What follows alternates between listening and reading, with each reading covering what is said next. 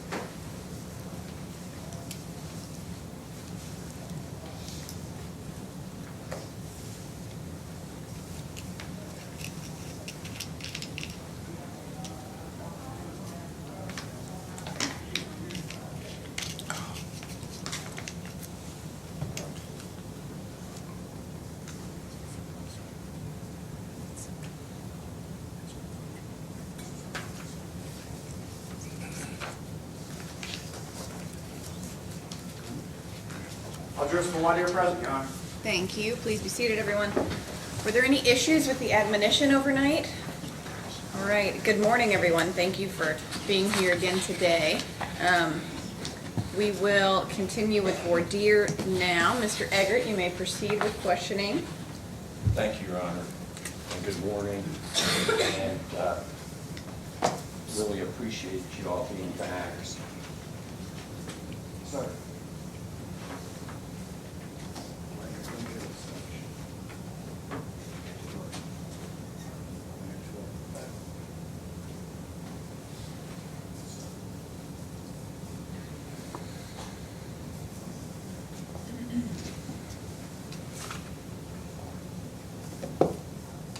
Sometimes cameras are let in the courtroom, but not during voir dire. And even when they're in, they're specifically instructed, directed not to look at the juror, okay? So if anyone's concerned about that, that's not gonna happen. We're not gonna be out, all right? And that's the rules. Again, I want to thank you for coming back. One of the fears the lawyers have is that after a jury has heard a lot of voir dire and you break for the night, you come back, no jurors will come back. They've heard enough. You'll walk into an empty courtroom. No one will be there. It's like a nightmare you had in school that you haven't studied or anything like that. So we really appreciate you all being back. I think we're finishing up. We're talking about guns and so forth. And we asked questions about guns. And as you know, this case involves guns and shooting in a restaurant and thinking about it overnight. Is there anyone who thinks, man, I cannot sit on this case because my strong feelings on guns? Anyone have that feeling at all? Anybody? I'm getting halfway there. Getting halfway there? So I am 8373, and as I was thinking tonight, I just have to need, why do you need to take guns to eat spaghetti? Like, why do you have to take a gun to eat pasta with your kids? And so that was kind of kept where my head kept going up. Okay, so then you know, take my child to Olive Garden, is there gonna be someone there with a gun Okay. eating pasta? I got you. And so that's kind of where you've evolved overnight. It's stewing in the back of my brain, yes. Okay. And we appreciate you talking about that, but obviously it's hard to put everything into your brain. You're thinking about it overnight. Yes. And you're thinking, why would a person bring a gun to a public restaurant? And that'd be hard for you to overcome disregard or anything. Is that fair to say? I think it is becoming harder, yes. All right. And ma'am, I really appreciate it. Anyone else have a response to that? Have the same feeling to that this juror just said? Anybody at all? Anybody? Okay. And just a couple people want to ask, ma'am, you would talk about your younger person. I say younger person, not everybody now is younger than I am, but you're a younger person. How do you have that feeling? How would you overnight have you thought about your guns at all? No, I'm the person behind you. sorry. I'm not saying you're not young. You. But I'm certainly not saying you're not young. Sorry. Go ahead. 8993. Yeah.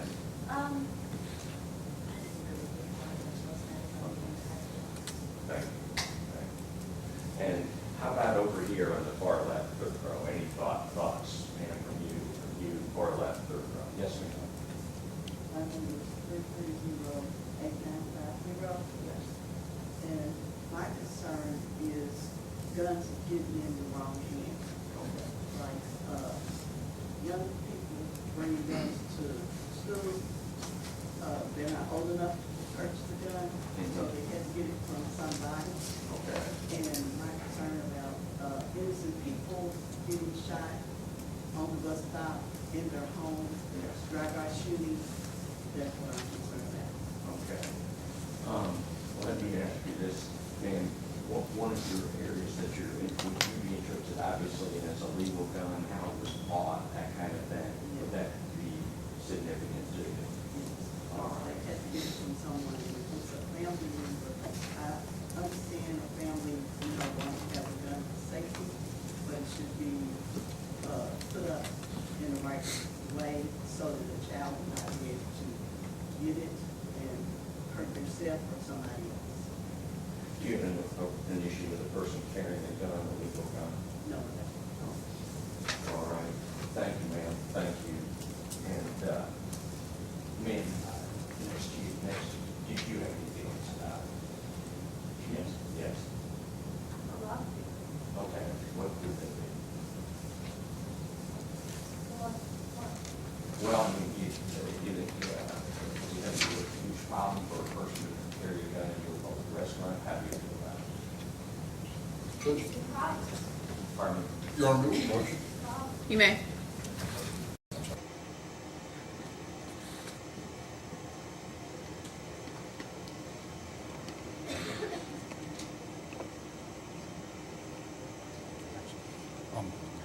The council's position is that we're at polling now. Do you have a problem of, he's putting facts into evidence, a legal gun in a restaurant, and those things? In the generic broad questions, how do you feel about guns, we're not objecting to those, but this is calling on individual jurors, pushing them, and starting to poll them with facts in the case. I agree. Actually, I wasn't. I said if it was legal. I didn't say it was legal. I said if it was, and would that make a difference? And they said it would. And this question is, do you have a problem? Obviously, if a person just cannot abide carrying a gun into a restaurant, that's something we need, that the defense would need to go. And it goes not only peremptory strikes, but even potentially to cause. And this all was brought up by a woman who said overnight, I'm at the point I can't even consider anything.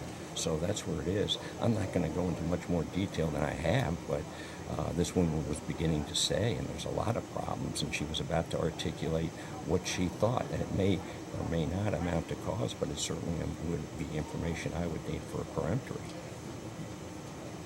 Would agree that it would lead everybody to information that I have a problem with guys sticking guns in their pants and carrying them into the car. Everybody feels that it's not the standard for striking you off of a jury panel, so the question needs to be not polling and directed into a legal issue, not The facts of the case. the facts of the case is our position. Okay. All right, I understand the objection. I think we're getting really close to the line here. I will allow you to continue, but I'd ask you to move on quickly. I mean, I do think that the lady over here did bring it up. Yes, she talked did. about how she had an issue with people bringing a gun into Olive Garden. So that bell has been rung, really. So, but just I will, yes. all right, Thank keep you. it limited.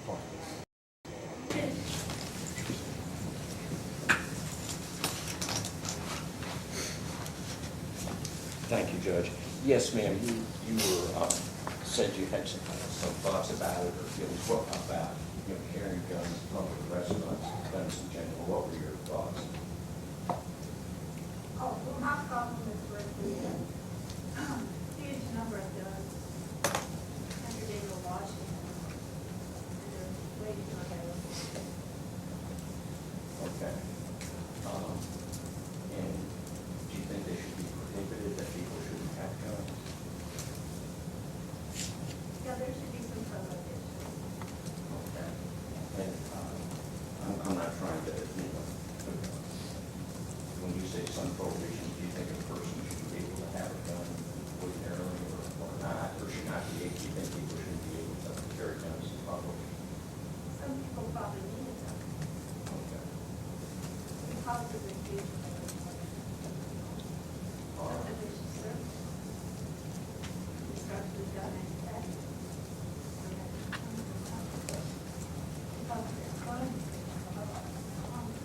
I'm sorry. The government sector, so they're cronies in Congress. Okay. And can I infer from that that you're not an NRA member? I'm not, but in full disclosure, my father-in-law was. Really? All right. Well, bottom line is, and I appreciate your thoughts, okay? And I really appreciate you speaking up. But I did, but you still spoke up. You know what I'm saying? You still spoke up. I was often in the last row in class, and I know how to say, gee, I don't, you know what I'm saying? Yeah. So I can relate to being in the last row. But on this case, with all what you're going to hear about guns, shooting, somebody deceased in a public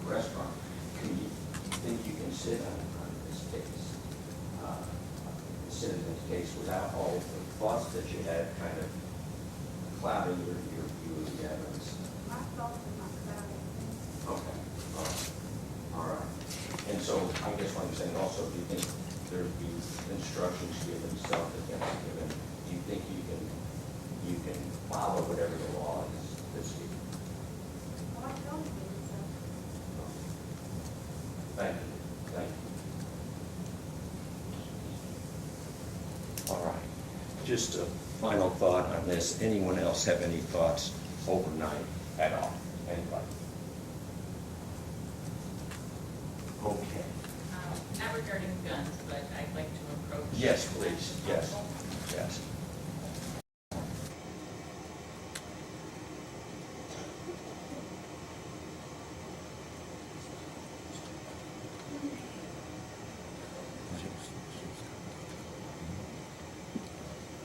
Good morning. I, 8299. 8299, yes.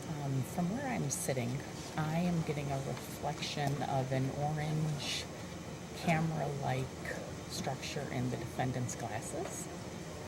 And I'd like to just confirm that there is not recording or pictures taken with smart glasses on the defendant. I have no idea. I'll ask them. Okay, this is a unique, I've never had this come up before. And I thought maybe it was a reflection yesterday, but it's still there today, which is making me suspicious. From my angle, it's his left eye up on the top frame. And I am aware that there are smart glasses that can be triggered with Yeah. gestures and Okay. We might, No, he has none. I mean, I don't know how quite to do it. We can take off, you can inspect the glasses. okay. Okay. I apologize, I just don't want to put anybody in jeopardy. No, that's all right. Is there anything else you wanted to bring up? No. Okay, I'm gonna let you go back and Thank sit you. down so we can talk about this. Okay. What? Okay, sorry. Well, one is, I was already going to move to striker for cause. I'm again reiterating that. My client reports that he does not have cameras on his glasses, and if that's... Are they well, those kind of like smart glasses? I've read about those, I've never Yeah. seen them in real I've life. never seen him. He says no. Do you want to, I don't know how to It might be a inspect. good, maybe over a break we can look at You them. can inspect them. All right. I don't wanna do it in front of the jury. Okay. All right, Mr. Eggert. Thank you, thank you.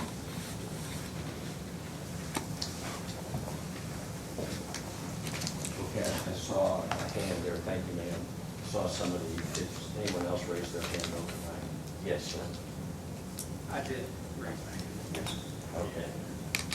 I am a law-abiding citizen, and I feel like usually there can be, go either way, of course, in the court of law. But by that same token, tonight, I have a feeling about this. And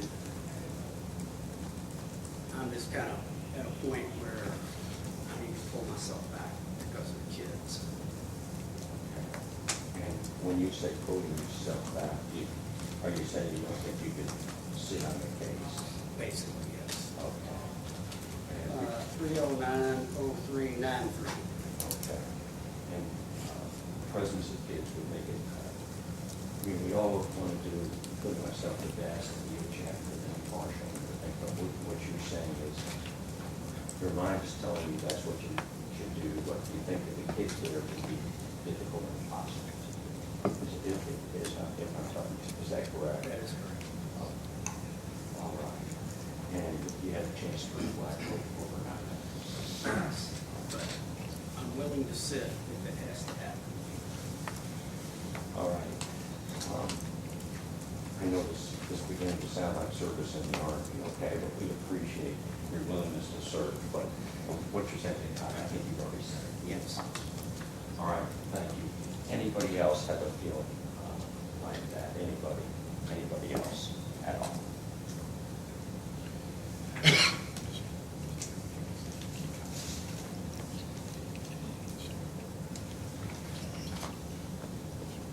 All right. defense in this case is going to be self-defense, okay? And so I want to ask people, basically, I would like to ask, does a person have a right to defend himself or herself? Anybody? Okay. So, yeah, a person has a right to defend himself or herself, but that's an easy question, okay? Tougher question is, and anyone can answer this, under what circumstances can you use force to defend yourself? Protect yourself from bodily harm or your family from Bodily harm or, yeah, all right? Yes, sir.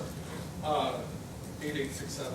To me, the thought is, if you have a perceived threat, the problem is a perceived threat that would be interpretable by any reasonable person. Meaning that if someone's outside your door, and your front door, you can potentially shut the door and lock it, etc., are you still at that same level of threat? So I think the perceived threat component of that sort of self-defense is a key component. Okay. Thank you. Anyone else have any thoughts at all? Ma'am, I'll ask you, okay, you talked yesterday about how you could tell when a child's lying. Yes, I think you talked about that. That was you. All right. That was definitely you, okay? And,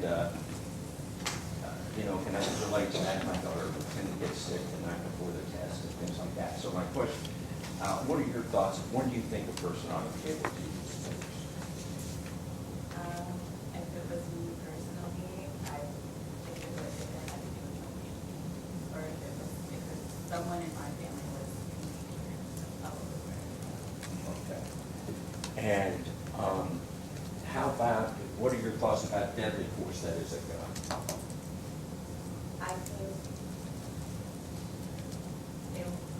I think maybe if it's inside of that person, that you could physically do that to someone, then I just know that I don't think that everyone could do that. I think it's inside of everyone that you could actually physically do that to someone else, to another human being, regardless of the situation. And so what you're saying is, you understand there's a right to self-defense, but you could, it'd be hard for you to envision exercise. Is that fair to say? Yeah. Okay. Well, of course, with my luck, this is a self-defense case. Okay. You may be a juror. What, do you think you can sit on this, in this case with that feeling you have about self-defense? You could sit on the case. Thank you. Thank you. All right, who else has any thoughts about defending themselves? Back rows. This is my back row rule. I got to get everyone talking. Yes, sir. If you feel like your life's at threat, you have every right to defend yourself, even with a gun. That's what I believe. Let me ask you this. Jordan, please.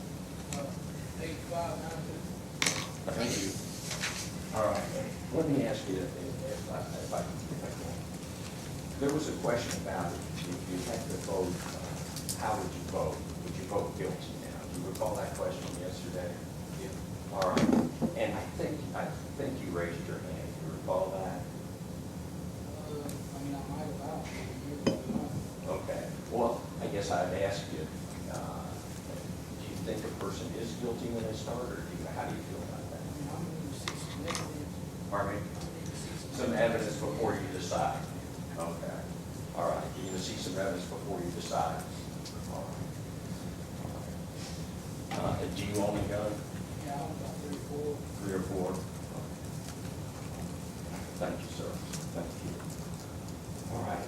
Now, self-defense is the defense, and it involves a gun, and it involves use of force, and use of a gun in this case.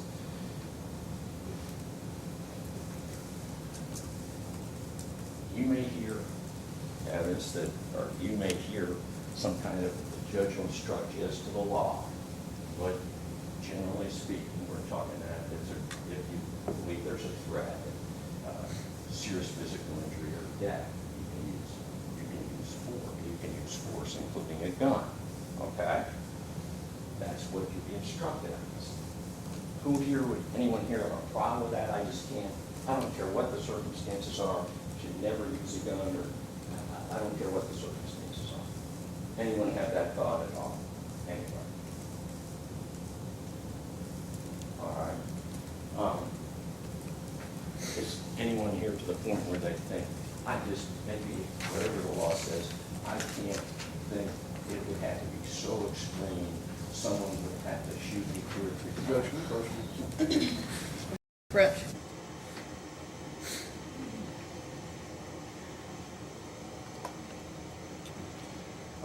I get you get discretion and what you allow. I mean, it's starting to, he's polling the jury on, well, how about this, how about this? I'm not objecting to asking about self-defense, but these questions are trying to interject facts of the case and to poll them on how they would vote. Okay, what about this or what about that? Then I object. I don't think it's appropriate for one of them. Judge, I think I've been pretty careful, and what I'm trying to find out is someone thinks it's so extreme that would go to a peremptory, and that's what they are. And it doesn't go with the facts of this case. I haven't said anything about the facts of this case except it's Olive Garden, it's a public place. That's all I've said. That's our objection. Okay. I The think question you just asked, as I understood it, was, does anybody think you have to get to the point of somebody shooting 2 or 3 times? Before you act in exercise? self-defense, and I'm trying to think it's so extreme, I Okay. mean, everyone's going to say they believe in self-defense. The question is, Okay. Overall, the objection, I'll allow it, but I'm going to ask you to move on. We're also, timing. I know. Gotta keep it going. All right.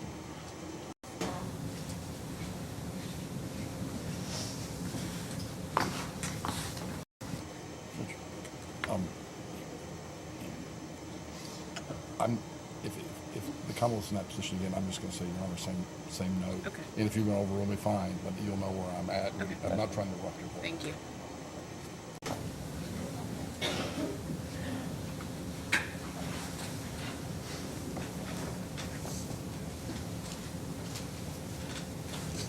anyway, in other words, the situation is so extreme, you've been shot 2 or 3 times in the bed, maybe you can defend yourself. Does anyone understand that?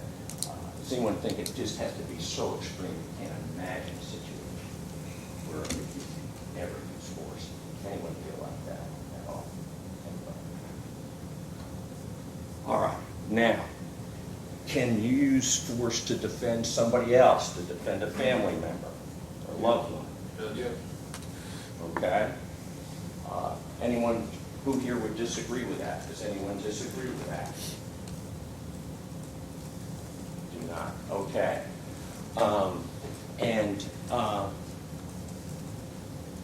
Use the same standard, but the point is, it's not just yourself. You can defend others. You can defend others as well.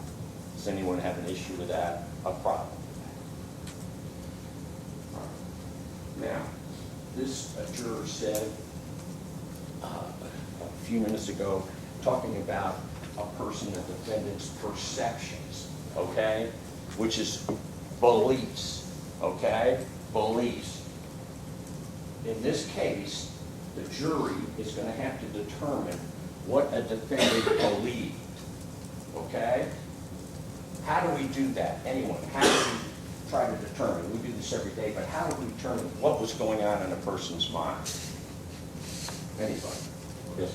Put ourselves, I'm sorry, 824, have to try to put ourselves in their position. All right. Where in the defendant's circumstances. Okay, anybody else? How would you guess? Ask the person what they're thinking. That's the person what they were thinking. All right. What the person said at the time. Anything else you can think of? Yes, sir. 8371, what they were hearing, what their surroundings were like. What was going on at the time? Yes, sir.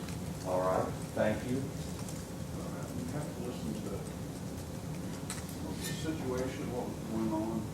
I don't know nothing about the case, but the city so far, the question is not whether he shot the gentleman or not. The question is why. So you have to put yourself in his place. You have to understand the situation at the time, listen to the witnesses, and determine why he shot the other individual. Yes, sir. Yes, sir. going back at that time, and what the circumstances were. Then you could raise your hand, sir. No, I agree that it's circumstance, you know, if you put yourself in their shoes, you know what's going on. Being 49. And did you raise your hand? Yeah, 8695. I mean, to me, it seems obvious that if it's been stated that this was an Olive Garden, so if something had escalated to the point where somebody perceived that their life was at risk, then there would have to be a lot of eyewitness testimony. People, you know, something threatening another person's life, I would assume that there would be enough commotion to where people sitting around them would see what was going on, or at least hear it. Thank you, sir. Thank you. Yes, ma'am. So 8050, I'm thinking the same thing he's thinking, is like, was there a de-escalation or, you know, was there anything to prevent that before? Is there a reason there was so much going on in Olive Garden? Is it, You're trying to figure out what was going on at the time. right, All just right. the narrative, yeah. Now, who here has heard the phrase Monday morning quarterback? Go ahead, sir. Having the benefit of hindsight. Hindsight. All right. I think you raised your hand, sir. 986.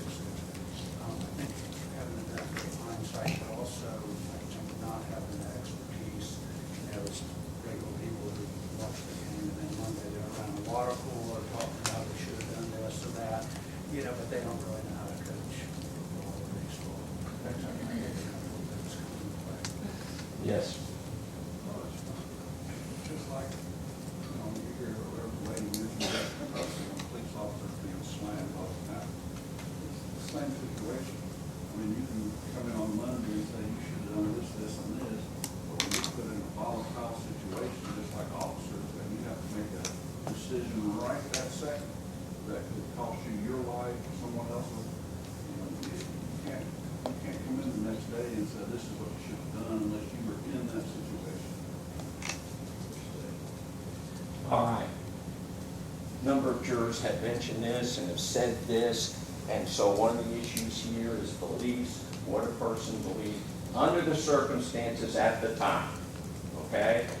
Does everyone understand? This is not a shoulda, woulda, coulda. Okay? This is at the time. All right? Of the incident. Not years later in a quiet courtroom with security. At the time. Does anyone have a problem with determining what the defendant believed? Because that's one of the key issues in this case, is what the defendant believed. Does anyone have a problem trying to determine that? Or does anyone have the feeling, I don't care what the belief was, I just hear what happened. I don't care what the defendant believed. Anybody have an issue with that? Because belief, in this case, is going to be up to the jury. You decide. You're the fact finders, and it's going to be crucial.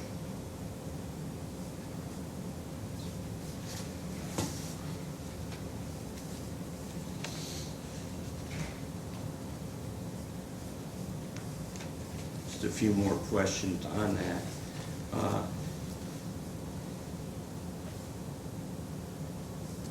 Do you have to wait to be injured to use self-defense? Anybody?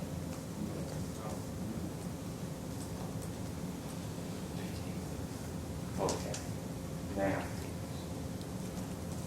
if I can, I wanted to. By the way, we talked about Olive Garden a lot. It's Olive Garden on Outer Loop. Has anyone here eaten there at all? Okay. Yes, sir, you have. Is that frequently or not often?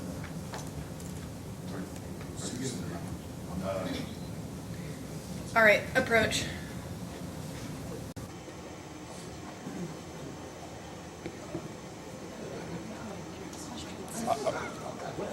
No, I was asking the judge for the numbers. Oh. I thought you were wanting to approach about the Olive Garden issue, No. and then I was going to say, well, okay. I was going to, but we've been talking like, you're doing well, but you're not getting numbers from anybody. And I can't see some of the will ones in the ask, back, okay. so I don't know. And now that you've excused people, I can't go by the seat numbers by counting people, so I need the numbers. Oh, I'm still using the seat numbers. But then we've got people out of there, so I can't count like No, four I know, from the but, end. I'm using seat numbers, but I can't count four from the end to see the person. I need to hear them. Okay.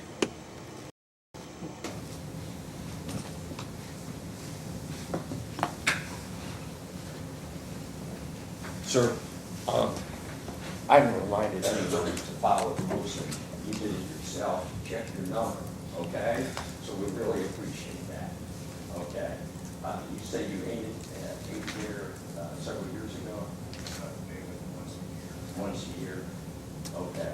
And I was going to ask you, having been there, gone there, eaten there, is that going to be a problem for you, an issue you think about for you? Suppose I was there that night or anything like that. And is it only once a year you go?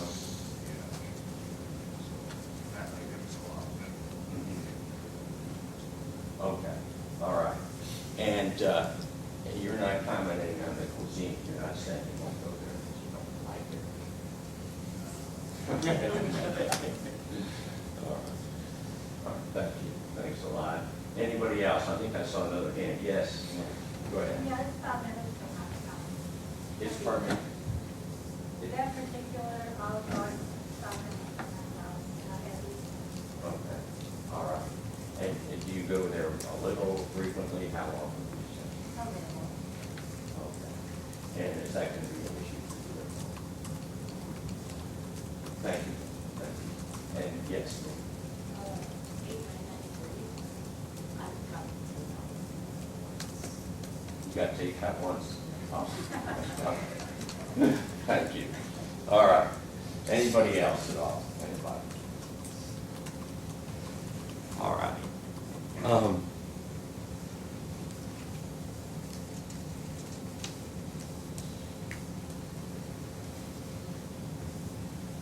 Wanted to ask about a subject, didn't really want to talk about in the past, but have been, and that is race, okay? And the prosecution in this case is, alleging racism, we deny it, okay?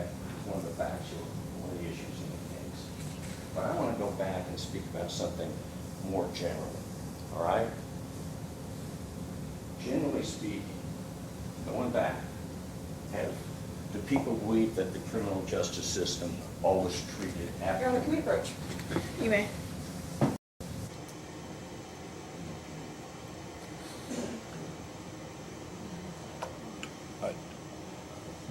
The statement, the prosecution is alleging racism, is untrue.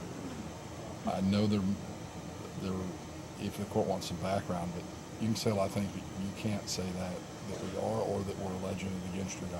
I don't know everything. I did read the immunity. I think that one of them, the Hispanic people, he was saying something about being little laborers or something, and I think the testimony, we think that was directed toward the kids or something. I don't know, but the prosecution is alleging racism is not an accurate statement. And race has become such a charged thing. That should be corrected. That we're not, he can say I don't know what he would say, but he can't say that. Because that's not what we're alleging, that he committed a murder without a legal justification. Prosecution witnesses have alleged that.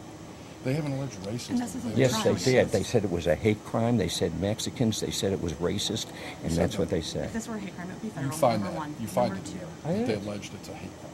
No, they asked about a hate crime, and that's not true.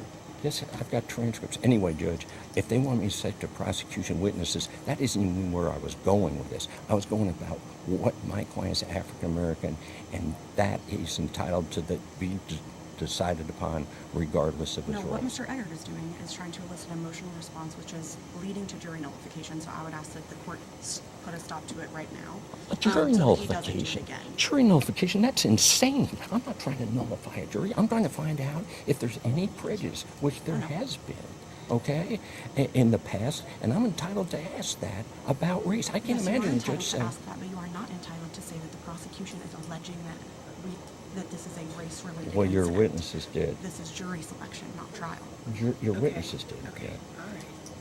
I will allow you to get into race generally, Yeah. but not regarding prosecution That's fine. witnesses or the prosecution. It's highly inflammatory, and I don't want us to be in a situation where the jury is prejudiced against the prosecution because they think No. that there's some allegations of racism that may be unfounded. Okay? Okay, I'll go with my point. General, like in any other case. No, I'm talking about my client. I'm not even going to I talk about understand it. that. Yeah. I'm saying, I want you can generally address race as you would in any other case. Right. Where the defendant may be black. Right, yes. But not regarding allegations of witnesses alleging racism, hate crimes. I'm not going to do that. Okay, all right. Your Honor, Objection is he's left it is the prosecution's alleging racism. Okay, Which so I'd ask wasn't you the to part, correct so- that. So, What should I say? Prosecution witnesses have alleged it because they have. well, they said that he made some derogatory comments to him. About Mexicans, and it's in his statement. Right, about Yeah. Mexicans. How about, I can admonish the jury to disregard that statement and. Thank you. Well, wait a second. It's not. It is true. He's just saying it's not when it is. I mean, if you want to correct the prosecuting witnesses have said, because they have said rather than the prosecution, but prosecution witnesses said that. They said Mexicans go back to Mexico. We're not getting into that in more detail. I'm not making their specific Okay, so statement. how do you propose correcting the idea? From the prosecution to prosecution witnesses. But that is still trial stuff. Like, you should not be bringing up trial facts in voir dire. So we're asking you to not do that and then to take that back and maybe address race in a way that is. Okay, logical. how about this? I'd say the prosecution says it's not addressing racism, so I withdraw that. How's that? No, how about How you about say, the prosecution is not? Alleging racism. Yeah, but I want to get in that their witnesses did. how about, Yeah, you'll get into that in trial. that's Okay. fine. But you maybe point at them and say. They're not prosecutors alleging it. are not- Okay. May I just make the observation that if you comment on it any further, it's going to make it that much worse in front of the jury, respectively. Maybe they haven't picked up on it, but if we keep emphasizing it, it's just going to make it a bigger issue. I understand that. I'll but say I the think- prosecution is not, says they're not alleging it. I'm satisfied with the Don't court say says. the prosecution says it. No, they're not alleging it. I'm satisfied with That's The what- prosecution it's is not the alleging. prosecutors. I prefer the court fix it. I Can you agree just fix with it? that. No, Let I'll Mr. fix Eggert it. fix it, but let me tell you, Mr. Eggert, Let me back up here in 1 second. just want to make sure. I'm going to say the prosecutors have said they're not alleging No. racism. I keep correcting you on Right. that. Do not say the prosecutors have said, just say the prosecutors are not alleging racism. Okay. Don't say the prosecutors have said. I don't want to be getting into their credibility, okay? All right. But I can What still in statements trial have say been the made? witnesses said.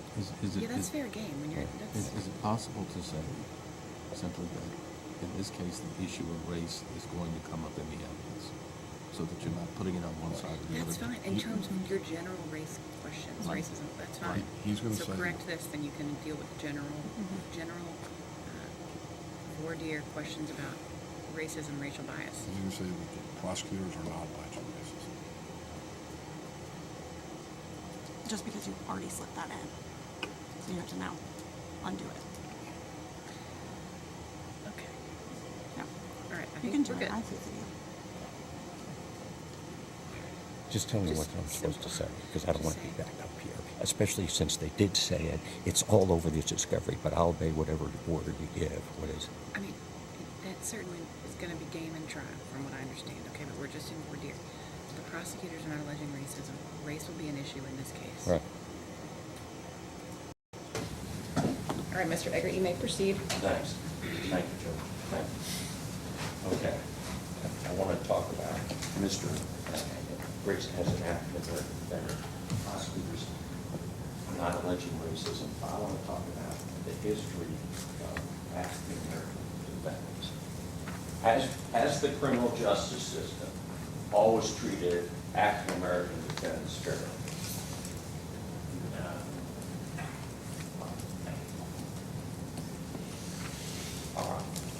No. Does it? And again, who here would anyone say that, oh, historically, that they have been treated fairly? Does anyone think that? Okay. that they have not been treated fairly. And when we talk about race, okay, and we talk about the treatment of African American defendants, all right, who here ultimately decides the case? The judge, is it the lawyers, or who is it? The jury. Okay? So the jury decides this case, and one of our jobs, all of our jobs, all of us, is to make sure that a person, that race has no role in what the decision is. Okay? All right? And the reason, there's many reasons I ask about race, but some years ago, I was trying a case, and the judge was an African-American judge, Benjamin Show. He was the first African-American to be a judge. And he was a wonderful person. And the jury was out, and he would talk to lawyers, and he was talking to us. And I had read in the paper that he had gone to Michigan Law School, and I asked him in my naivete, how did you end up at Michigan Law School? And Judge Show said to me, well, Rob, I'll tell you why. Because at the time I graduated from law school, I wasn't allowed to go to a Kentucky law school. The state paid my way to go to Michigan, so they could keep the system segregated. And I was embarrassed, and I was stunned, okay? And this conversation was in the 1980s. So race has been there, obviously, historically.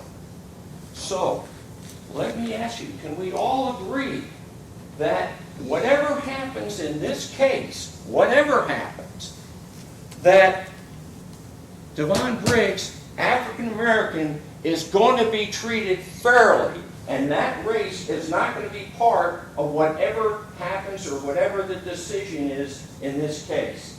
Can we all agree with that? Yes.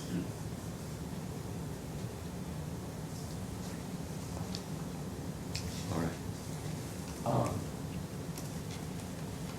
You've heard the phrase burden of proof. Who has the burden of proof here? Prosecution. And let's talk about what the burden of proof means. All right?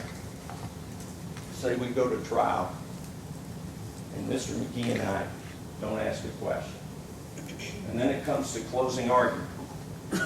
And the judge says it's time to give closing argument. Let's say Mr. McGee and I don't give it. We say, no, Judge, we're not going to talk. Let's say we don't say a word during this trial. Okay? And I know somebody's thinking, God, I hope that's the case. But let's say we say nothing. All right? When you go back there, if you don't think that they've proven their case, what's your verdict? They didn't prove their case. Not guilty. That's what the burden of proof is. They've got to prove it. We don't have to prove anything. Nothing. Nothing. And if I could ask, what is the burden that the prosecution has to meet? What is the burden that they have to meet? Sir, what is the burden the prosecution must meet? Yes, sir. 4632, that verdict was law violated or not. Okay, but what is their standard that they have? Beyond a reasonable doubt. Beyond a reasonable doubt, can't be decided, but it's the highest in the law. The absolute highest in the law. Okay? All right? So, with the standard being the highest in the law, can't be defined, but there's no higher standard. Does anyone think that's too much, that that's unfair, that that's too much for the prosecution, that they shouldn't have to go to that length? Anybody think that?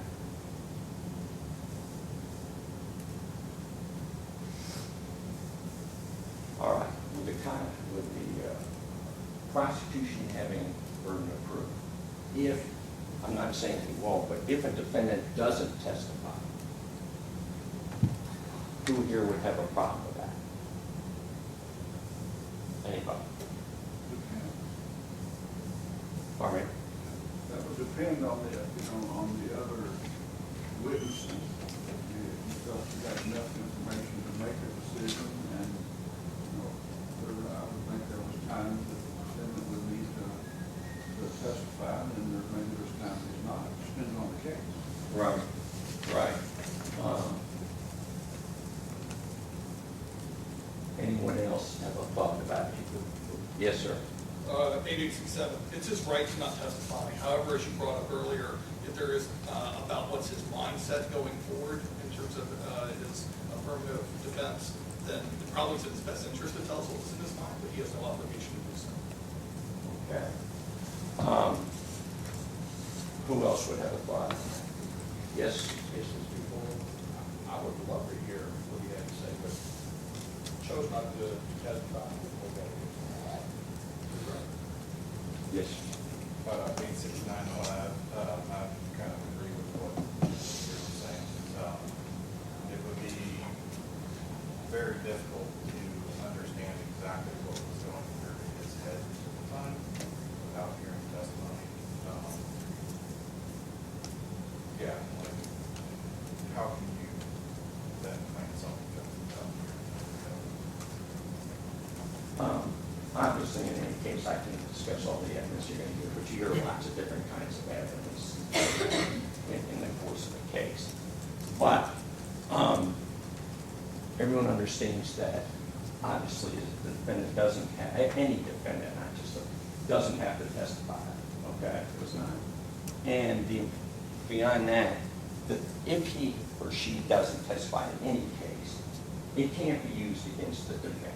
Okay, you decide the case on the proof you got, but it can't be used against them. Okay, you can't go back there and say, well, he didn't testify, I would. It can't be used against him. It can't even be talked about or commented on. I'm not saying he won't testify, but he doesn't. Okay, does anyone have an issue with that problem? All right, now, we've talked about proof beyond reasonable doubt. Why is it that the standard is so high? Anybody, why is it that the standard is so high in a criminal case? It's just a standard for the 8867. It's a standard for the judicial system to protect the defendant, and that everyone's presumed innocent. Okay. But what are we talking about in this case? What are we deciding? A lot of things. Decide the rest of the rest of his life. So yeah, it's very important. We're talking about, speaking generally, freedom and liberty. That is why the standard is so high. Why it's higher than an auto accident. Why it's higher than so many other things. It's because we're talking about a person's liberty. All right? Now, penalty for murder, the range is 20 to 50 to life. 20 to 50 years or life. All right? Is there anyone here who thinks that's not enough? And the second thing is, who fixes penalty? Who fixes that? If there's a guilty verdict, who fixes the penalty? Judge. You all do. All right? And that is one of the reasons why when we ask those questions about race, you're talking 20 to 50 years or life. This is real. You all do it. This isn't a movie. This is everything. Okay? That is why the burden of proof is what it is. Proof beyond reasonable doubt.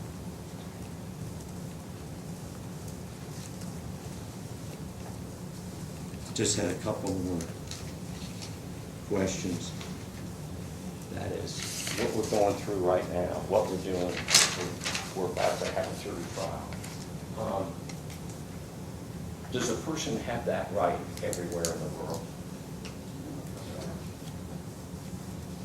Are there many places in the world where we don't get that right? In a lot of places, who decides? The king, the queen, the despot.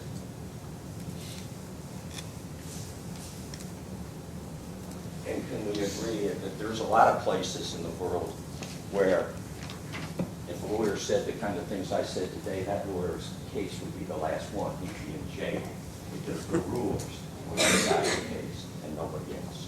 So we're doing something today that's very precious and a mark of our country. Ladies and gentlemen, I'd like to thank you all. Just to throw out this last question, having heard everything, is there anyone who wants to add anything or come forward about anything? And if not, I really appreciate your patience and your answer to these questions. Thank you. All right. Thank you all. At this time, we are going to take a break. It's 10:08. We're going to take about a 30-minute break. So if you all could gather back outside around 10:40, and we will continue. The same admonition applies. Please do not do any independent research about this case. Do not discuss this case with anyone, including each other. Do not form any opinions about this case. And we will reconvene in about 30 minutes. Thank you all.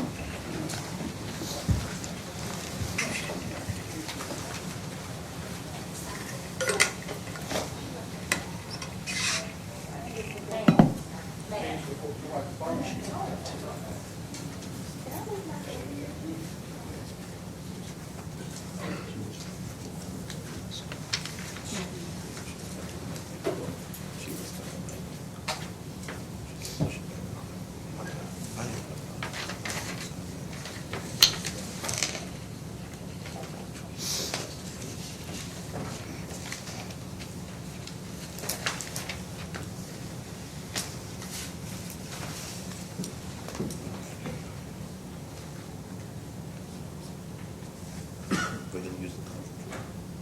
We're going to use the conference room.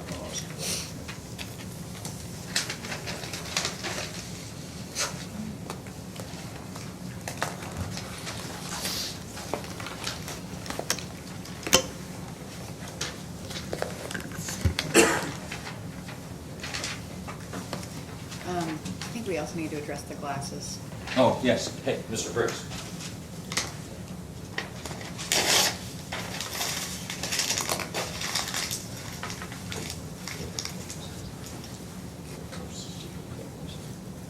Mr. Baker, Ms. Perfimo, did you want to, I guess just come on up. I think we're going to see that it's tinted. They can expect these glasses. No, it's okay. I see the orange. It's just a tortoise shell. Oh, it's a tortoise shell. Yeah. Yeah, I wouldn't say this juror is prejudiced. Well, I don't think I'm prejudiced. I just think you can see right now there's stuff behind them. I think it's Glowing. I can see the red there. Tortoise shell. It's a tortoiseshell glasses. Yeah. It's the reflection. Hey, this technology in this day and age.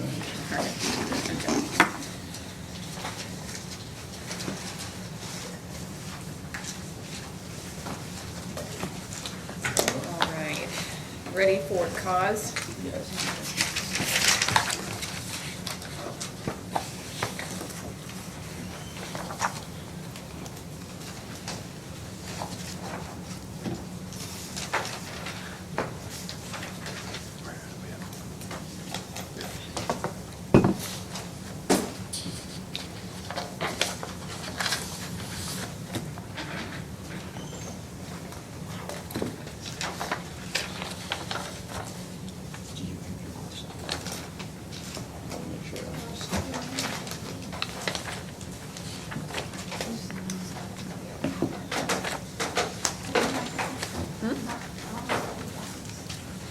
Judge, Yeah. Do we have it? Okay, yes, go ahead, Mr. Baker. Well, is he going to have to go first? Go. Or what, Mr. Baker? Yes, go ahead. I usually come up first for something. I don't really care. yeah, go ahead. Mr. Muller. Okay, do you want to argue? Your Honor, 30 was one the Commonwealth was moving on, Did you want to elaborate? and yeah, if you just, these 2 days of notes of,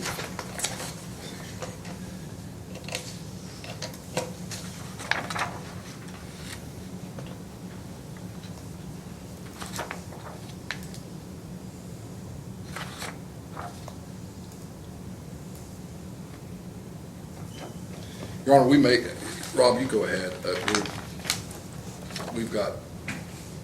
We're pulling up our notes, but we can move along faster, go ahead. But I'm going to tell you, we'll move on him, and we'll let defense counsel. Okay, I'll go with my strikes. We're going to object any strike of number 30. We would move to strike the juror in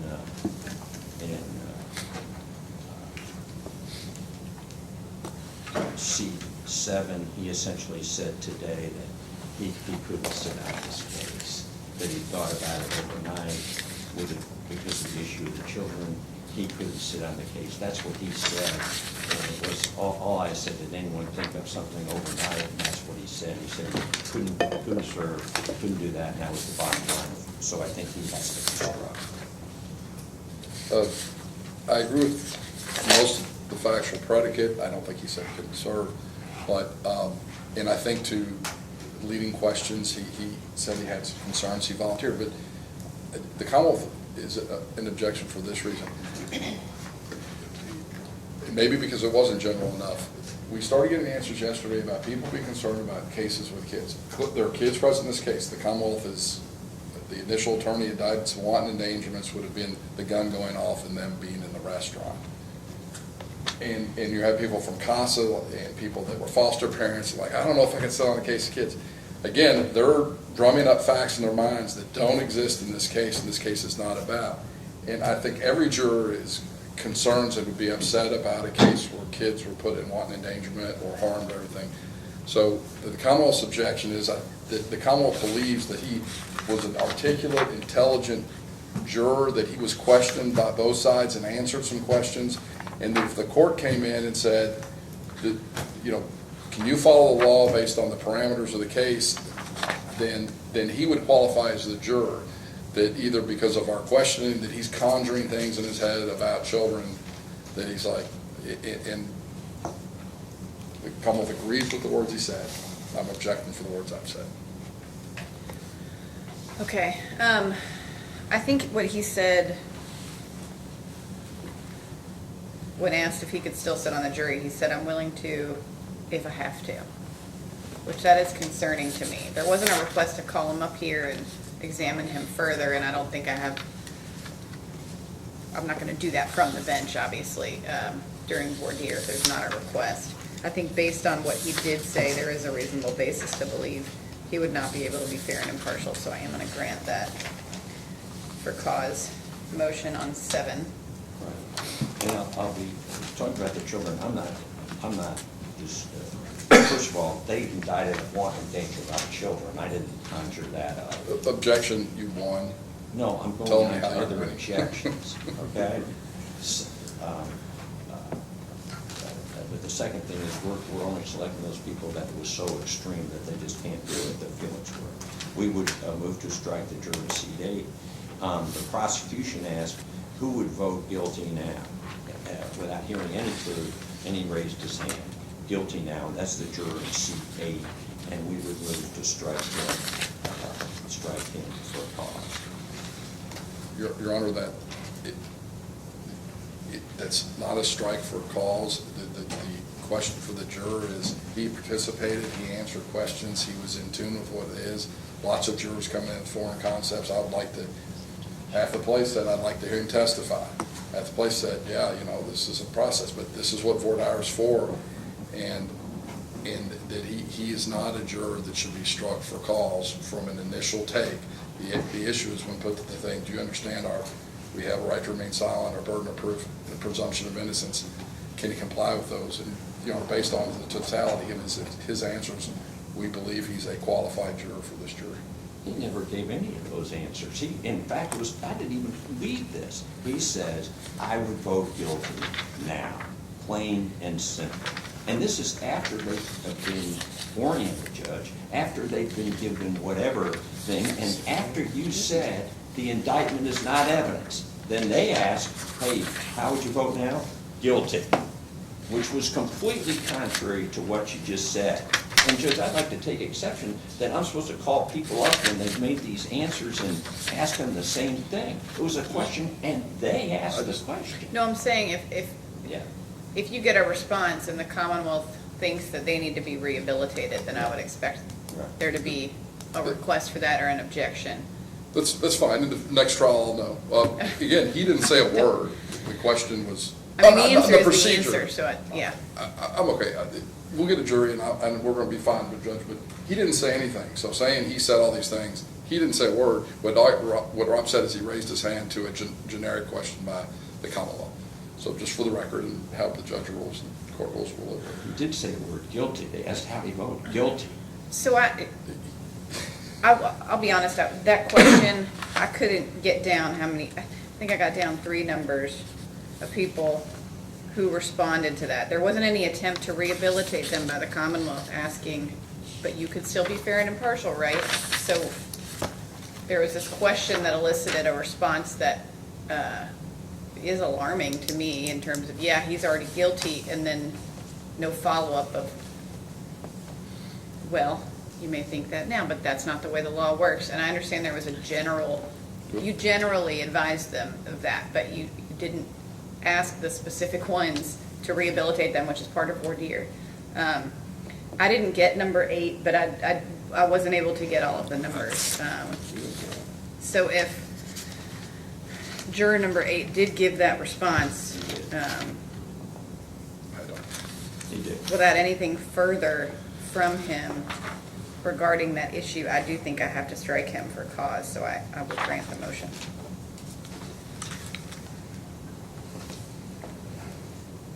Thank you, Your Honor. We would move to strike juror in seat 9, Aaron Roberts. This is the, the son of a former Jefferson J-Town police officer or detective. He said, well, there's good and evil and everybody, but basically, I thought his bottom line was that he would believe a police officer over others, and he'd give more weight to him over others. And really, the way he put it was, well, yeah, I would believe a police officer, but there's good and evil in everybody. So I think he would give more weight to a police officer over others and to lay witnesses, and I would move to strike him. Your Honor, the Commonwealth's notes say, father, retired policeman, 22 years, good and evil in all of us in response to this questions on how you said. The Commonwealth would object on cause. Under the threshold would be for cause, but we would object on him. My notes for his response to that question was that he has reason to believe police tell the truth unless otherwise proven. Yes, exactly, unless otherwise proven. In other words, he believes the cop unless we somehow prove otherwise, which is not our burden. So, I'm gonna grant the for cause. Strike, I do believe that's a basis. All right, next. Judge, we would move to strike the juror in seat 14. Ultimately, she was the one, she thought about the situation involving children, and she could not guarantee a neutral decision. I think that even I asked her that, she said no. I asked her repeatedly, she couldn't guarantee anything. I forget whether she used the word possibly or what exact word she used, but she never said that she could guarantee a neutral decision. In fact, she made it absolutely clear she couldn't guarantee that, no matter. And there were other crews who said, I can swing my kids, but that's still not, I can still do my job. That was not her, and she would believe that she could.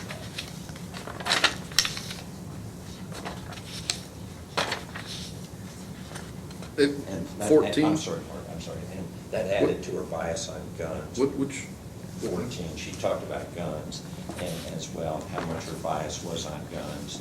Again, she just couldn't guarantee to be neutral. Do you have any? I have my notes for her that she said she's very anti-gun. It may be an issue in this case, but I don't know. I don't know, and I thought she said kiss too, but the guns was, can you guarantee you can be neutral? No, no, no. And she never got to the point where she said, I can put it aside, or I can follow up, nothing like that. Oh, Your Honor, I have that guns are necessary evil but awful things. She didn't end up with saying the law of the land. She would be sitting on this case, and she just would not commit to following the law of anything. She keeps saying it could be an issue, and so forth, and she refused to say more than that. Whether she's a printer or not, Your Honor, the Commonwealth's position is that she's a qualified juror under the baseline for cause, given her answers. She's not. She was given every opportunity. Okay, all right.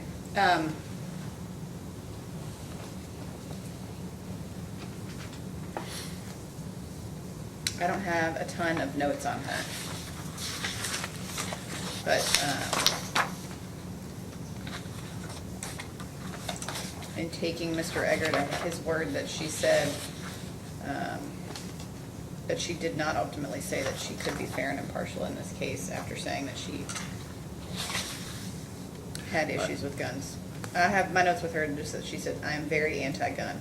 Maybe an issue in this case, but I don't know. I will grant the motion. Thank you. Judge, I think the juror in 17 has to be struck. That's the one who's married to a retired police officer. She clearly said she would believe police over other people. It's not just that she thought cops were being treated unfairly or anything like that.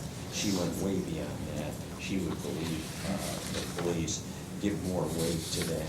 She believes them. And in addition, that comment today about somehow our client was secretly filming the jury, which is what she asked the judge. She is not qualified to sit for multiple different reasons, and she wanted to know, is this man taking pictures of us?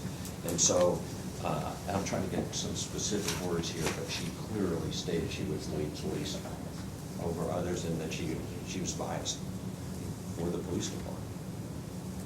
Well, her husband's a police officer, should believe sworn officers, and she said, but I would like to trust everyone, was her the note I have on her, Your Honor.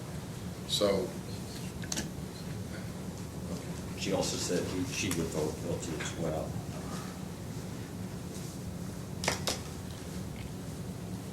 What she did, and give more weight in the fact that she would understand because she's married to a police officer doesn't make her eligible as a juror. Your Honor, I don't think she gave a disqualifying answer, and police officers are relevant in this case. Essentially, this is not a case of police officer credibility in this trial. I mean, it's just not that. It's what do these people who saw it say. It's a lay witness case. Police are always relevant, and they've got a lead detective who took a statement from the defendant. That we're going to play it. It's uncontested going to say what it says and not say what it doesn't say. My point is their credibility is not the linchpin to this trial. Judge. From what I understood, her statement was that police officers are sworn, so I trust them to tell the truth.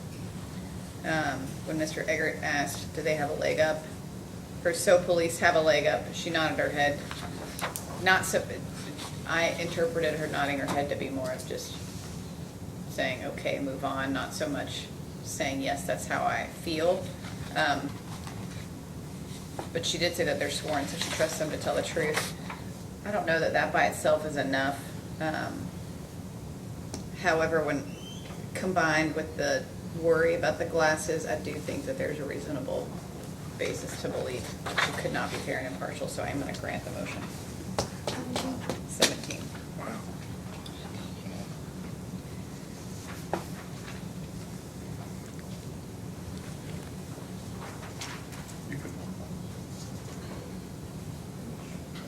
Judge, we would move to strike the juror in seat 19 I guess for two reasons. She struggled greatly with the issue of children being on the case, children being endangered and so forth. And but beyond that, if you recall, she said she was, and I don't know which way this would play out, but she said she was sexually assaulted by a police officer, came up and was in tears actually at the bench. And I thought she was in tears for a significant period of time. And apparently this is somebody who did this to a number of people. He only got a year in jail. And I just don't think that she's a fair and impartial juror on either side when she said she's reliving this trauma that happened.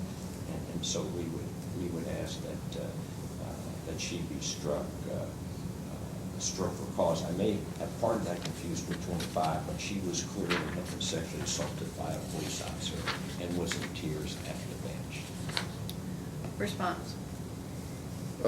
Your Honor, she didn't say anything that would legally strike her, and you certainly can't argue that she's going to believe everything the police say, given what she told us.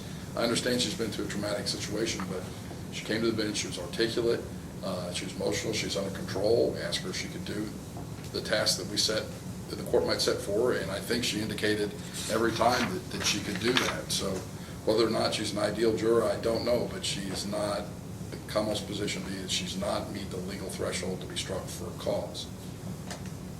All right.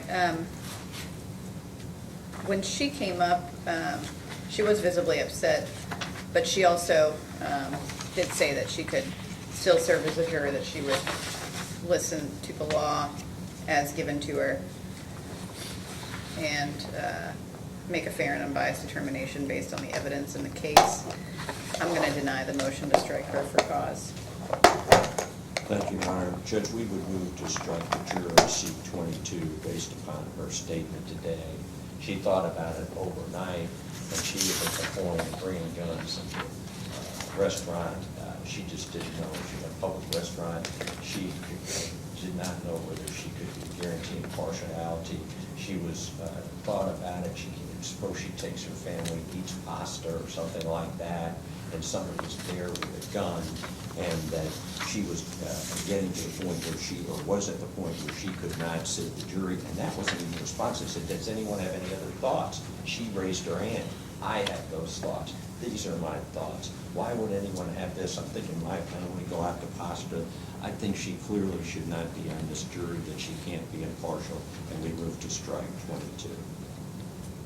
Response. Your Honor, yesterday she said that she's not like guns, but they should be allowed, certain people to have them. She's like, not crazy people, and the gun only is not the problem. She did express today what I think we'd all express. I'm not down with people with guns and things happening in restaurants with them. I mean, every juror, what juror is going to say this is cool? It's not whether it's legally allowed or not, but that we're all down with it. So I think a reflection of, yeah, I'm not approving of the situation doesn't get her to a strike for cause in this. Given yesterday, she said the gun only isn't the problem. Judge, the problem is she volunteered this. This wasn't even a response to questions. And the question is not whether it's cool. She's been saying, I think about this. All right, Mr. Eggert, thank you. I've heard enough. I am going to grant the motion to strike her for cause. Her statements, why you gotta get a gun, why you gotta have a gun to eat pasta with your kids, why someone have a gun at Olive Garden, that is concerning to me, and I do think that there's a reasonable basis to believe she would not be fair. I've lost that one, but of the 45 that came up, every single one of them would say the exact same thing. I mean, that's why We may be able to speculate that, but she literally said it. So, all right, next. Yes, Judge, we would move to strike the juror in C-25. I think, if you recall, she said that she'd been sexually abused. I said, I don't mean to invade your privacy, but I have to ask you. And she said, yeah, but you can ask me about it anyway. She mentioned, I think, that she did say that a relative, I forget who, brother-in-law was a police police officer, she would believe police more than others, give them more weight than others. Thought she was made it clear that she would accept and believe police over others. And police are important in this case. The detective charged the defendant with murder, okay?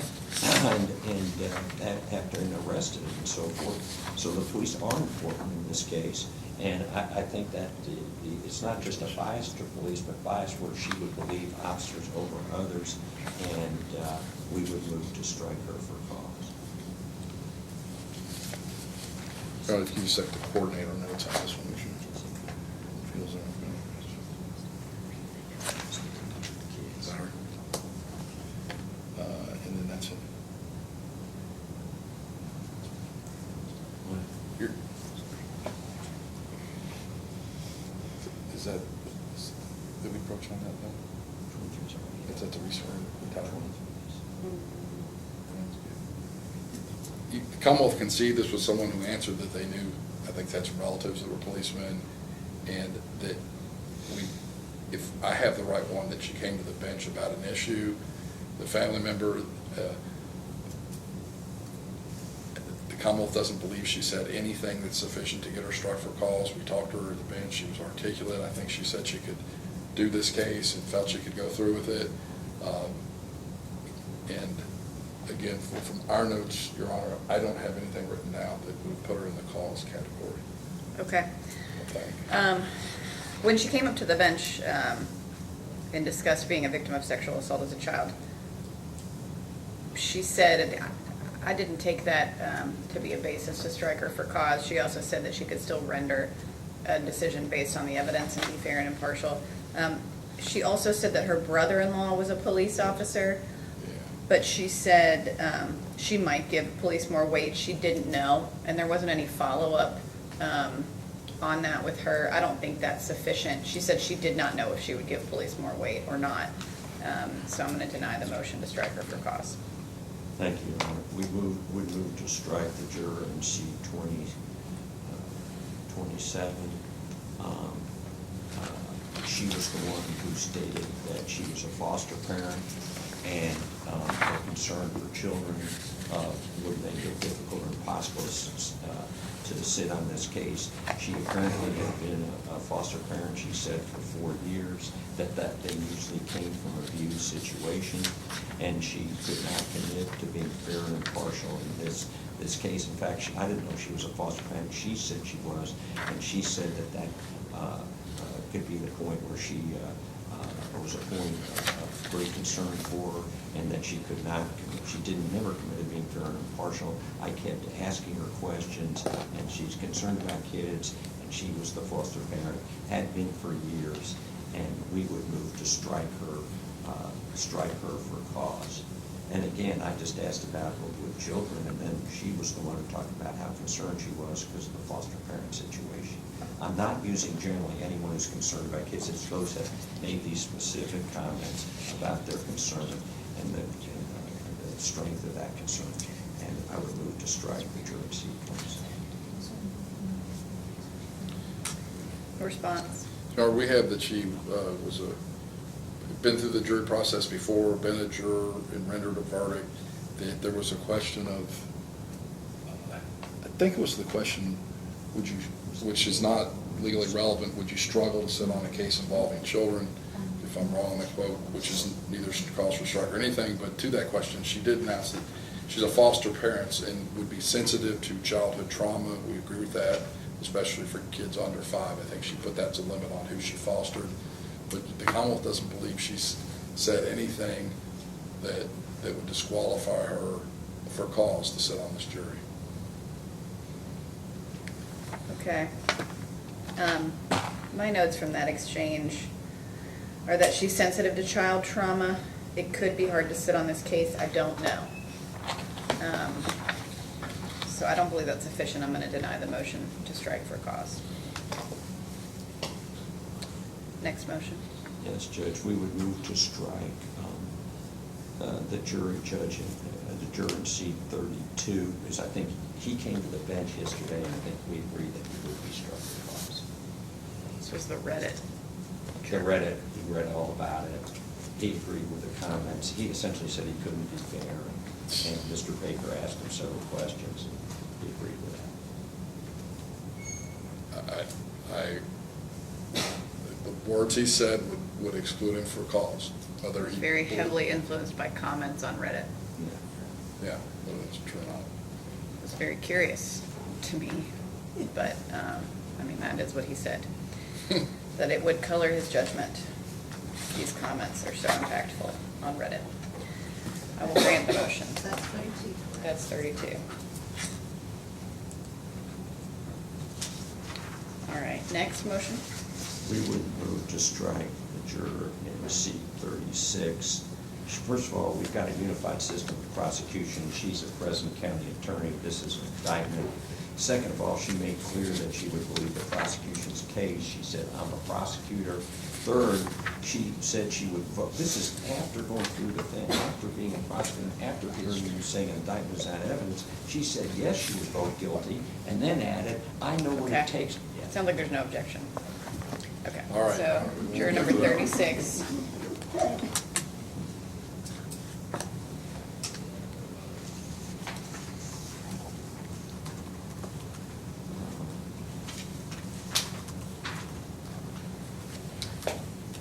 Next motion. Yes. Judge, we would move to strike the juror in seat 41. She just expressed such hostility to guns, even talked about how Congress was bought off by the gun manufacturers and that they were making money on it. I just think her feelings about guns are so strong, and they are strong. Congress is bought off, and that I would move to strike her for cause. I know she may have articulated, okay, I can be fair, but when someone says Congress has been bought, the manufactured guns are making millions off it, so forth and so on. And then, of course, this is not something that's academic to her. She lives 5 minutes from that Olive Garden. We would move to strike 41. Okay, response. Your Honor, this juror said nothing that was striking for cause. She said that, yeah, may have there should be some prohibitions on guns. But this is when Mr. Eggert asked if she was a member of the NRA, or, like, you're not. And she's like, yeah, I think that, they have some cronies in Congress in terms of some of the prohibitions they have. He went back, followed up with her, and she's like, no, I can actually do this, and I can be fair in this case. It was pretty vocal and pretty stern about it. So she didn't say anything that would strike her for cause in the Commonwealth's position. Okay. She did say that these thoughts would not cloud her judgment in this case. They were more general problems with gun manufacturers. I think she said they're cronies in Congress. I'm going to deny the motion. Thank you. Judge, the final one I'd move to strike is 44. She's the one who's been through lockdowns and mass shootings. Has had a gun pulled on her twice, and this is a case involving guns, and they had a practice at J-Town and a lockdown there at J-Town. This is something her generation is dealing with, gun violence and so forth. And I think that the situation is such, or the context of these remarks are such, that we would move to strike her for cause. I do move to strike her for cause. Your Honor, the Commonwealth believes she, again, does not meet the level of strike for cause. She said she didn't like guns. She hasn't been through a mass shooting. The schools have lockdowns. But it would be less about the gun and more about what the evidence here. And today, when Mr. Eggert was interrogating them, she's like, no, I didn't think about it one thing last night. So, she, having slept overnight and thought about it, the thing that it's less about the gun but more about what happened in the evidence, I think is a great answer for a juror, and that she shouldn't be struck for cause even though she doesn't really like guns. I think that's probably a pretty common thing. She did say that guns being in the case is not what matters, it's the facts of the specific case that matter. So I'll deny the motion. Judge, I think that's it, if I can just check. 2, 2, 3, 4, 5, 6, 7, 8. I count 8. Did you count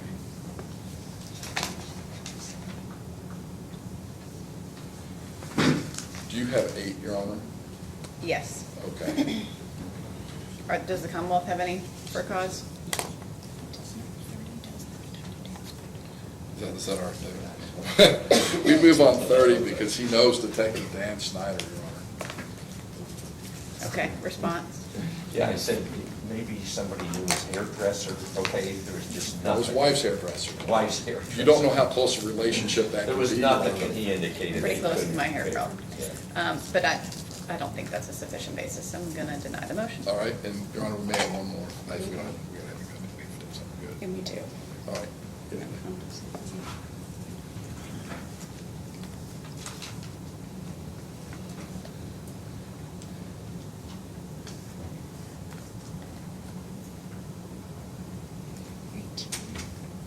18.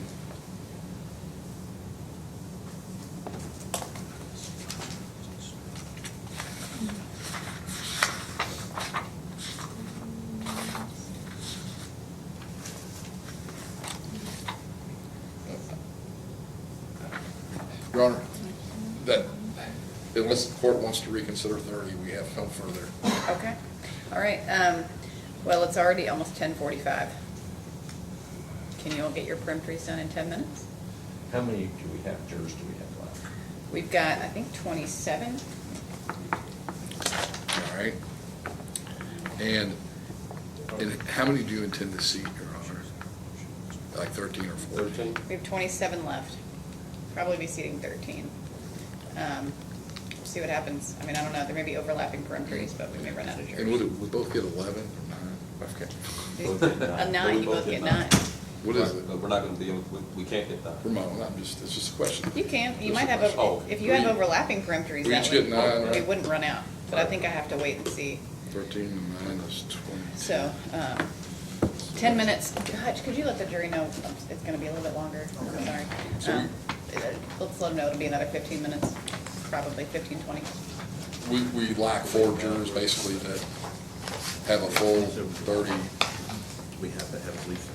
9, I think and we lack 13. 2. I think we're 2. All right. If you both, wait, no, I'm doing that math wrong. Yes, 4. Okay. We'll see what happens. Okay, I'm gonna take us off the record. I'll set it to private if either of you wanna use the courtroom. Okay. The defense peremptories. Seat 19.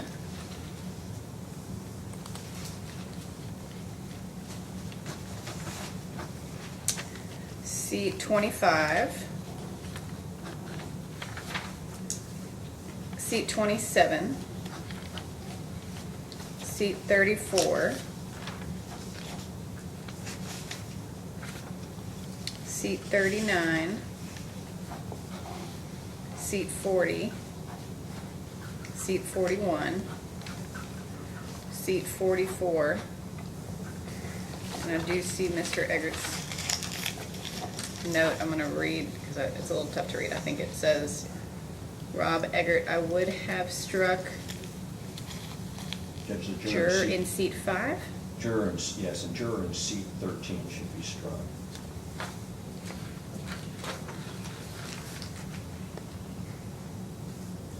Oh, I missed 13. Yes, okay, and 13. Okay, does that all sound right? And that's 1, 2, 3, 4. That's 9. Yes. Okay. Commonwealth strikes Correct. seat number 24.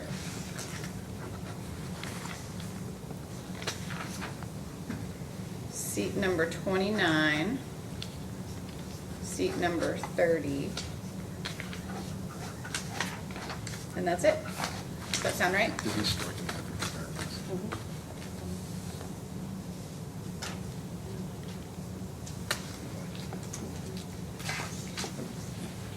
Your Honor's.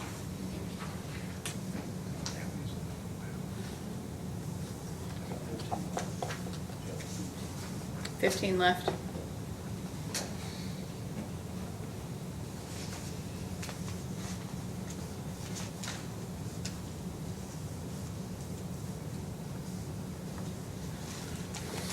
Yeah, look, Cummels just notes for the panel, I think it probably falls within the appropriate peremptory, but early in the case, Mr. Eggert complained about makeup and bias. He's the only person who struck an African-American, and they struck an African-American female.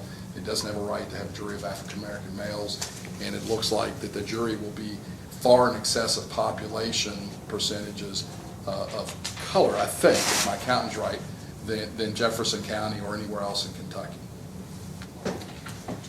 Okay. I think your comments are noted for the record. So we've got 15 left. I'd like to seat 14 actually, now that we can. So let's just draw one random. I told you wrong.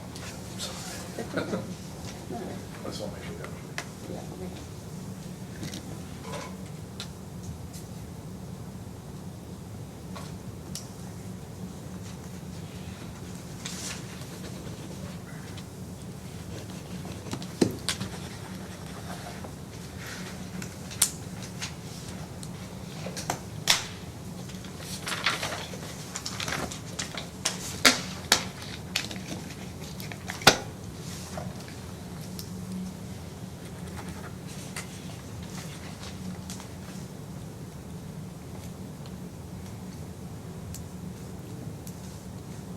Can you read please plaintiffs in this?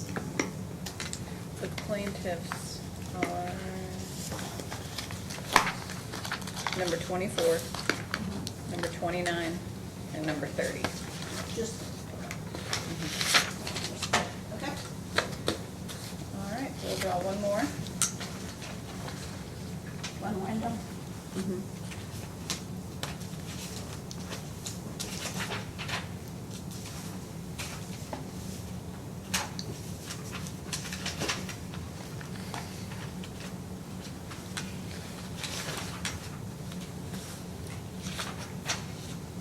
Number 37.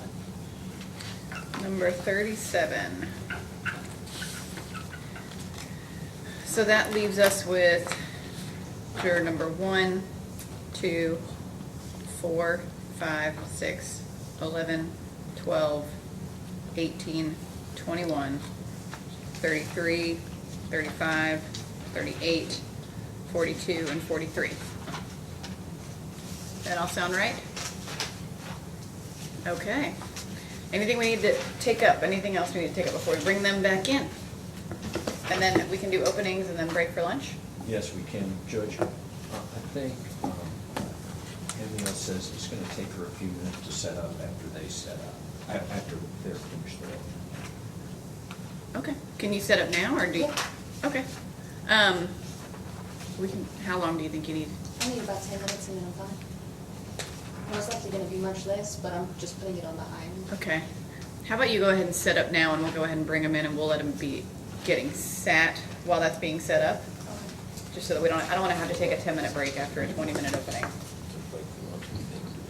Or a 30-minute opening or whatever. No, 20 minutes.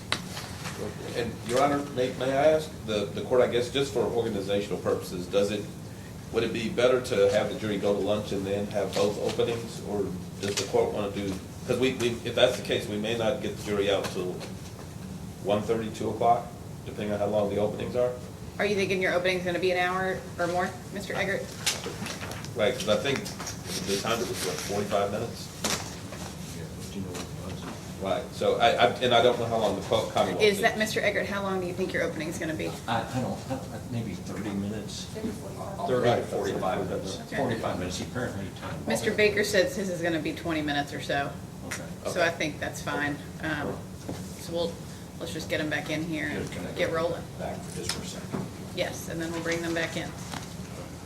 Hutch, do you want to check, do you mind checking to make sure they're all there and that we're ready whenever Mr. Eggert gets back? What will happen is she'll bring the 14, she's going to see 14, she'll put the 14 in the box. And then she'll walk up.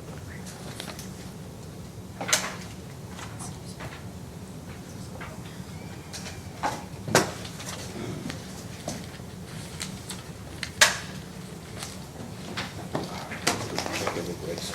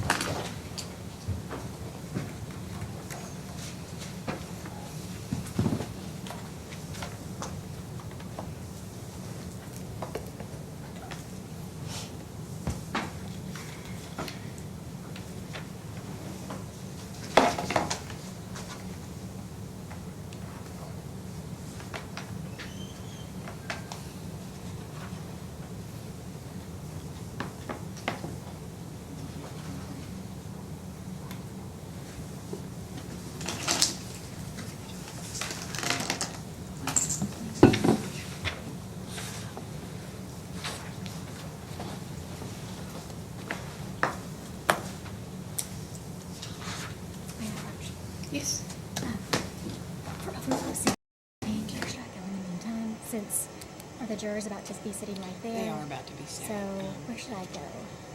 If you want to sit in the back row, looks like there might be a spot for one more person. Thank you.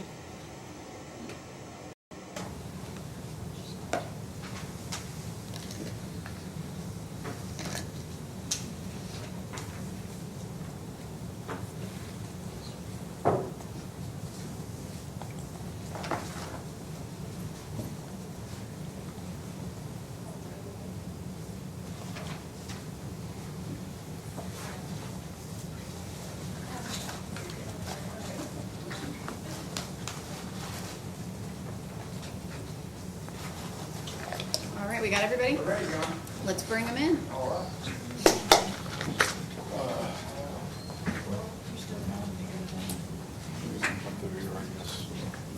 Shift out just a smidge.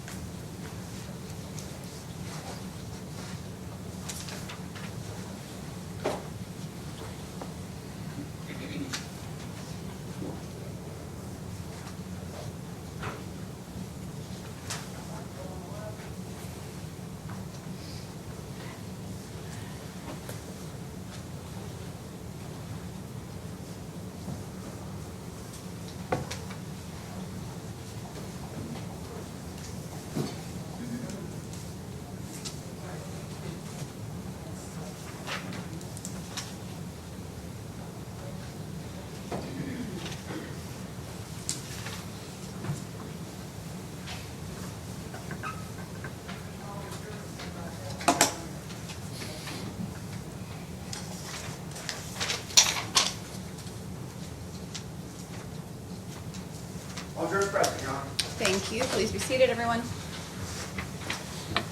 All right, thank you, everyone. My clerk, Mary, is going to draw the badge numbers of those of you who have been selected to be seated on this jury.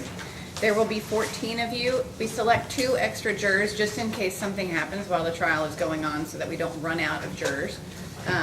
If there's an emergency of some sort. But if your badge number is called, please come up and take a seat in the jury box. All right, Mary, go ahead. Juror number 3275739.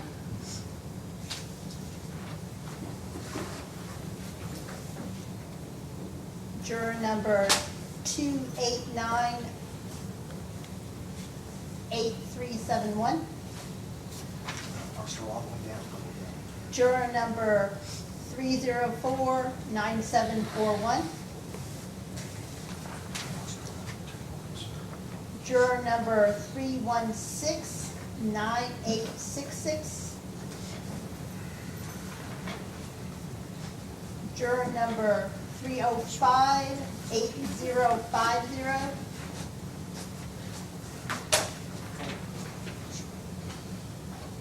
Juror number 2964360.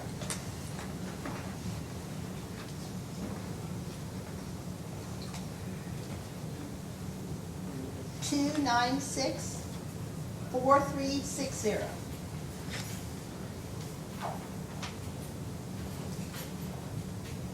Juror number 3308-123.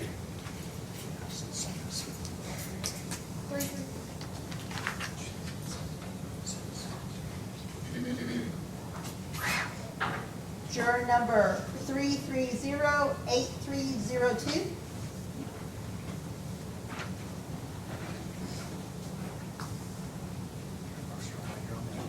Juror number 3308360.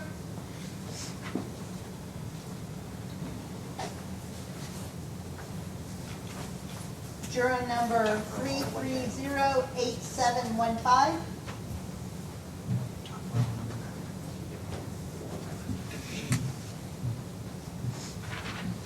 Juror number 3308780.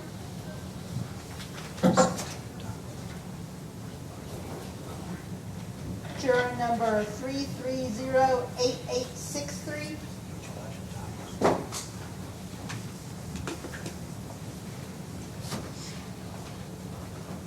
juror number 3308950.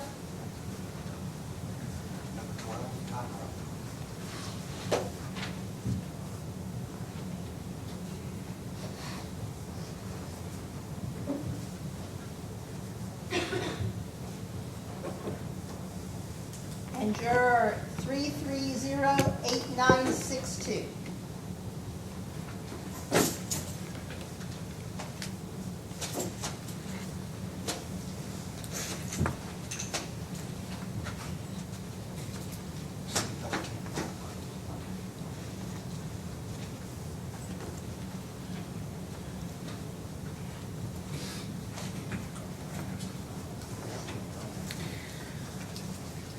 All right, the rest of you are discharged from Division 9.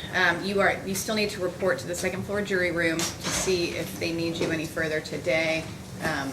Thank you all so much for being patient and for going through this process with us. We couldn't do it without you. And I will let you all go. Thank you.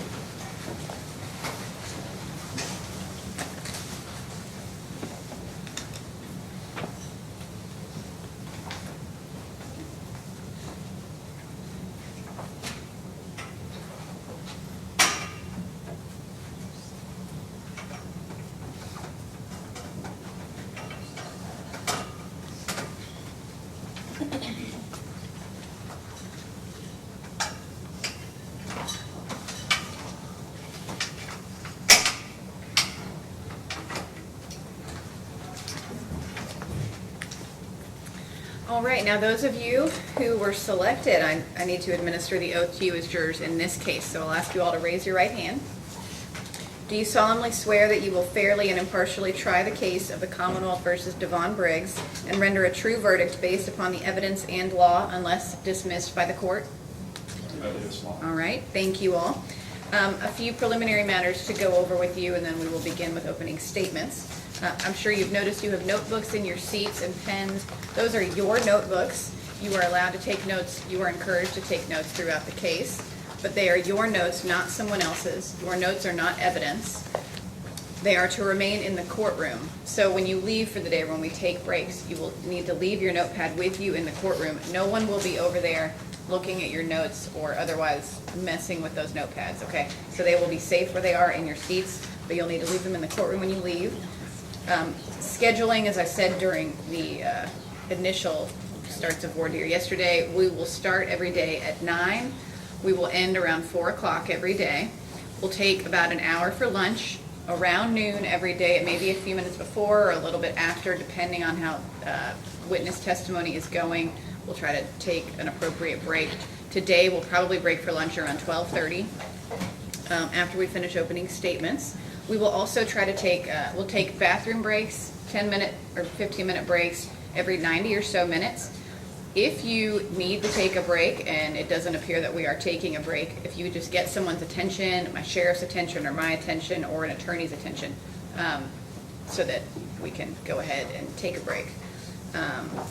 Otherwise, I think I don't know if I said this in voir dire initially, but the attorneys are not allowed to speak with you, so please don't be offended if you see them in the hallway and they look away or they don't get on the elevator with you. They're not allowed to communicate with you outside of the courtroom, okay? At each break, I will give you the following admonition, which you have really already heard as we've been going through voir dire. But that admonition is that you are not to discuss this case with anyone, including each other. You're not to do any independent research about the case, and you're not to form any opinions about this case. That admonition will apply at each break.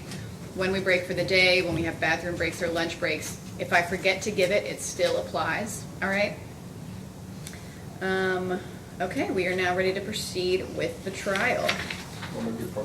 Yes, you may.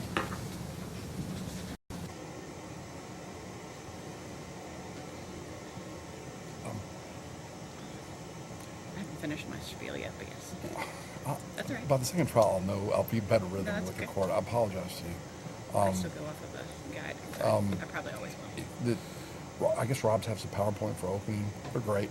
I don't know if there's anything that I really think inflammatory in this case, but usually we're just asking to look at usually before I show or display anything, I show defense counsel. If he's doing a PowerPoint, can we look at the we can quickly thumb through it, and if there's any objections, we do them now. I don't want to interrupt his opening. Okay. And Mr. Hager. I would show him We have mine. to stop and she'll have to put it up on the screen. I don't have a specific thing. It's all of this supposed So to we'll need to take a break. after their opening. Okay. Or take a, I don't care when we take a break, but I mean, that would make sense. He opens and then you can see it because we got to set up anyway, make sure it's set up. That's right. I just want to get the, Friday, get we're it probably done. going to have to end by 3, so we might be I agree. rolling over into Monday. I don't Judge, know. But- we'll proceed, okay? Uh-huh. He wants to see it, you know what I'm saying? That's fine. He opens, then we'll take a quick break. He Okay. looks at it. All right. Okay. All right, first, the Commonwealth will make an opening statement, followed by the defense. If they so choose, they will have the opportunity to make an opening statement. Opening statements are not evidence. They are an opportunity for attorneys to advise you what they believe the evidence at trial will be. After opening statements, evidence will be presented.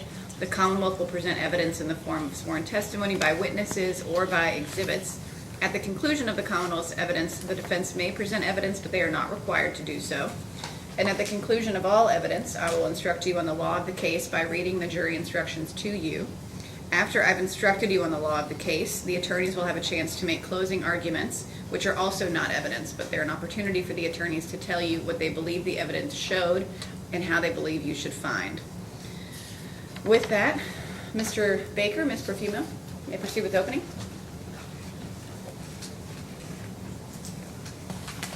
Morning, ladies and gentlemen. Back on January 23rd of 2019, the defendant, who was armed at an Olive Garden on a Wednesday night at dinner time, drew his gun out and shot an unarmed man, Jose Munoz, shot him in the heart. The bullet entered it somewhere around here, about this height on him, traveled downward through his body, pierced his heart, exited his back.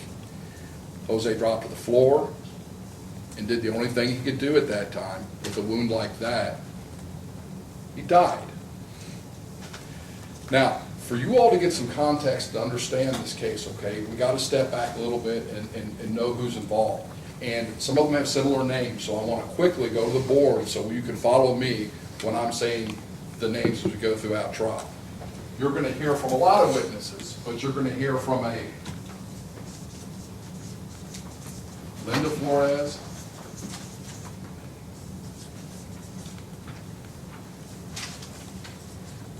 Perla Flores,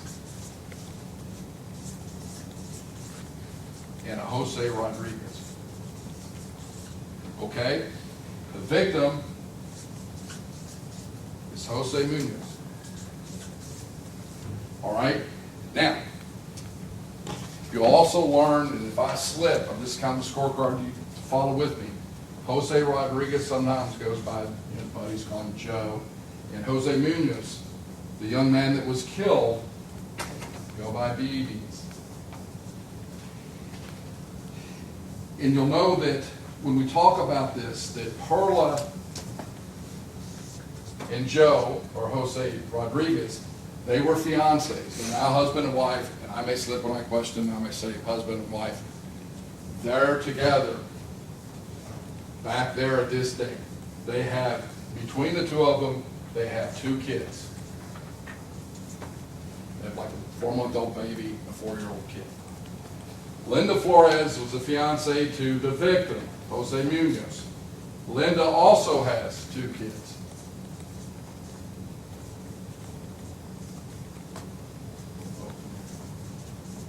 They'll tell you their date ranges from the trial. Perla's were like 4-month-old and 4-year-old, and Linda's, I believe, were like 4 years old and 8 years old. Now, on that night, on that Wednesday night, they're going to tell you that earlier that day, this kind of collective, 2 couples, 4 people, 4 kids, got together. Because they were going to get married, Jose, of course, who's killed in this case, was buying Linda a vehicle. They needed a vehicle to transfer the kids. They went out to a car lot. You may hear from that person, depends on how the proof comes in, what we need. They spent the time there that afternoon, and a new car was purchased. So the 4 of them were together, and the kids there, and they decided to go out to dinner, okay? And this is Wednesday night, maybe it's getting to be about 6 or 6:30.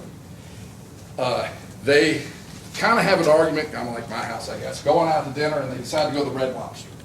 So they all go over there, kind of caravan. They got 2 cars at the time, one following the other. And they get there, and because it's about dinner time on a Wednesday, there's a wait. And they got to wait, and they got the 4 kids. They're like, we can't do a wait. They chat a little more, and they say, well, let's try the Olive Garden, okay? So then they go over to the Olive Garden. And the first one to get there is going to be the car that Jose Rodriguez and Perla Flores were in. All right? And when I say the first one, I'm not meaning by hours, just like minutes or seconds. Jose's going to tell you, he goes in and says, hey, can we get a table? And there's 4 of us and 4 kids, and they're like, yeah, we can get you in, in a minute, 10-minute wait. So he comes back, says it's raining, says, yeah, we can do this. Okay, by that time, all 4 of them are at the Olive Garden. I'm going to say that time's maybe 7:30 on Wednesday night, getting close to 8. We'll have exact times through Detective Chris when she gets on the stand, and we'll have other documents that we'll introduce to you, like body cams and stuff, that'll give you exact time and date, 911 calls came in and that kind of stuff. So we'll know. But I'm just, for your purposes right now, I want to give you an overview. That's my purpose right now. I don't want to overwhelm you with evidence. I want you to kind of get a skeleton of how this case is going to play out. Well, anyway, we're there. Jose walks in first after confirming they get a table, and he's carrying the 4-month-old in the baby carriage, or the baby, like the car seat thing you can clip in, clip out. And Perla comes in next. And she's with the 4-year-old. And behind them are coming in Linda and Jose. Now, Linda's oldest was a little older than the 2. It was more like 6 or 7. Now, we're going to show you plenty of photographs, but I don't know if everyone's ever been into the Olive Garden. I'm going to show you what it's going to be important, this foyer or entry, or where you kind of hang out before you get a table, those things. And so when you walk in this Olive Garden, there's like the hostess stand, and there's a bench and a bench down each side, and there's some doors here, and then there's another set of benches, and then there's the outside door. So you go in like this, walk through this, and you go up, and this is where you could say, hey man, I need my table. Well, anyway, so Jose Rodriguez, Joe, was walking in first and setting the kids up. We'll talk about that setting.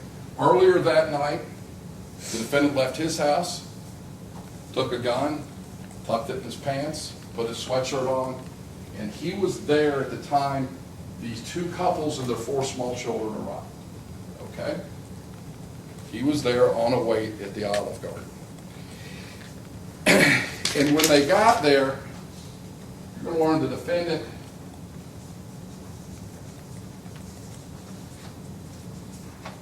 is about in this area on this bench.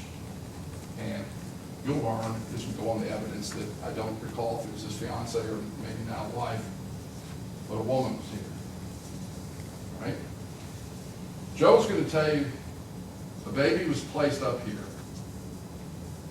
and the other 3 kids were pushed on that end of the bench. You're going to learn, ultimately there's a statement in this case the police got from the defendant. In his own words, he's going to say, when this couple came in with the 4 kids, the man tried to push them up to this end of the bench. Well, on the way in, what the witnesses would say,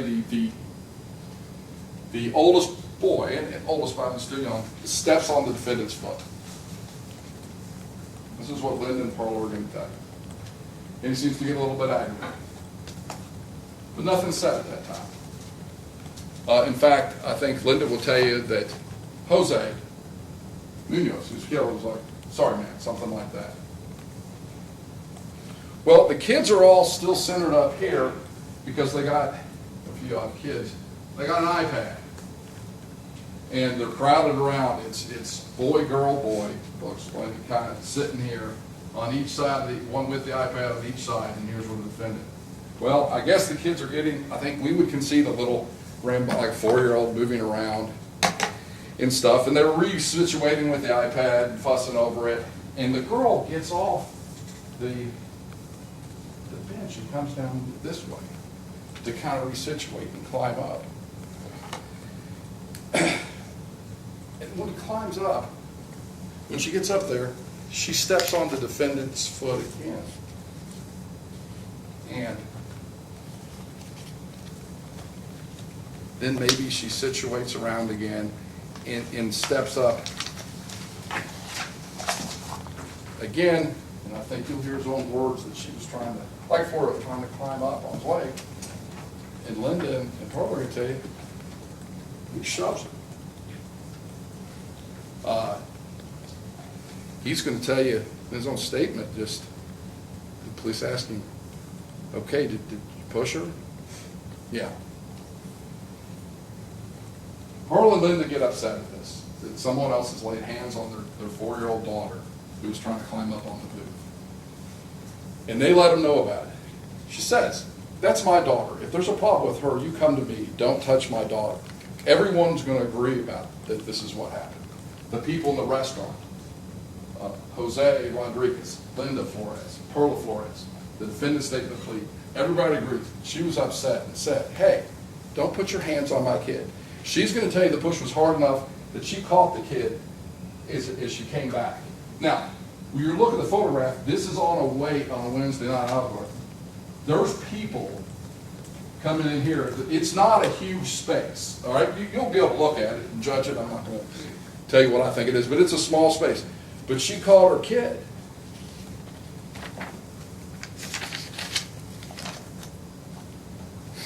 And she says, don't touch my kid. Get off my kid. If you have a problem with my kid, I'll move my kid.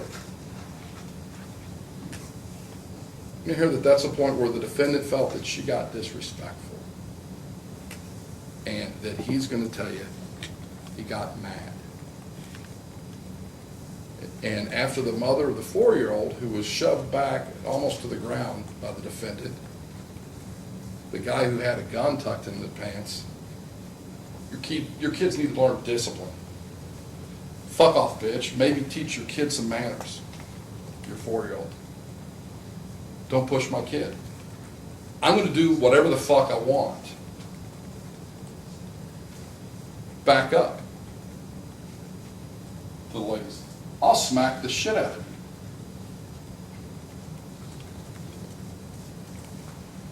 I think at some point Pearl would say, what are you going to do, hit me? And he says, get closer and you'll see what happens.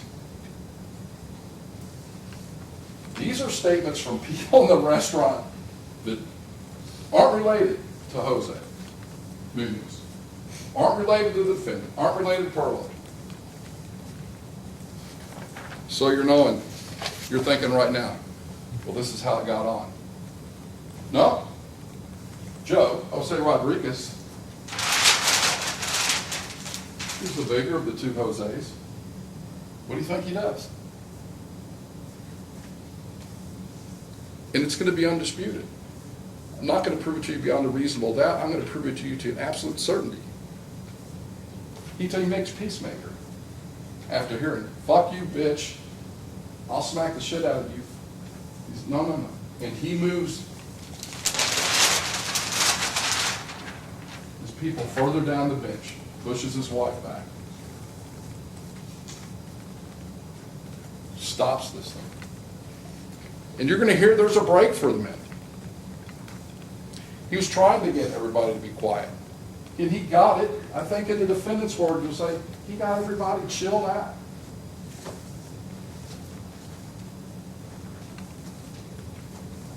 But it didn't stop. A manager even came out for a minute. No, come on, man. What are y'all doing? Everybody's sitting down. Now again, this is two couples, unarmed, undisputed they're unarmed. There was not a witness that would get on the stand and say either one of the women or either one of the men had a gun or thought they had a gun or had a knife or a bat or a nunchuck or Death Star or any kind of deadly weapon with them. They're out there armed with their young kids. And it stops in the middle. And ladies and gentlemen, the evidence is going to be, I think, the defendant couldn't control himself. He switches over to Linda, who was not the mother of the 4-year-old that was shoved down by the defendant. control your kids, y'all go back and forth. At that point, and at that point only, Joe, and this is undisputed, steps up to him and says, hey, now, not Joe, Jose B or BB, do it. At that point, I don't think you'll hear a witness tell you that he swung at him or did anything. He steps up. Now, Linda and Perla and Jose, who go, Joe was going to say that BB didn't know a lot of English. And the people that were closest to this incident, who were watching right there because they were watching their kids and watching what happened, say the defendant stepped up and chest bumps into him. And at that point, he pushes the defendant back. And the defendant pulls out his gun, shucks it, and shoots him like that. Their description will be consistent with the path of the bullet when the medical examiner testifies. From up to down, from left to right, and through the body. Now, I don't want to stop about this. There might be a lot of waste of time talking about guns in this case. The Commonwealth's proof isn't going to care about how someone got a gun. I don't care about how you got the car, but if you intentionally ran over someone and killed them with the car, I got a problem with you. Whether it's a legal gun, illegal, doesn't matter. This case is about what was done with the gun and why it was done with the gun.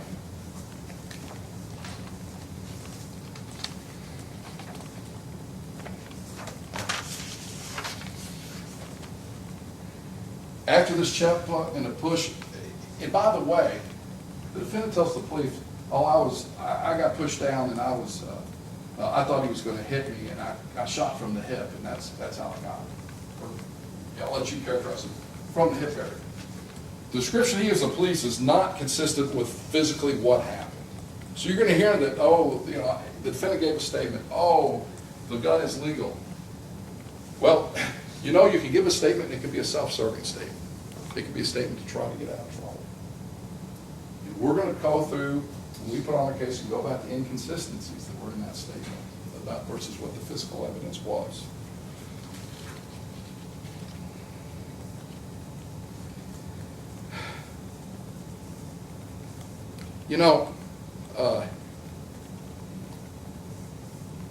You're going to hear a little bit about, I'm sure, about self-defense.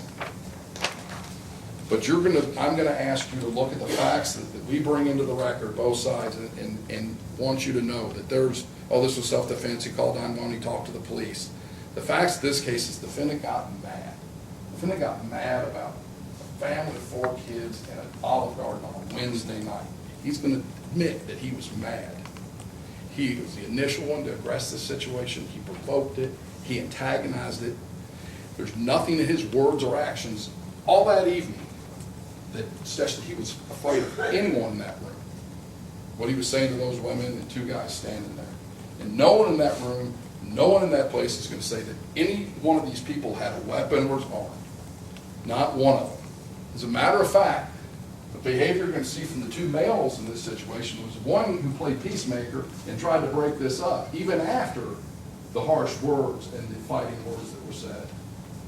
And the second one who stepped and said, did this. And the defendant made contact with him and when he shoved him back, got shot for it. I want you to hear the facts. I want you to listen to all of them. I want you to consider them. And then we're going to ask you when this case is over to go back and render a verdict. And the verdict is this is a murder without any justifiable excuse. Thank you for your attention. Thank you, Mr. Baker. Ladies and gentlemen, we are going to take actually a brief break here to deal with some IT.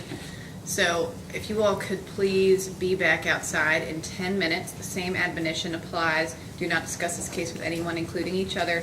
Do not form any opinions about this case and do not do any independent research. If you need to use the restroom, go ahead and do that. It is 11:35 or so. If you all could please be back outside at 11:45. Thank you. All rise for the jury. All right, you all your notebooks there? You may have to roll around now. And my first roll come out.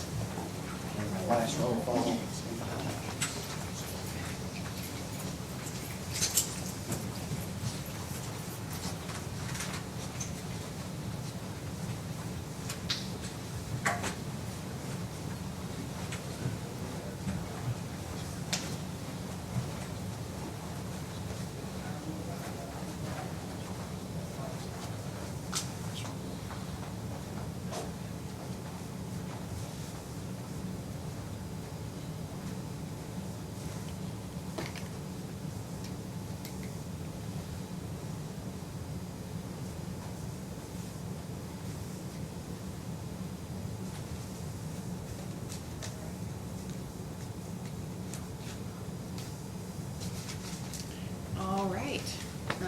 take this break to set up the IT and for Mr. Baker for you to go over that PowerPoint.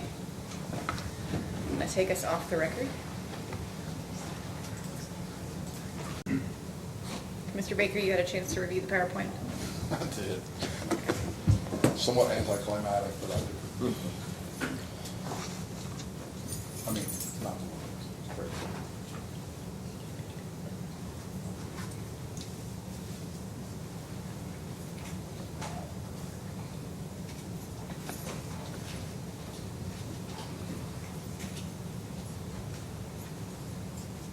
One half of the stuff on witness, he didn't call, and that's why I checked. At the closing, that's why I checked.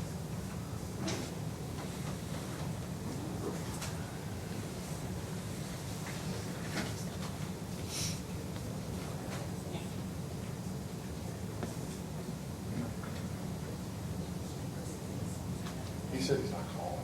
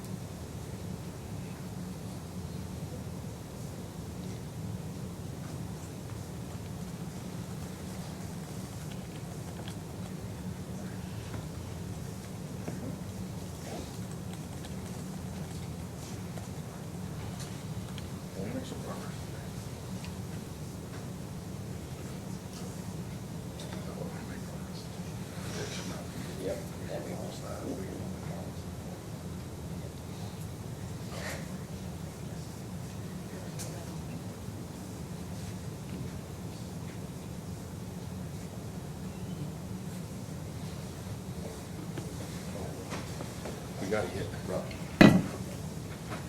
Yeah. Ready? All right, let's bring him in. All rise for jury.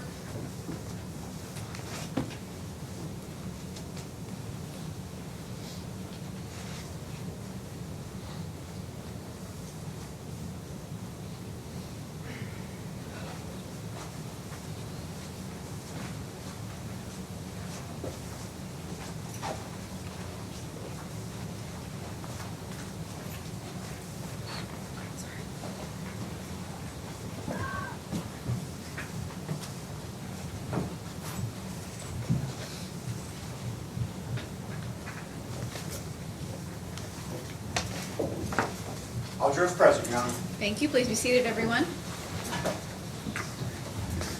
Mr. Eggert, do you wish to make an opening statement? I do. All right, you may proceed.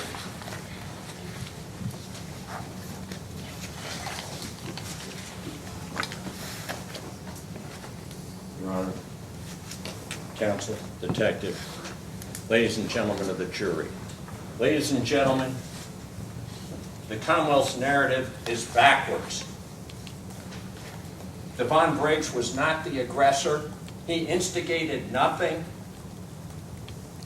Words had nothing to do with what he did. The words ascribed to him, many of them were never said. Their narrative is false. And beyond that, we'll show you this. The proof will be, our defense is, he fired his weapon because he feared he was about to be taken down, mauled, assaulted, and punched. And they never said this. In fact, he was punched. Our proof will be this man's not a killer. He's not a murderer. He is not guilty. Let's start with the facts of the case. But before I do, I want to tell you a little bit about what you'll hear about Devonen Briggs. born, raised in Louisville, went to Southern High School, graduated. He then got a football scholarship to Campbellsville University, got injured his first year, couldn't afford, to continue college, so he came back here and he worked. He's always worked. Works at various jobs, including UPS. He was working 2 jobs when this incident occurred, worked at UPS and also worked in Enterprise. Basically, worked all his life. The woman he was with that night was not his now wife. The woman, and she's been here from the beginning, she's sitting there in the middle of the second row, Devonen Briggs. He met her when they both worked at UPS.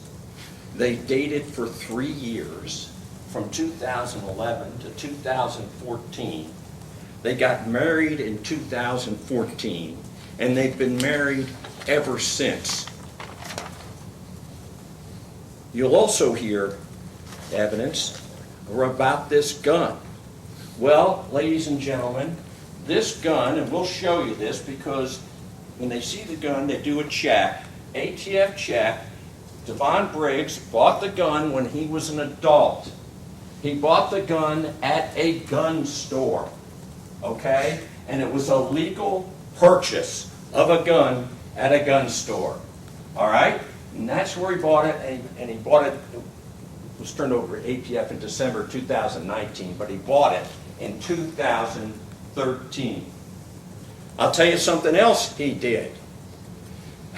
He then went and took a class, a carry and concealed class, and he got his permit. This is issued by the Commonwealth of Kentucky. You'll see it, he got it the first time way back 12/2/2013. He went to the class, took the classes, graduated, and was issued the permit by the state, the Commonwealth of Kentucky, to carry that gun. All right? He did exactly what you were supposed to do to carry concealed. Let's keep going. He then goes in 2018, now you don't even need this anymore, and renews it, his carrying concealed permit. All right? And the reason he had a gun was because of some incident in the past. He had the gun for 2 things, self-protection and target shooting. All right? And he carried it, he often carried it when he was out, and he carried it as exactly as he was permitted and authorized by law to do. We'll also show you, ladies and gentlemen, that this is not somebody who was trigger happy. Except for target shooting, he had never fired this gun. Ever. Until that night. All right? So that's 5 years there he's owned this gun and obtained it as you're supposed to obtain it. Let's keep going. You may be asking, and people also often think to themselves, all right, well, is this guy, because we're going to present evidence about this, is this man, is he, a troublemaker? Is he bad news? Is he someone who's violated the law? He's 34 years old. We'll show you that in his 34 years, he has been cited once for possession of marijuana. That's his criminal record. All right? So that's Devonen Briggs at age 34, no record, working man, married. His total record is possession of marijuana. All right, let's go to February 19, 2023. Ladies and gentlemen, that's not a Wednesday night. That's a Saturday night. All right? Devonen was supposed to go, and his wife were going to go out, wanted to go out Valentine's Day, but they couldn't because of their work schedules. So they decided to have a delayed kind of Valentine's Day dinner. And they were doing it that Saturday night, February 19th. Delayed Valentine's Day dinner at the Olive Garden, where he'd been before. He goes to the Olive Garden. They sit in the foyer. There's a wait. Some point, the bench is clear. He goes in, and he's sitting on the bench in kind of a corner. Sitting on a bench, and he's sitting next to Brittany, his wife. And they're on the phone, looking at their phones. They're minding their own business. They came to Olive Garden to eat. They have no plans to get into any trouble. That's the last thing he wanted to do. He's going out to dinner with his wife. Of that time, 5 years. And of course, he'd known her since 2011. All right? So they're sitting there in the corner, on the bench, sitting down. At this point, who comes in? Perla Flores and Jose Rodriguez. Okay? Perla Flores and Jose Rodriguez. They may be married now. They were not married then, and 2 children. Also, Perla's sister, Linda Flores, and Jose Munoz, and sometimes Jose Munoz is referred to as Jose Munoz. And they have 2 children. Jose Munoz is not the father of those 2 children. Okay? His son, Jose Munoz, does have a child back in Mexico, but he was not the father of the 2 children there that night. And Jose Munoz is with Linda Flores. What happens? My client's sitting down, and as he sits down, one of the children goes and steps on his toes. And I'll tell you what Devonen Briggs did. Nothing. All right? Nothing. His family has, Brittany Briggs has nieces and nephews and kids running around. Brittany and Devonen want children. He had nothing. He did nothing when the child has stepped on his toes. All right? Well, let's keep going. He continues to sit down, doing nothing. And what happens at some point? What happens next? Another child, a girl, climbs up on him. All right? Now you understand, he's a male sitting there, and the child crawls up his leg, his knee, and is on his thigh. Now, he doesn't even want to do anything about that. But at the same time, he doesn't know, a stranger. He doesn't want, he's a man. And he removes the girl. The girl doesn't fall to the ground. The girl's not injured. He just moves her off him. Because he doesn't want a little girl that he doesn't even know climbing up on a restaurant. And at that point, Perla Flores goes off. And she starts yelling, and people in the restaurant hear it. Don't touch my child. Don't touch my child. As if the man's some kind of child molester. He's sitting there on a bench. She climbs up there. Don't touch my child. What happens next? At that point, he may have responded, well, control your kids or something like that. But in terms of doing anything, he does nothing. And some of this language ascribed to him is simply false. We've got witnesses they didn't mention. We got witnesses who don't know him, who are there at the restaurant. They didn't hear any of these words that he supposedly said. But she is screaming, don't touch my child. Don't touch my child. And what does he continue to do? He continues to sit down. He's still sitting. He says, control your kids. All right? Well, they try to control Perla.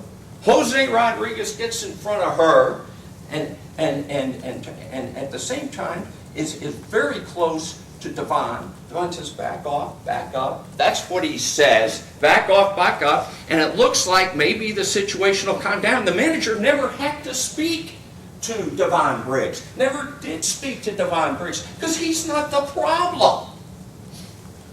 What happens next? Just when it maybe calmed down, Perla, sister, Linda, starts making remarks. Ladies and gentlemen, she starts saying things. Now, the prosecution witnesses, that is Perla and Linda Flores and Rodriguez, at some point, when they're interviewed a few days later, They said, oh yeah, Devon, he made racist statements. He was saying Mexicans this and Mexicans that. Well, guess what? We're going to present witnesses to you right there. He never said it. Second of all, they interviewed him that night. The Rodriguez's did. I mean, the police did. They interviewed Perla and Linda and so forth. And they said, no, he never said the word Mexican. All right? It wasn't until a few days later, after they consulted an attorney, that they suddenly said, this is so-called, he said these racist words. It's a lie. He never said them.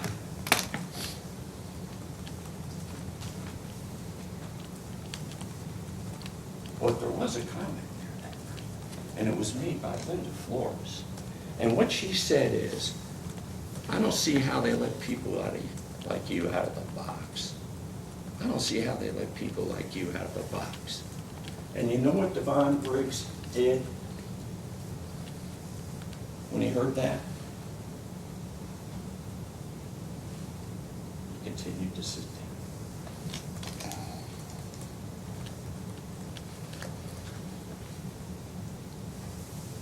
That's what he did. There's some talking back and forth, so forth.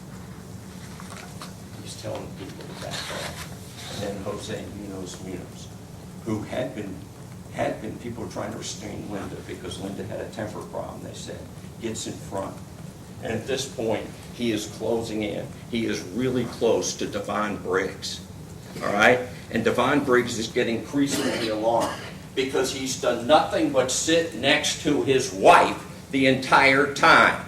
They're standing, he's sitting. He said back up, they won't. He says back off, they won't. They keep coming up. They keep getting closer. He tells them to back off, and they don't. And then what happens is Jose Munoz goes, and he goes right to the defendant, and he gets in his face. Devonen Briggs is sitting on the bench. Devonen Briggs tries to stand up. You heard Esma, oh, he went and chest bump? No. The good man went to him. Devonen tries to stand up, and Jose Munoz shoves him hard. He can't even stand up, and he's got no room. He is so close to the bench that when he falls back, his legs hit the back of the bench. He's literally in a corner, and he cannot move around it. And the man shoved him, and right behind him is Rodriguez. And you got Perla and Linda, who are saying whatever they're saying. You can't get out of the box. So now, he doesn't know what he's going to do. He's back down. He's tried to get up. They pushed him down. He comes back up. And this is undisputed, that Jose Munoz goes and after shoving him, goes like this and is ready to clock him. And this man is sitting here, all of his 148 pounds, next to his wife. They've already said, made it clear what their intentions are. He feels surrounded. He can't get up. He can't move. He's got nowhere to go. And he's got to either take a beating. In his words, I was going to get mauled, or do something. They didn't mention that to you, that the man threw a punch. He did. They didn't mention he went back like this. All that happened. And witnesses have told them it happened. All right? And that's what did happen. And as he's trying to process all this in split seconds, and literally split seconds, he's afraid if he falls to the floor, they would get the gun. If he falls to the floor, they can beat him. If he falls to the floor, he doesn't know what's going to happen to Brittany, who's sitting right next to him. He is about to get a beat down. Split second. Fires one shot.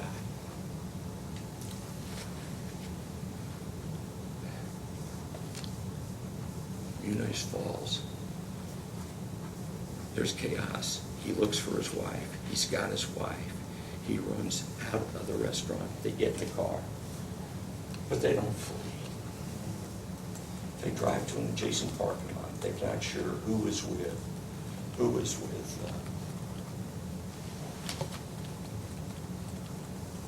Might be with Jose Munoz and Jose Rodriguez. And they're there in the car. And essentially they park the car and they wait for police. And Devonen Briggs, not once, not twice, but 3 times, calls 911.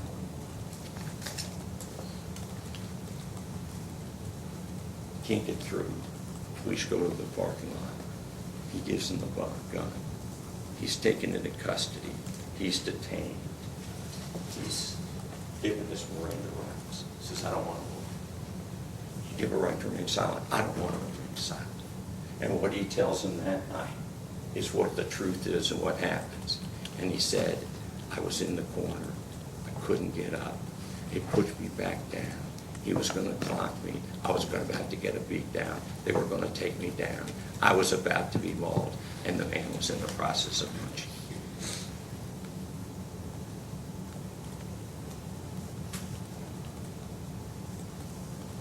This thing, for a guy with no record, sitting here today, looking at the rest of his life, and as he's contemplated this case for 4 years, maybe I just should have taken a big ball.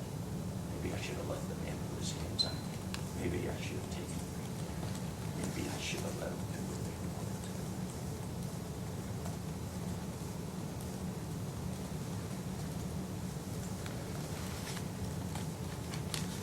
And he might have, and his wife and I have been right there with him. He might have.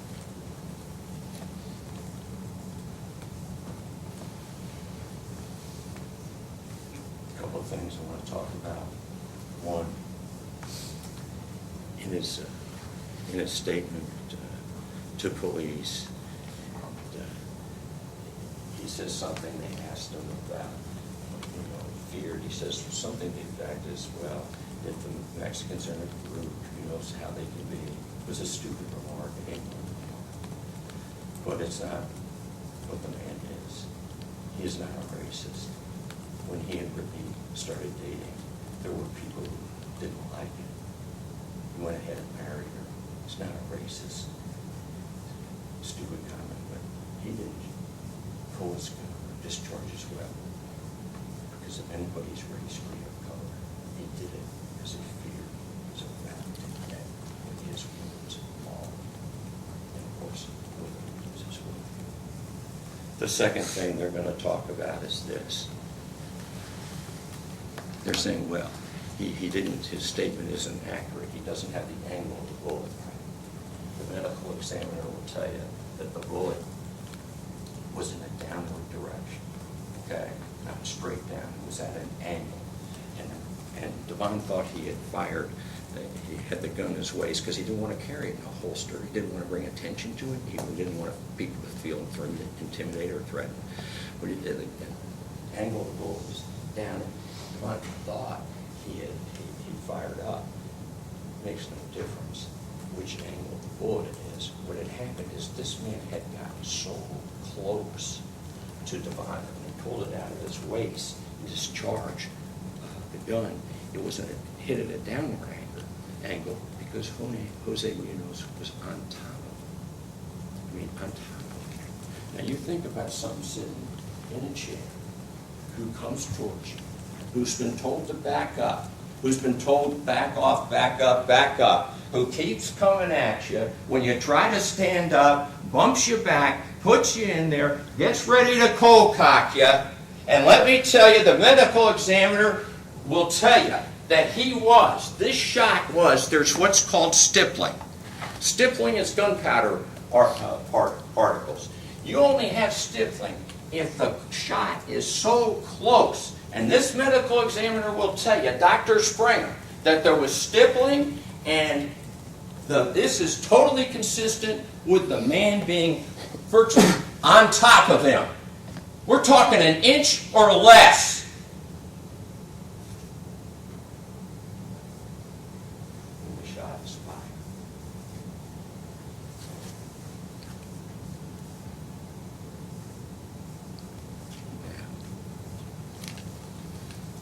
things have been said, the case been in the papers. They're false. My client wasn't looking for trouble. He didn't flee. He didn't run. He called 911. He's not a racist. He was with his wife. All he wanted to do was go to dinner.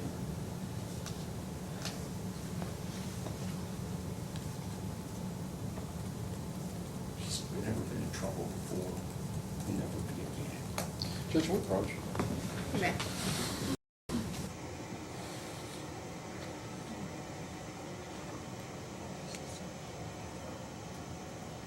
I've waited. I understand it's my burden, but I think, you know, that maybe 3 months into law school, you can't talk about the record.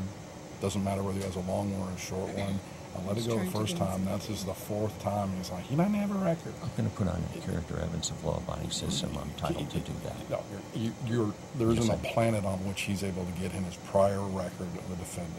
Judge, I'm whether it's good or bad. I'm entitled to do that. Fourth time he said it. Okay, I'm objecting. I would like him to be confined to the controlling case law that is not going to allow his prior record in an opening argument. Wait a second. I'm going to put on character evidence, which opens the door. About 404. No, Right? any Is there prior something I'm record. missing here? Yeah, you know, 404. His prior history is irrelevant. History of nonviolence, and I'm entitled to show that. And how else do you show that? You I don't mean it. I know can't you. say, well, he doesn't have a criminal record. Right. Well, how else would you show it? Well, show me the case that says you can put in his... It says here, you can opinion or reputation. He didn't have a record. He had no history of violence. But he's allowed to admit character. Yes. His own character. Yes, sure. I am. But I mean, that has to be through evidence. But you're saying there's a case that says he cannot admit. I'm evidence saying of that a his own defense criminal attorney can't say my guy doesn't have a prior record in trial, period.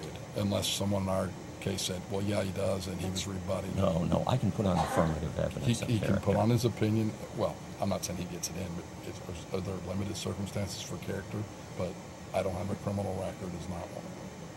And he's trying to gain sympathy from the jury, which I'm not again trying is to walking a gain fine line of sympathy. jury nullification. Yes, you are. There is He's allowed. Okay, so he's With the allowed to case. get in evidence of moral character. moral. Yes. Yes. Yeah. Criminal record. It'd be part of that. Does go to. I mean, I would. Yes. I mean, Is there I've a never heard case of No, but that being I don't have it with me. And I I can thought that was find sort of one. an understood. Yeah, And that's I can what I'm find going to put one. on. Object Evidence of to- good moral character. I object because in the guilt phase, his prior record is Exactly. No, it's not. Not when we put on character. I mean, what he's stating right now is what he believes the evidence will show. I believe he is entitled to get in evidence of his client's lack of a criminal record. That opens the door, obviously, They to can- any evidence to rebut Yes. evidence of good moral character. But Thank you. I'll allow it.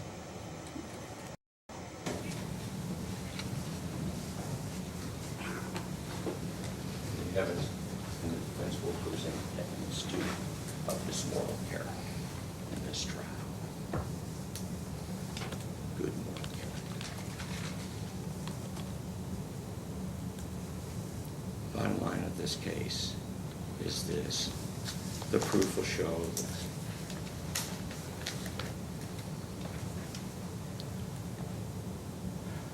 he's not a thug, he's not a gang member, he's a good person. He works, he's fulfilled his life, he loves his wife, loves his family. His gun was legal, his carrying of the gun was legal. He's not a murderer, he's not a killer. He's not guilty. Thank you.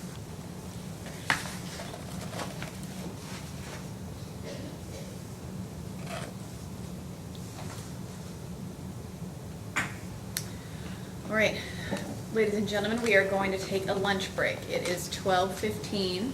If you all could please gather back outside at 1:15 and we will continue with trial. Same admonition applies. Do not discuss this case with anyone, including each other. Do not do any independent research about this case and do not form any opinions about this case. Thank you. All rise with jury.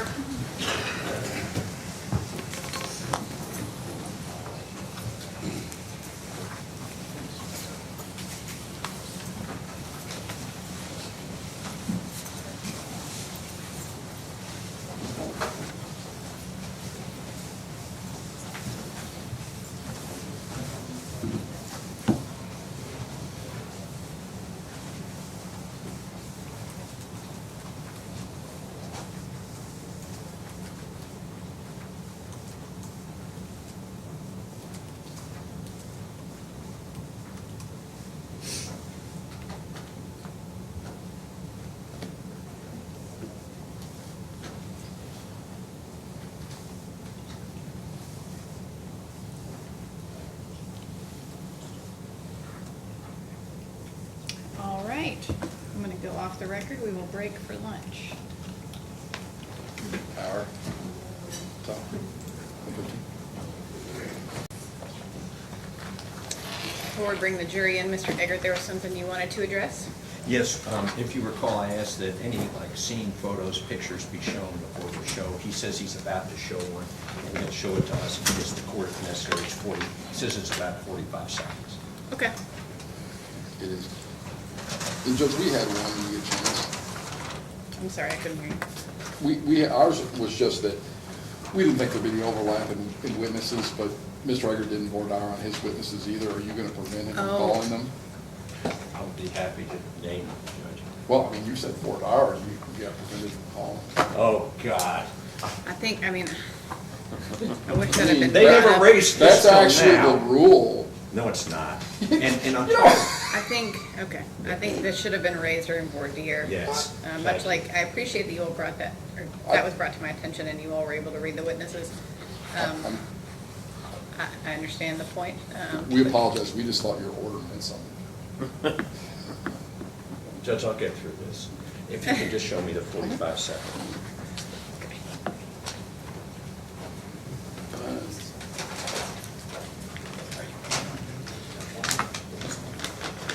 I don't know. No, I'll get over it if I need it. I probably will, but not maybe the first couple of witnesses. Yes. So we drive in this car. And stop.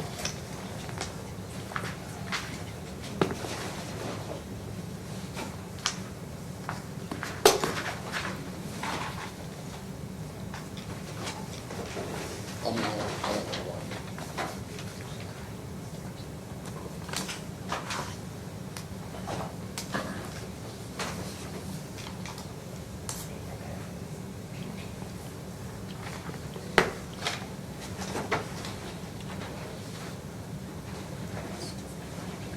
I'd probably stop it. Judge, he did play. The only thing we object to is apparently at the end, somebody's giving CPR. I just don't think it adds anything. I think it's prejudicial. You see the camera go up and down, and so we'd object to that part of the 45 seconds. You're saying an officer's giving CPR so the camera's going up and down? Okay. Any response? Second. I think I'd just bring it up there, Judge. It'd be easier. That would probably be easier. Talk about putting it on the wall in a different time, I guess. At least on break.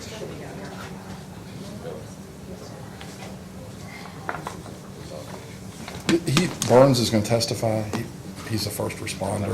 Okay. I can't drop it up in his car and jump in. And hopefully I can do this. And he comes in. And I can make my response after you see it if you think I need to make one.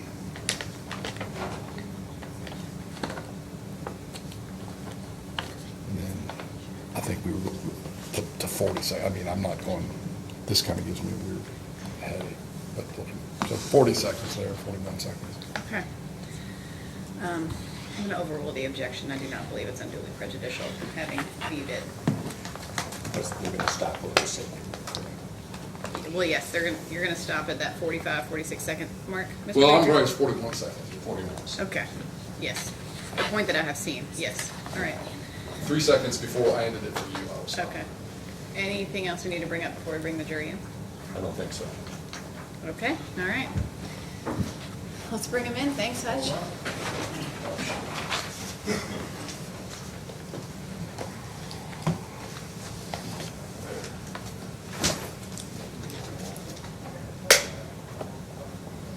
All rise for the jury.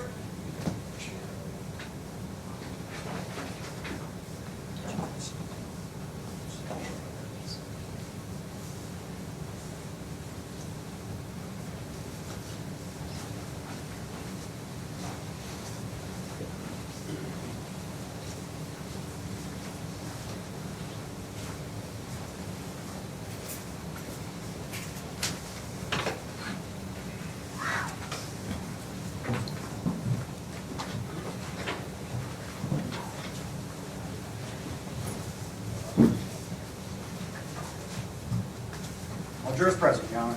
Thank you. Please be seated, everyone. Were there any issues with the admonition over the break? All right. Mr. Baker or Ms. Profumo, could you all move that cord that's sticking out? I just noticed it. A little bit of a tripping hazard there. Thank you. Commonwealth, may call your first witness. Your Honor, the Commonwealth's going to call Detective Torrance to the stand. Come on up, Detective.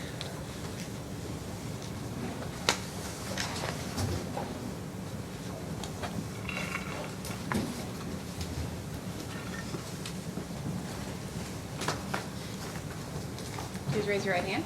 Do you swear to tell the truth, the whole truth, and nothing but the truth? I do. Thank you. Please be seated. Sir, would you please tell the ladies and gentlemen of the jury your full name? Detective William Burns, And how are you employed? Louisville Metro Police Homicide. And how long have you been employed with the Louisville Metro Police? Been with the department for approximately 7 years. All right. Prior to homicide, did you have other roles within the police department? I did. I was a patrol officer. All right. I'm going to ask you some questions about January 23rd of 2019, which is a Saturday on a Wednesday, right? Correct. All right. Were you on patrol that evening? I was. Did you get a call out to the Olive Garden on the outer loop? I did. Okay. And what did, in short, just what was the call out for? There was a dispatch put out a report of a shooting at the Olive Garden. All right. And did you, in the call out, did you respond to that? I did. All right. And when you got there, were you one of the first people on the scene in terms of law enforcement? That's correct. My partner and I responded, and we're the first 2 officers on scene. All right. And when you drove up there, what did you do at that point? We drove up. When we arrived on scene, we went inside the Olive Garden. Uh-huh. And then what did you observe? We observed the victim laying in the waiting area and began rendering CPR. All right. When you, in 2019, were the, well, let me ask you this, was the defendant there at the location when you got there? No. Okay. With that time, in 2019, did you all have body cams? We did. All right. And did you have a body cam in this case? I did.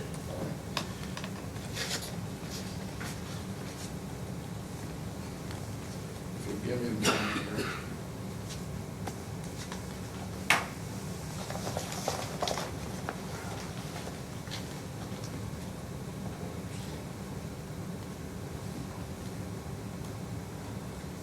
Technology getting me.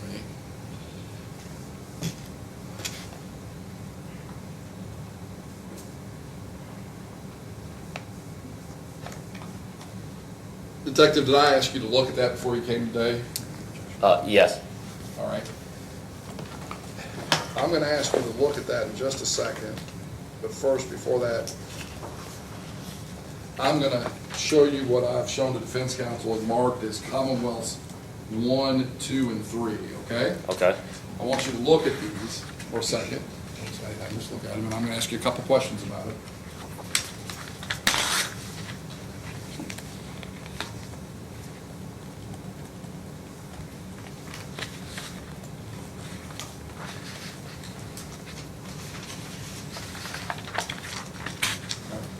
Having looked at Commonwealths 1, 2, and 3, do those appear to be pictures of the kind of the, I'm going to call it the lobby of the outer loop Olive Garden that you went to that evening? They do. Okay. And is there some stuff on the ground there that I guess we're going to classify today? Evidence of medical treatment, that kind of stuff? There is, yes. All right. Sir, if I may.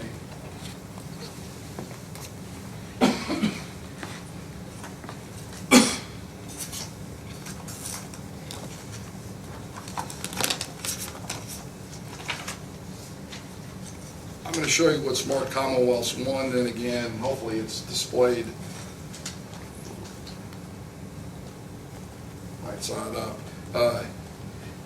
Tell me what I'm looking at here. So this is the waiting area of the Olive Garden on Outer Loop. The rug there is where the victim was laying when we came in. Okay. And is there like 2 lobbies there? Or Yeah, but what are those closed, they have some open doors and some closed doors, kind of orient me what those are. So the closed doors would be the doors to the outside, kind of the immediate entrance through the open doors and then into the waiting area.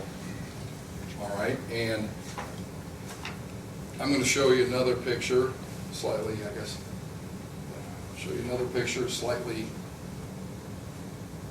different angle. Does that appear to be the same location that we were talking about before, except pointing toward the restaurant as opposed to the doors? It does. Okay. And then I'll show you Commonwealth's Exhibit 3. Does that appear to be you, the same area where you found the victim, except from a slightly different angle to kind of give some perspective? It does. Judge, move to enter Commonwealth's 1 through 3 publish. Any objection? No. All right, so admitted.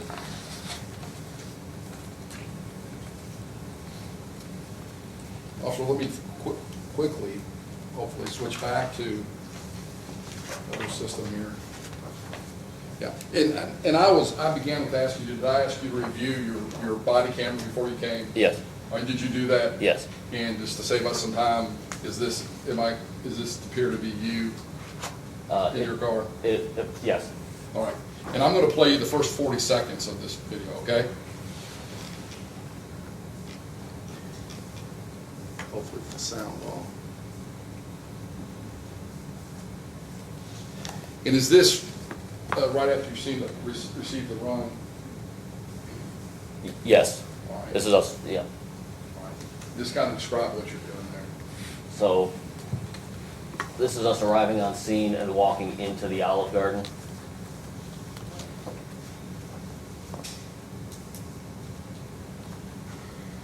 This is the area that was shown in the photographs with the victim lying on the ground.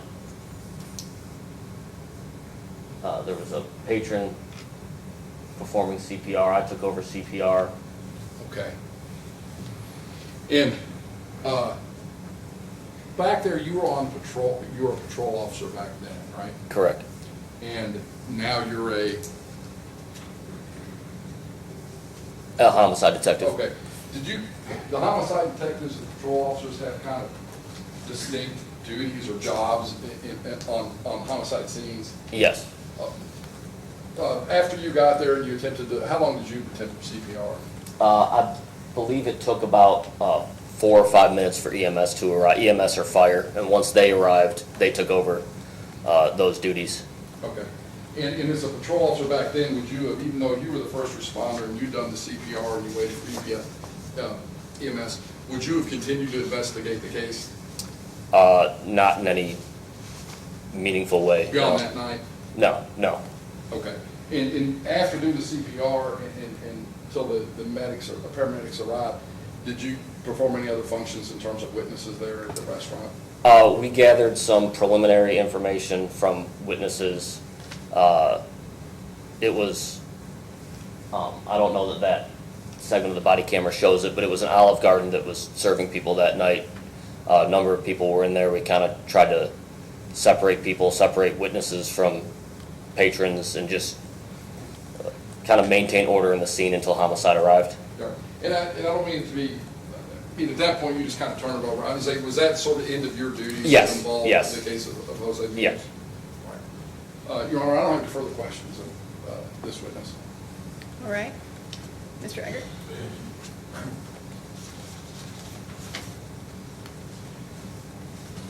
Good afternoon, sir. Good afternoon. I just have a few questions.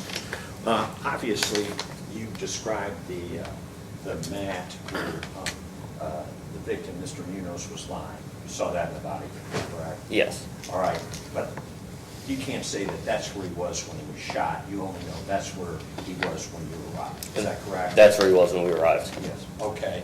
And second of all, EMS, you were there when EMS arrived, correct? Correct. And they took, I think, what you described as a large amount of cash off Mr. Munoz? That's correct. Okay. And then that was logged into property, is that correct?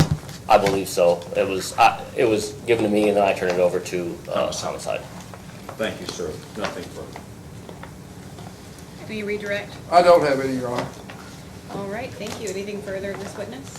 I don't, Your Honor. No, Thank you, Detective. You may step down. Commonwealth may call your next witness. Your Honor, we call Detective Snyder.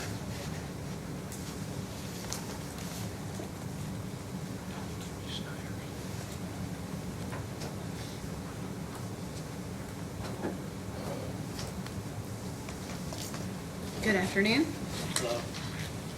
Please raise your right hand. Do you swear to tell the truth, the whole truth, and nothing but the truth? I do. Thank you. Please be Yes, ma'am. seated.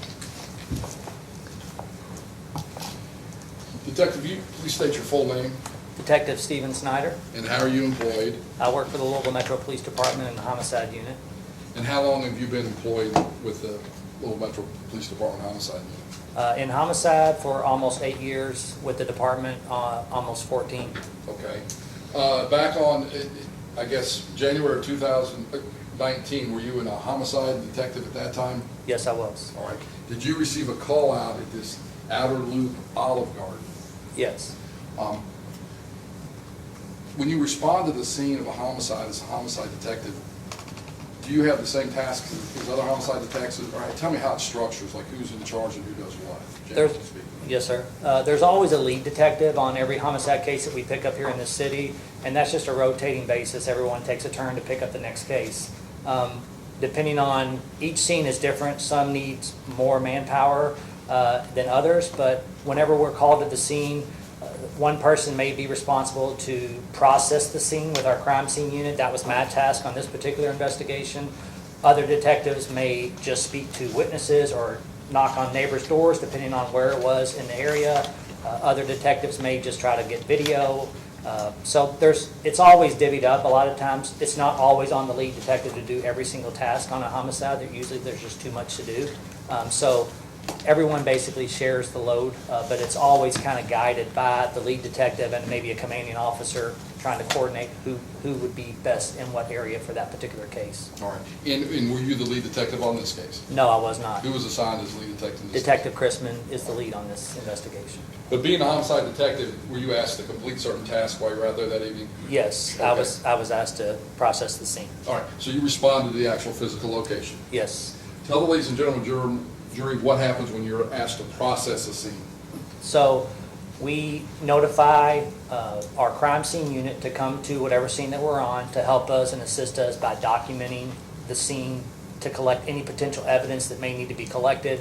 And they do that by videoing the scene first, just a raw video from start to finish of what we would consider the scene of the incident. They then take overall photographs of the scene and any potential evidence that may be collected, or to kind of get detailed close-up photos of a particular item. They then mark those particular items. If we're going to collect something as an evidence item, as an exhibit, they will then mark those items, take another set of photos with the markers in place, and then go behind that and actually physically collect any potential evidence so that they can then process that. They take it back to their office, take more photos, and then they eventually package that in evidence folders or envelopes, and then take it to the property room to contain it there. All right. Did you collect any evidence, or were you standing there when you directed CSU to collect any evidence there at the scene of the Olive Garden? Yes, we collected 3 items of evidence from inside the Olive Garden. One was a spent 9mm shell casing, meaning the weapon that fired this bullet, it ejected out a casing and it was on the ground inside the restaurant. So we observed that, we collected that. We also collected a projectile, which is the actual bullet of the cartridge. There was a projectile laying there in the floor also. And we also collected like a floor mat, similar to what we see here on the floor here, that had suspected blood on the floor mat. So we collected those 3 items. All right. And when you collect them, this is why we've got some time here for Mr. Everett. Sure. Look at envelopes. What do you do when you collect it? Tell us, how do you preserve this for like 4 years later and we have to show up at trial? Well, really that would be the crime scene unit would take the lead on actually picking up an item like a projectile or a shell casing. But ultimately they would systematically, glove up, and depending on the piece of evidence, they may use a Q-tip or something like that to actually pick up an individual shell casing. They put it in an envelope, it's sealed and taped up, and then brought back to their office where it gets this look right here. They put evidence vouchers on it so they can keep track of it in our property. And I'm going to show you what's been marked Commonwealth 4 and 5, and what do these appear to be? Those are evidence envelopes. All right. And on the evidence envelopes, on the front of them at least, you put things like the location of where it happened, like might be Olive Garden or Outer Loop. Yes, sir. And the CSU technician who gathered the stuff up, and who's the lead detective, those things on it. So when you go to retrieve this, whether it's 6 months or 6 years later, I guess, you know what you're looking at? Yes, it's documented so you can keep a chain of custody on that particular item. All right. I'm not going to run with them, but I'm going to approach you, give you some scissors, and I Sure. would ask you, if you would, open Commonwealths 4 and 5.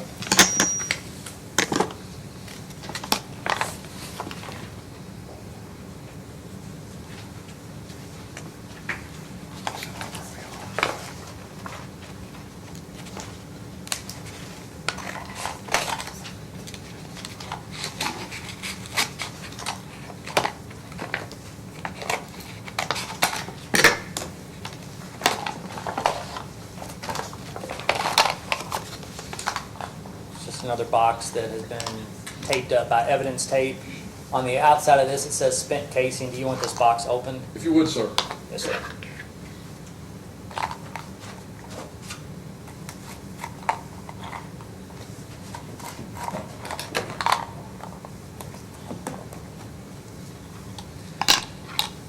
It's what looks like a silver-looking spent casing right here. All right, and if I approach. Some small things. Sure.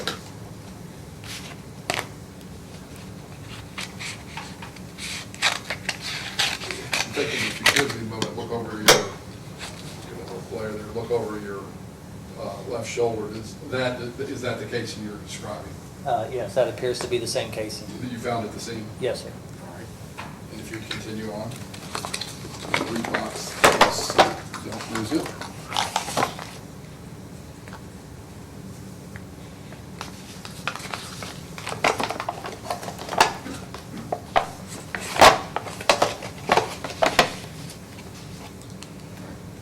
So this is another sealed envelope, which was in this one, and it's still sealed.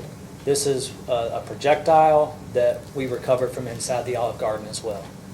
All right. And although it'd be a little more difficult to display given the packaging, the light we're catching, I'm going to do it this way. And does this appear to be, when you say, what's a projectile? Projectile, if you think of what a bullet, a gun would shoot through its chamber, this is the end piece, the lead or the end of what goes in this spent casing. So there would have been gunpowder in this at one point, and then this projectile is what's machined into the casing and what completes a bullet that a gun would fire. So that's a projectile. All right. If you would rebox that. Okay, so, yes. Or rebag that so we don't misplace it, I would appreciate that. Sure. And at the time when you're tasked to gather evidence, do you always know if there's someone in custody or someone that needs to talk to, or are you just gathering, what makes you decide to pick up things there at the scene? Well, it's, we're conducting an investigation where someone was shot. It would be reasonable to assume that this is evidence that would be important to any investigation. So we look at the projectile, we look at the casing. A lot of times we would have already walked through this and looked at what was going on and considered that this would be a valuable item for investigation purposes. So kind of a common sense issue really, that you had a shooting, here's a shell casing, here's a projectile, there's blood. This is important items to note and to collect. You have it if you need it. Yes, sir. All right. In addition, while you were there, I know Detective Barnes was here earlier, said that there were a lot of folks in there. Do you often conduct interviews when you're investigating homicide cases? We do. Did you interview anybody in this case? I interviewed 2 employees of the Olive Garden that were in the restaurant at the time. Okay. And when you interview someone, how do you preserve that or get that to your lead detective? Well, we either record it and make notes with our notebook, and then we would take that information, put it in the form of an investigative letter to document who we spoke to, when, and maybe what they said, and a summary of what they said in most cases. And then there's always usually an audio recording. Today we have body cameras to record conversations of that. So it's preserved in that form of fashion. I write an investigative letter, and then that gets sent to the lead detective so that she or he can put that in their case file to present the case down the road. All right. And did you produce an investigative letter in this case? Yes, I did. And does this appear to be it? Yes, it is. All right. And on these letters that you all produced, you would have who prepared them, which would have been? Myself on this one? And do you also record who's in charge of the case in that? Yes, it's listed there. All right. And is this in fact the two-page letter you submit to the lead detective in this case? Yes. All right. Having completed that task, did the lead ask you to conduct any other tasks involving the investigation of the homicide there at the Olive Garden? Yes, sir. And what was that? There was also a vehicle that was a part of this investigation that was observed there on scene in the parking lot of the Jefferson Mall and the Olive Garden area. This vehicle, there was a search warrant that was conducted on this vehicle. All right. Did you observe it there at the scene, or you were getting Yes, that? I did. I saw the vehicle in the parking lot. And you were going to take a look inside the vehicle? Well, we looked at the vehicle. Right. Yes. And then you obtained a search warrant at some point? Yes. All right. And before you get there, did you take some photographs of what you did that day concerning the vehicle? We had CSU, like I said before, how they take photographs of the scene, the crime scene. We consider this vehicle to be in relation to this homicide investigation. So yes, there were photographs taken of this vehicle as it's set there. I'm going to approach you and show what I've marked Commonwealth 6 through 10. Okay. And ask you to take a look at them. Okay.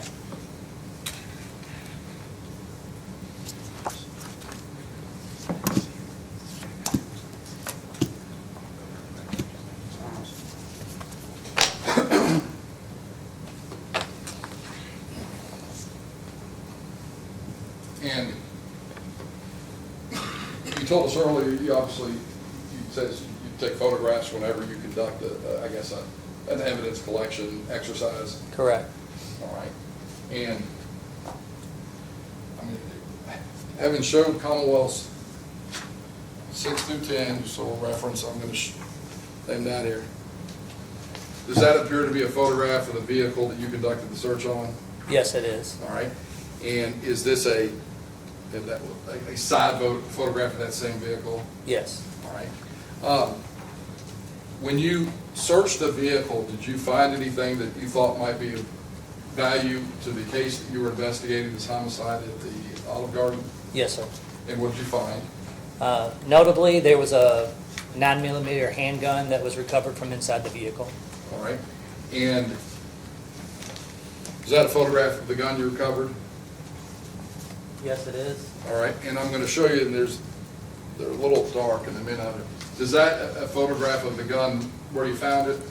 Yes, you could actually see the weapon on the front floorboard passenger side of the vehicle just by actually looking through the window without opening a door. We observed the vehicle, the gun in the vehicle. And did you have a further picture of, I guess, in pseudo also, but just a little further away? Yes, just another reference. All right, they're kind of hard to see there. Your Honor, Commonwealth would move to enter and publish Commonwealth's 6 through 10. No objection. All right, so admitted.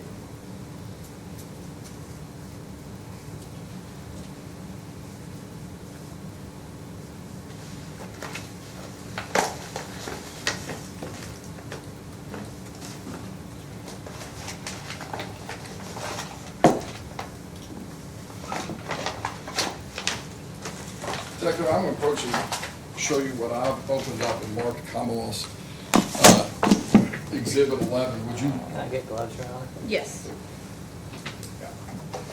I'd ask you to look at the exterior of that envelope and the information on it, and then look into it. And when you're done doing that, I'm going to ask you some questions about what it contains.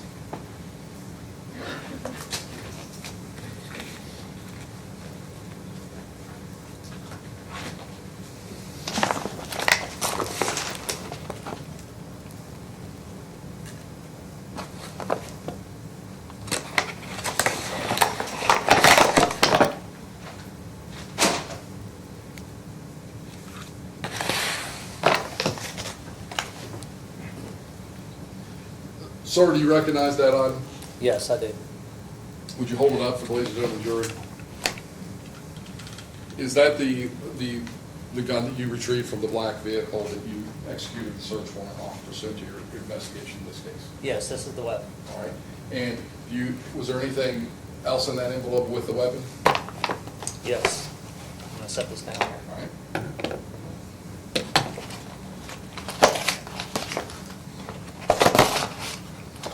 Also is what would be considered a magazine that holds the projectiles, the bullets inside the weapon, which is then loaded through the bottom of the weapon here. You would put it in there and then charge the weapon, and that would feed what this package is, are live rounds that were also recovered from the gun when we collected it. So you have bullets, the magazine, and then the weapon itself. When you said charge the gun, can you explain to the ladies and gentlemen what charge the gun means? Some who are familiar may know, but in terms of... Sure. Simply put, if I had the weapon here in this hand and I were to slide the magazine up into the well chamber right here, if this was back, if this was forward and I put that in there, a bullet would not automatically just jump up into the chamber. You would have to charge the weapon to actually get it prepared to actually fire the weapon. And charging the weapon, you would take this portion here, the top slide, rack it back, and then let it go. And then that would actually bring one of the bullets from the magazine up into the barrel of the gun and set it ready for firing. So depending on each weapon has either, some weapons have safeties, others do not. Just different kinds of weapons are made differently. But ultimately charging is charging the top to put a bullet in its place in the front of this gun in the top chamber here so that it can be eventually fired if one needed to. All right. Does that weapon have safety on?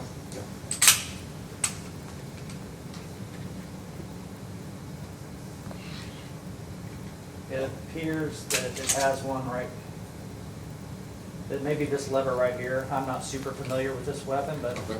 If you don't know, you don't know. That's fine. yeah, it appears that it has something on it. All right.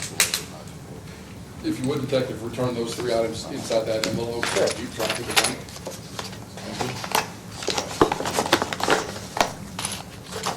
Detective, you told us about going to the scene, about the other evidence there, about interviewing two of the employees there, about a search of a vehicle, and about a retrieval of the weapon and the ammunition therein. Did that conclude your activities in this case? Yes, sir.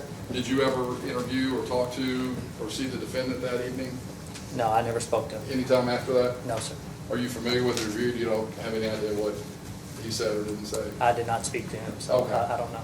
Then I won't ask you any questions about that then. Your Honor, I don't have any further questions. Mr. Eggert? Yes. Sir, you stated you found one casing and one bullet, is that correct? Yes, sir. And obviously, when a semi-automatic is discharged, it ejects a casing, correct? Yes, normally it should, Eject a if it casing. functions properly, yes, sir. And so you found a single casing and you found a single projectile, correct? Yes, Which would be consistent with one shot, that is, correct? that is correct. All right, now you've talked about executing a search warrant and locating this gun, all right? I want to ask, you just didn't happen upon the vehicle, correct? No, I didn't. The vehicle had already been secured and detained by officers that arrived on scene. So when I got there, the vehicle was already kind of under the watch of the police who already had it there in the parking lot. Well, you executed a search warrant, correct? That's correct. Right. And the affidavit in support of the warrant said that the defendant told police the gun is under the seat. That's what the affidavit said attached to the search warrant you executed. That's correct. Would that be correct? So, in other words, the defendant says the gun's under the seat when he's detained, and later you all executed the search warrant to recover the gun that the defendant already told you was there, correct? Correct.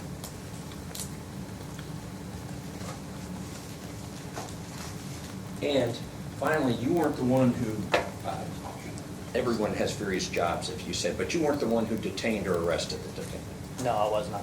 Right, so you don't know the circumstances of that at all, correct? No. Nothing further. Your Honor, we have no redirect. Okay, We would, go ahead. Are you moving to admit something? yeah. Usually we wait for the end, but yes, I moved to admit all marked and stickered exhibits, which would be common laws 1 through 11 at this point. Any objection? No. I think everything was in except for 5 and 6, or 4 and 5. All right, so admitted. All right, Granted. Your Honor, we call Dr. Springer to the stand next, and may we approach? You may. Detective, you may step down. Thank you.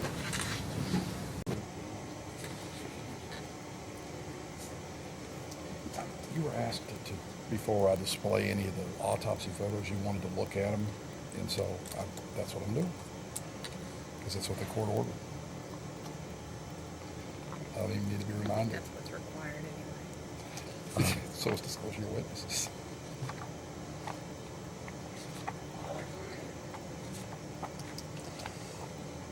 All right, Judge, this is what we would request.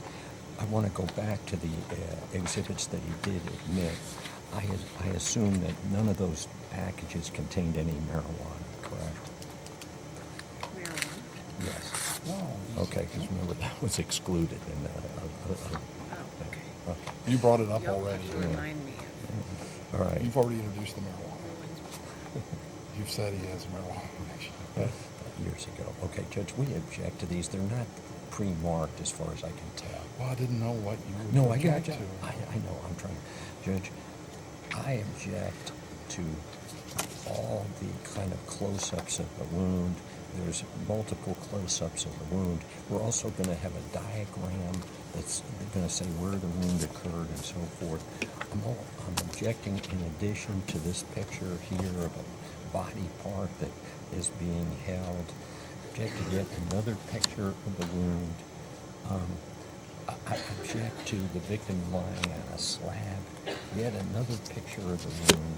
More bloody pictures of the wound. Yet another picture of the wound with the defendant's face visible. Another picture of the wound with the face visible. This victim's face. Another one with the wound victim's face. I think they come over one, and yet another one of the wound, and finally There are a lot this. of photos. Yeah. Well, right, it's anticipation of, again, I'm not familiar with the court yet, and we'll get it. So, no, I don't need 5 pictures of a whole. I just, okay, well, here's my 5, and I get one end, and I'm not. I mean, I do think obviously the Commonwealth has the right to present this evidence. It is certainly relevant. I don't think any cumulative evidence is necessary. I do believe that would be Right, the Commonwealth certainly thinks that should come in. That shows an exit wound in the back of the body.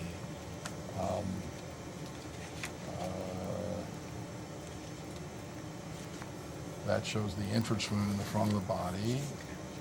The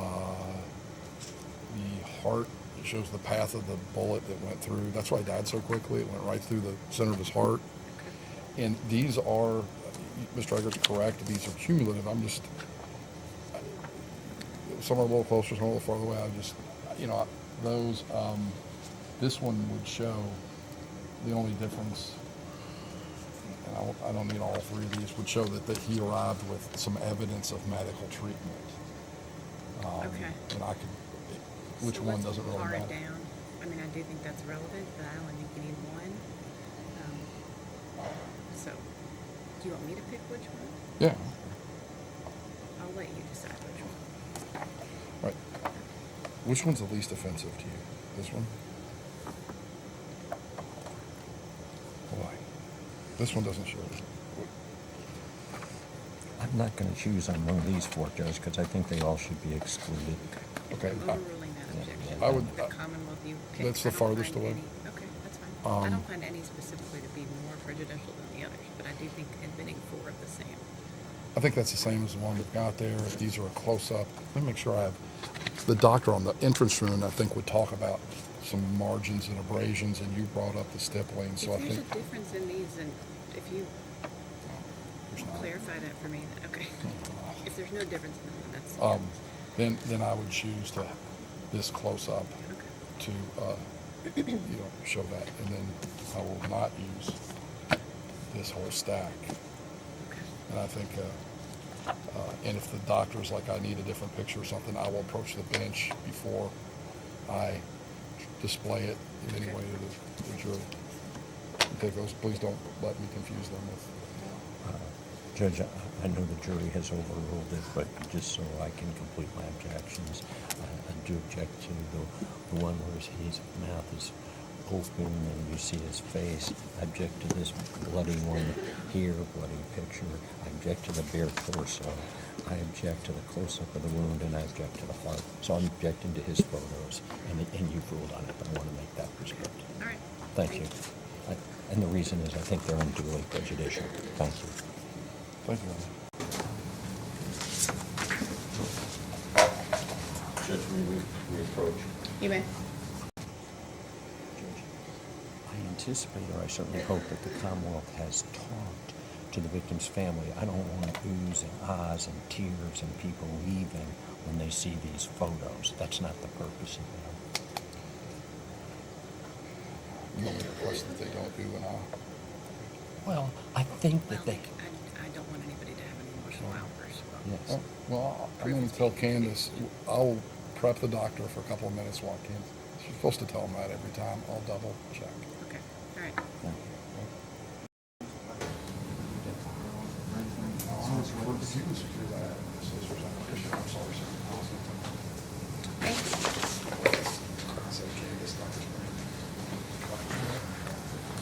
All right, Dr. Springer is the next witness.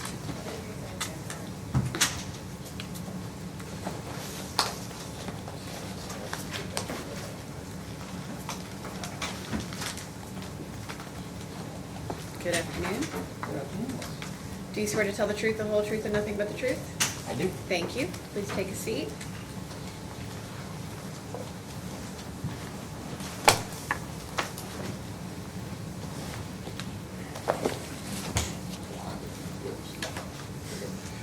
Good morning, or good afternoon, doctor. Good afternoon. Could you please state your full name for the ladies and gentlemen of the jury? Dr. Jeffrey Springer. And Dr. Springer, how are you employed? I am a medical examiner with the state of Kentucky. All right. And how long have you been a medical examiner with the state of Kentucky? 11 years. All right. As a medical examiner, do you have a little bit different pathway upon completing medical school that you go through to become a medical examiner? Every physician has a particular pathway they go through after medical school, which is involvement of residency, which is your postgraduate training. So I did my 4 years of medical school at Drexel University, and then 4 years of pathology residency at Louisiana State University. At that point, I was a pathologist, but I wanted to specialize in forensic pathology, which requires an additional year of training called a fellowship year, and I did that here at the University of Louisville. All right. And is part of your duties as a medical examiner here in the Commonwealth of Kentucky, do you conduct autopsies? Yes. All right. Did you do one in the case of Jose Munoz? Yes. And when you do an autopsy, do you produce a post-mortem examination of the body, kind of a written document? Yes. And in this case, when you do those, do you log them under an ME number? Yes. And in this case, did you produce one under ME-19-0205? Yes. In addition to the post-mortem examination of the body, do you also, I guess, reach a final conclusion, or, excuse me, scratch that, a final diagnosis in terms of cause of death when you perform an autopsy? Yes. Did you do that in this case? Yes. And in addition to doing a post-mortem examination and reaching a final diagnosis, do you often conduct toxicology on victims that you have to examine? Yes. And did you do that in this case? Yes. Doctor, I'm going to move and ask you some questions about your report. If you need to, you can refer to it. In your post-mortem examination of Jose, do you examine typically the exterior of the body when you receive someone? Always. All right, and did you do so in this case? Yes. And if you would note, do you have like a 3-paragraph, a written paragraphs under exterior of the body examination report? Yes. And if you would, could you cover paragraphs 1 and 2 for the ladies and gentlemen of the jury? Sure. So the external examination of the deceased individual involves the documentation of clothing, personal effects, facial features, bodily features, identifying marks, scars, tattoos, injuries, and evidence of medical treatment.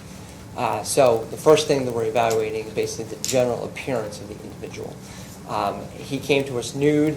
There was a shirt in the bag with him, but it wasn't on him. He did have some medical treatment that we documented, photographed, and then removed. He was I would say, average size individual, 5'8", 176 pounds, looked the stated age of 25 years. All right. And you talked a little bit about your documentation. I'm going to stop you right there before we go further report. I'm going to show you what's been marked columns 12 through 16. All right? And I'd ask you to pull that clip off. Ask you to look through those for a minute, and then I want to ask you some questions about it.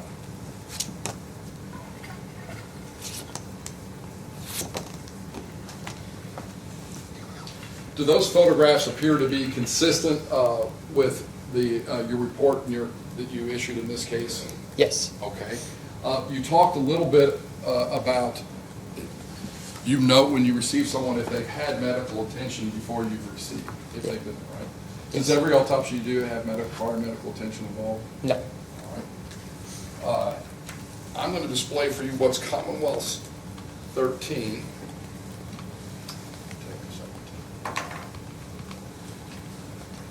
I know we're a little washed out there. You talked about prior medical treatment. What indicated to you in this case that there had been prior medical treatment on this defendant? Excuse me, the suspect. So in this picture displayed is going to be, I can stand up and. Sure. That's fine, yes. You can see displayed the endotracheal tube, the breathing tube in place, backboard. Those are typical things that we often see with individuals who have had resuscitative efforts. I think there is an IV catheter in his left elbow region as well. So just some examples. Some have more, some have less.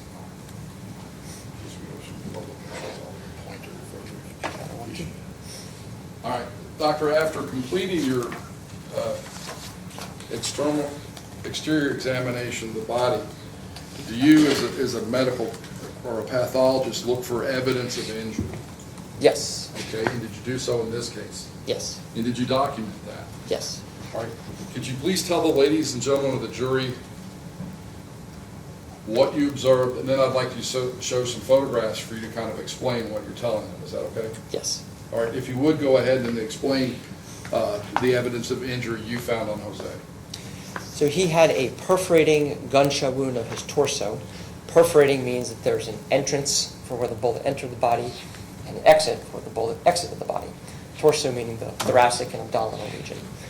This bullet entered on his left upper thorax and then passed through his skin and soft tissue there, entered the left thoracic cavity where his left lung is and hit that left lung, and then passed through the left side of the heart called the left ventricle of the heart, and then hit the diaphragm on the right side, passed through his liver, and then passed through the soft tissues over on the right lower side of his body and exited out of the skin there. So we're entering here, exiting here, and hitting multiple organs as we go through them. So it's going downward and left to right. During that process of hitting those organs, there's blood loss that occurs, and the blood loss is the mechanism by which he's dying. So there was about 1.6 liters of blood that we estimated in the left thoracic cavity, and a little bit of blood on the right side, and a little bit of blood in the abdominal cavity. Keep in mind, of course, that with two holes, there's also blood loss that's going to occur outside of the body that I'm not able to document at the autopsy. All right. And given the wound track, in a very gross measurement, do you have how many inches off the ground? Could you, can you step around just a second? Yes, you may. I understand you gave us some other directions, but if we're looking for up to down, can you kind of use me as a, So, up to down, meaning head towards the feet. So this is just the general, based upon the individual's anatomic position, the general discussion that we use for giving direction. So primarily up, meaning higher up in the body, down lower in the body, and then also from the left side of the body to the right side of the body. It'll actually go a little bit back too, since it's entering here and coming out here, so you see how it's a little bit more from front to back. But that's not the primary direction. The primary direction is that downward and left to right. and as if the wound enters here Yes. and exits Comes out. back there? Yes. All right. Thank you, doctor. If you'd return to the stand, we'll place this back up here. Do you think with some photos that you were taking help you illustrate what you're talking about entrance wounds and exit wounds, photos you took there at the examination? Would that help illustrate it to the jury, do you believe? Always. All right. You correct me if I'm wrong, but to kind of focus us here, I think I'm going to start with what is an entrance wound, okay? And if I'm incorrect, let me know.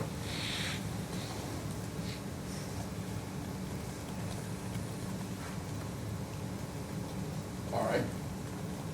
And can you tell us what we're looking at there? Sure. So you see the medical treatment has been removed, and the blood that is there or that was there has been washed away to make it more clear what we're looking at. This photo appears to be somewhat washed out. I'm not sure if it's the projector, but you can see the hole right here is where the bullet enters. So that is the entrance wound. Now, when a bullet comes out of a gun, there's other things that come out besides the bullet, primarily flame and gases and gunpowder, both burned and unburned gunpowder. Depending on how close that muzzle is to the skin, you may or may not see some of those products. In this case, we are seeing this blackness here is soot, and we can't see it, but there's real tiny abrasions, punctate abrasions that are called stippling. This results from the unburned gunpowder hitting the skin around the wound. They're not displayed here on this picture. Hopefully on the next picture, the closer up one, we see those. But they would be surrounding the wound. And because of that, those things with burned gunpowder, the unburned gunpowder, only make it a certain distance. So the further away that muzzle gets pulled from the skin, the less likely you are to see those, if at all. So the presence of those and the tightness of them around the hole being where the bullet entered, tells us that this muzzle was fairly close to the body. All right. And doctor, I'm going to show you what's been marked Commonwealth 16, I think. And forgive my government technology that's not very good to display, but does that appear to be a close-up of this, the entrance wound you're talking about? Yes. Does it better display the characteristics of soot and stippling than the further away photograph? Yes. Could you point us where's soot and where's stippling? So here's your hole where the bullet goes in. Most bullets, when they pass through the skin, actually abrade the skin or scrape it a little bit around the hole. And that's what this is here, this pink abrasion right here. And then, again, if the muzzle's close enough, things get deposited or leave additional marks on the skin. And that's what we're seeing here. This wide band here has burned gunpowder, which is the black soot. It has unburned gunpowder, which is the stippling. Little dots that are seen there, and some of those dots are actually burned gunpowder as well. So we have those three components that are coming out of the muzzle and hitting the skin as well. And again, I can look at those, and I can't tell you exactly how close, because that would have to be done by taking that exact same gun with the same kind of projectiles and shooting it at various distances from the same kind of material, some kind of replica of skin, to see what type of pattern it makes, and then you can tell exactly what distance it would be. But generally, this is a distance of very close, so just within a couple of inches. And for the soot, there's a couple of inches. Is there a rule of thumb for the stippling, how far away it might be for stippling? Soot you can see out to about 8 to 12 inches. The stippling begins at a centimeter and it continues out to up to 36 inches, again, depending on the projectile, the gun, the amount of gunpowder. So we know we're within, we can say as a matter of science, we're within maybe 8 inches. At least, yes. I would say a lot less than 8 because of the fact that the further away you go, the more the soot pattern spreads out. Right, and you talked a little bit with us about the wound track. Did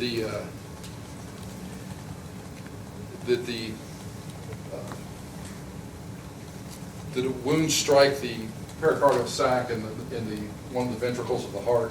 Yes. Okay, and if you look at the display behind you, can you explain, ladies and gentlemen, kind of looking where it came in, where it went through the wound path in that heart? Yeah, so this is the top of the heart, or the base of the heart, and this is the bottom, or the apex of the heart.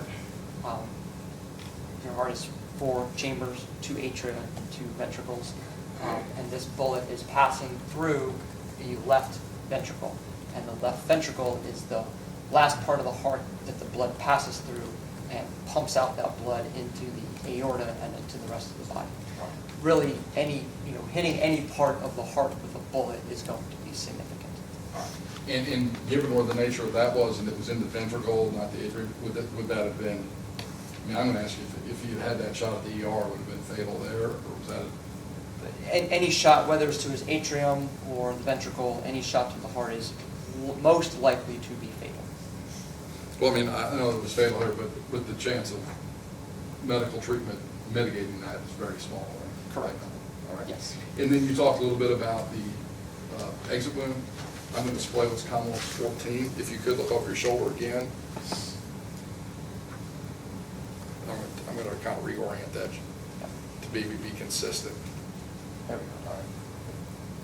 So he's now lying on his belly on the table. The table's down here. So here's his backside. And this is his exit wound. So we are on this lower right side, what I call the lateral torso, basically the lower side of his body. And that's where it's coming out. Exit wounds typically have a very different appearance from entrance wounds. They typically look more irregular. They're not going to have that soot stippling if that were to be present. They're certainly not going to have that. So in this case, it was very easy to distinguish the entrance versus the exit. Doctor, thank you. And if you'd have a seat there. What's that? 12 through 16. 12 through 16. Judge, we moved to enter and publish 12 through 16. Any objection, other than what has previously been discussed? No, Judge, no. All right, so admitted. Beyond that. Thank you. Mr. Eggert? Tom, I got a few. Oh, I'm sorry. Getting long-winded, but I'll get there, Your Honor. As a medical doctor, you're familiar with maybe the effects of certain drugs or street drugs might have on someone's behavior? Yes. Because they can make you become aggressive or crazy or those kinds of things, right? Many different things, yes. All right. When you get someone who's you're doing an autopsy on, you've talked about that you send off blood, or you send off for toxicology, right? Yes. Did you do that in this case? Yes. And when I say toxicology, could you describe for the ladies and gentlemen, kind of the process of how you determine getting your samples and how you send that off to determine if somebody has anything in their bloodstream or otherwise? So in every deceased individual that comes through the medical examiner office, we will send blood, urine, and vitreous humor as it's available for toxicology testing. The blood is usually the most important, as it tells us what was in the person's system and what they would have been under the influence of when they died. Urine is helpful to potentially show us metabolites of drugs that they would have used in the past, but urine is not always available. And the vitreous humor is the fluid in your eyes. You have about 4 to 8 milliliters of fluid in your eyes. We extract that, and that can be used for testing primarily for alcohol. And usually that's available, but sometimes as people start to decompose, that becomes less available as well. So that's why I say as available to us, we'll use the blood, urine, and the vitreous humor. All those specimens are collected, boxed and sealed up, and sent to a forensic toxicology laboratory in Indianapolis. They do all the testing, and we get the report back from them, usually in a couple weeks, and do the interpretation at that point. All right, and did you get results back in this case? Yes. In this case, it would test for methamphetamine, Yes. cocaine, Yes. fentanyl, Yes. heroin, Yes. LSD, Yes. mushrooms? No. We have to No? do a different panel for that. All right. Things that would be in ecstasy, things like that? Yes. All right. Test for all the common street drugs, right? I would say most of the common street Right. drug tests. And the blood would tell us what he's under, what a person might be under the influence of, and the urine could say what he might have been under the influence of before. Yes. Okay. What were the results of the tox that you did on Jose Munoz? So we sent off for a panel called the Drugs of Abuse panel, which covers most of those drugs. And his drugs of abuse panel was negative. So for all the things in that panel, there was nothing found in his blood and nothing found in his urine either.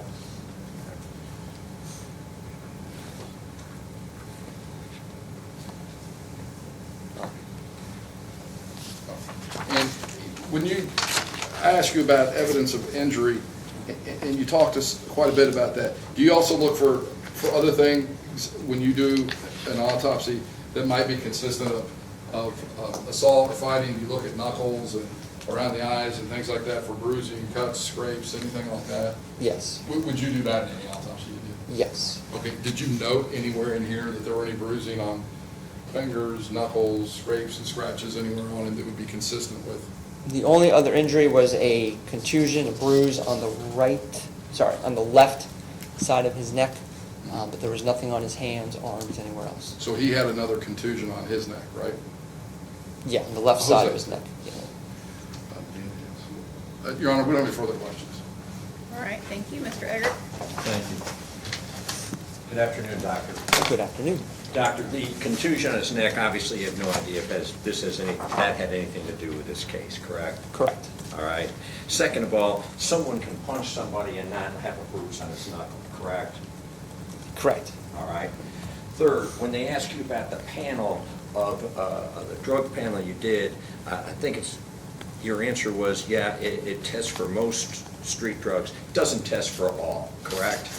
Correct. There's a lot more drugs out there, both prescribed and on the street, although, again, less things on the street that are out there than what we're testing for the DOA, but there are some other things out there. Right, But that the panel doesn't show, correct? Correct. All right, now I think your report showed that Mr. Munoz weighed 176 pounds, correct? Yes.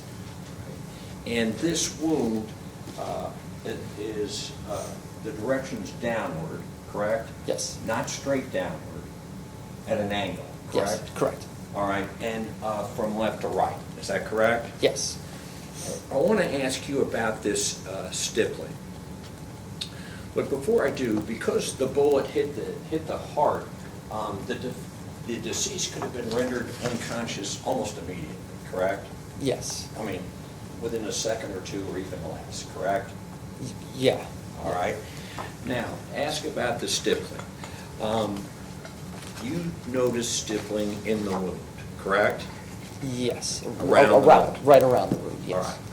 And that meant to you this was, as you said it, close range, okay? Yes. All right? And could that close range been within an inch? Possibly, yeah. Again, I can't give the absolute definitive distance because you'd have to do that pattern testing. But just generally looking at that, I mean, that I would say that is within a few short inches. Okay, within a few short inches. Yeah. So it could have been an inch. Could have been an inch, maybe 2 inches. Okay. I mean, Could have been less than an inch. Possibly. Thank you. Yeah. I got you. You can't tell because there's a test that you could have done, correct? Well, we don't do it. Ballistics. Ballistics does it. To your knowledge, they didn't do it, correct? I have no idea. We'd never follow up on that. Okay. All right, so we got real close range, and I want to ask you, if I can, certainly a range this close, this would certainly be consistent with the deceased being on top of the defendant when the gun discharged, correct? That is one possibility. Yes, we weren't there, we don't know. Correct. But certainly, your scientific report would be consistent with that idea that the victim was on top of the defendant, correct? Yes, it would be consistent. If I could just have a moment.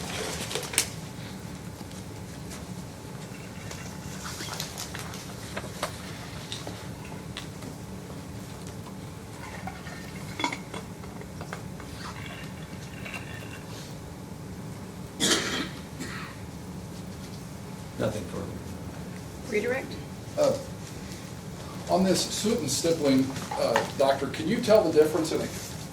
You've said you have certain distances, stippling out to maybe 3 feet, and soot closer than 8 inches could be very close.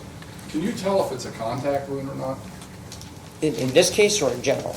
In general, and then I'll ask you about this case. Yeah. Is the soot deposited in the wound when it's a contact wound, or can you not tell us? It may or may not be. With a contact wound, you would just see the soot. You wouldn't see the stippling because all of the gunpowder burned, or all of the gunpowder, all the unburned gunpowder is making its way inside. If you're loosely contacting, you may have that pattern of soot around it. If you're tightly contacting, even the burned gunpowder, the soot is going to go inside the wound. But you won't have, if you're contacting, you won't have the stippling from the unburned gunpowder. In this, do we have, I guess what I'm getting at, do we have that in this case where it's a contact, or do you think it's? It's off the skin. Because Okay. we have the stippling visible, it is off the skin. But it's close to the skin, but off the skin. All right. And Your Honor, may I ask you to step around one more time? Yes. If you could, Doctor. Mr. Eggert, ask you some questions about, and I'm going to make a statement. This wound isn't consistent or inconsistent with anything, or being on top of someone. I want to ask the question a little different way. The wound is consistent with a bullet entering here and coming out here, right? Judge, may we approach? You may.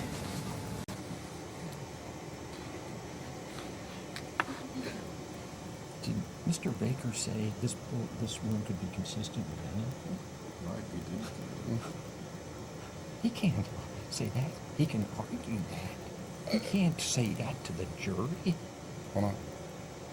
Well, let me. I mean, it's not a I question. won't say it's that a statement again. and an Well, argument.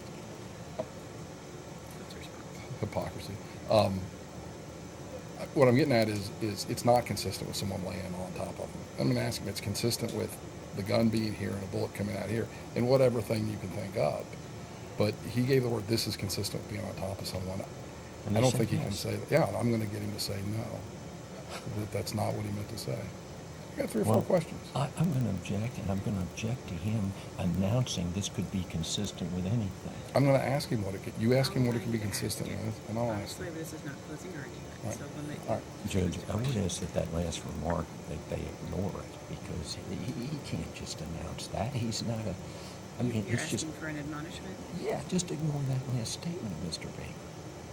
Because I think he just said, I couldn't believe it that he said it, this could be consistent with anything, and not even. Here's what I'm saying is, it absolutely is true that it could be consistent with anything as long as the bullet enters here and comes out. He could have been hanging upside down from a light chandle and shot down. He could have caught a ricochet off a building. He could be laying flat on the ground and do it.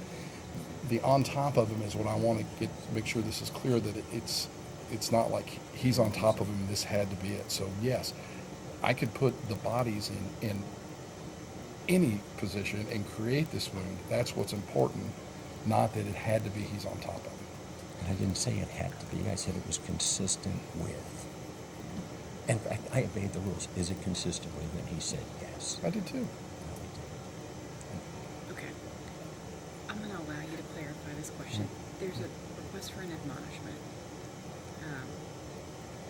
Didn't you want me to admonish the jury to ignore the statement of this could be consistent with Mr. anything? Baker, yeah, ignore Mr. Baker's statement. Okay. Well, I'm gonna, Any response to that? why don't you wait for this? One is, there's nothing I said that should be admonished because it was accurate. The second thing is, let me ask a couple of questions. If we come back up and you still think I've misled the jury, I'll go out and say, this is what I meant to say, doctor, and clean it. I don't understand what he's up. He can't just be the witness. And it doesn't matter whether it's, quote, accurate or not. It's to elicit testimony, not to make statements. Okay, you admonish Let me be- Mr. Baker, when keep I it from heard the him say that statement, I did not interpret it to mean that this could be consistent with anything. I thought it was sarcasm. That's normally me, but that wasn't what I was going for at that moment. Yeah, that's what he said. I'll give you an opportunity to clarify, all right, what you were saying, what you were asking. And then if there's still a request for an admonition, come back up, okay? Doctor, if you step I just want to make sure I'm clear with you. You know, as a matter of science, a bullet entered somewhere on the torso, front torso, traveled left to right and down through the cossack, right? Yes. Any position in the world is consistent with that wound track as long as it puts the gun and the bullet going in that plane, right? Yes. So if the defendant was hanging upside down from a light chandelier and shot down, it created that wound track, that's consistent with it, right? That would be consistent as well. And if you and I were standing in front of each other and I went like that and shot you, that would be consistent mechanism to produce the wound track we talked about, right? Yes. Right, so I think my point was this, that there's not one way to create the wound track that you documented and sent out. What has to happen is the bullet had to be in a position to go in at that angle and come out back. Correct. I don't think I have any further questions from the doctor. Thank you, sir. Would you like to approach? Judge, if I could recross. Yes, you may recross. Doctor, if you could sit down. Thank you.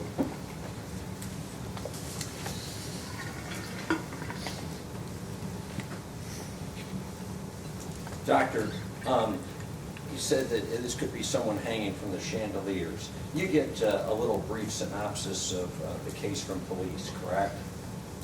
Yeah, in the corner primarily. From the yes. corner. Yeah, and nobody said that anyone was hanging from chandeliers, correct? To your knowledge. They did not. And they did not. And the question I asked was consistent, and it would be consistent with the person being on top of the person who fired the shot, correct? That also is a possibility, yes. And they've talked about, well, you know, all we know is that it's downward and at an angle. But we know a little more than that. We know it had to be, in your words, real close, correct? Yes. Yeah, real close. And in fact, in this particular case, for a layman's term, this is almost, it's not a contact wound, but it's almost a contact wound, correct? It's pretty close. That's how close it is. Yep. Thank you. Nothing further. All right, anything further of this witness? No, it satisfies the comment. Thank you. Doctor, you may step down.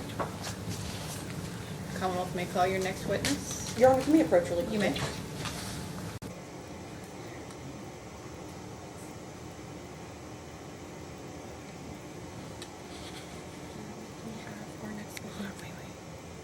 Our next witness is, you know what, might take a while. I don't know if the jury might need a break. Okay, I was just. Who is it? Okay. Okay, so I we'll think she might be on the law, maybe I'm wrong, and we're suggesting a 10-minute break if we could, Okay. and get them, they're in the room, get them lined up and ready to go. When are we adjourning today, Judge? 4. 4, okay. All right, we'll take a break. Okay, everyone, we are going to take a 10-minute bathroom break before we proceed with testimony. So same admonition applies. Don't discuss this case with anyone, including each other. Do not do any independent research and do not form any opinions about this case. It's 2:30 now. If you could please gather back outside at 2:40. Thank you. All rise for adjournment.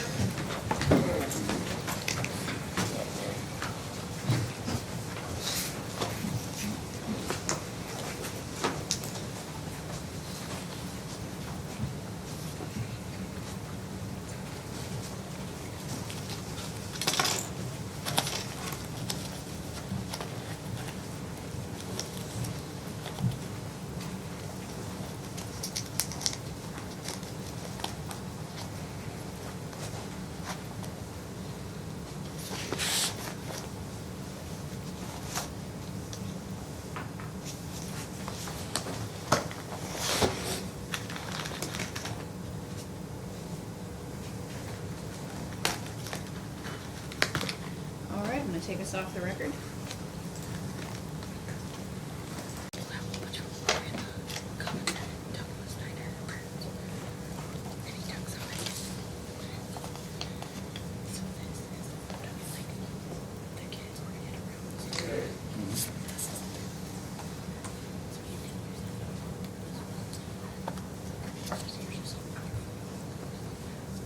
It's the other side.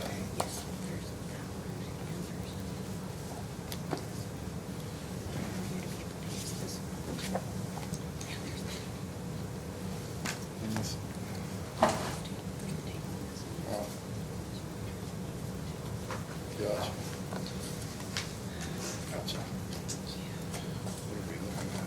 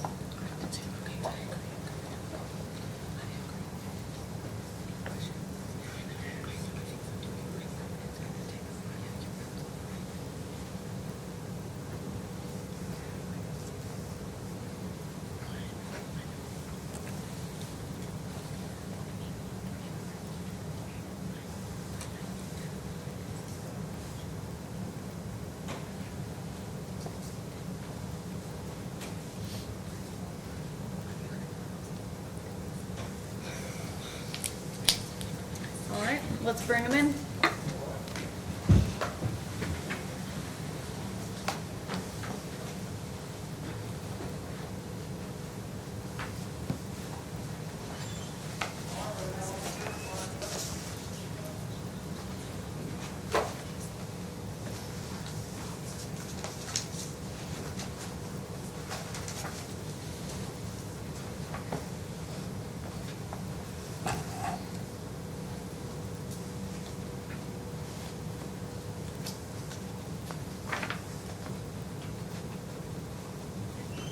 All rise for the jury.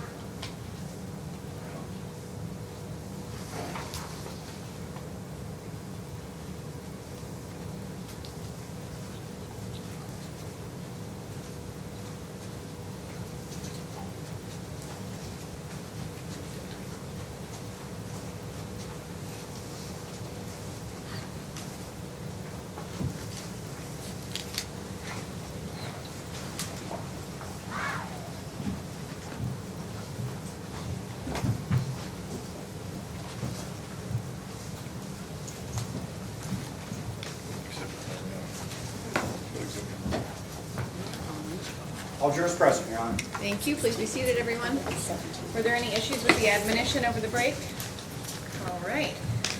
Commonwealth may call your next witness. Your Honor, the Commonwealth would call Perla Flores.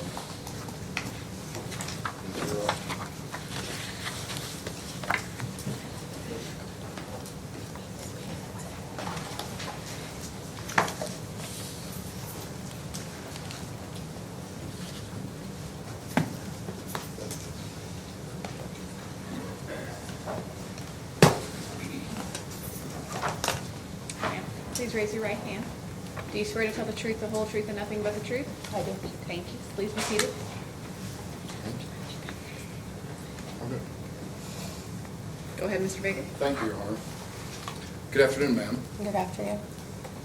Could you please tell the ladies and gentlemen of the jury your full name? Perla Flores Quintero. All right. And how old are you? I'm 28. And you live here in the greater Louisville area? Southern Indiana? I live in New Albany, Indiana.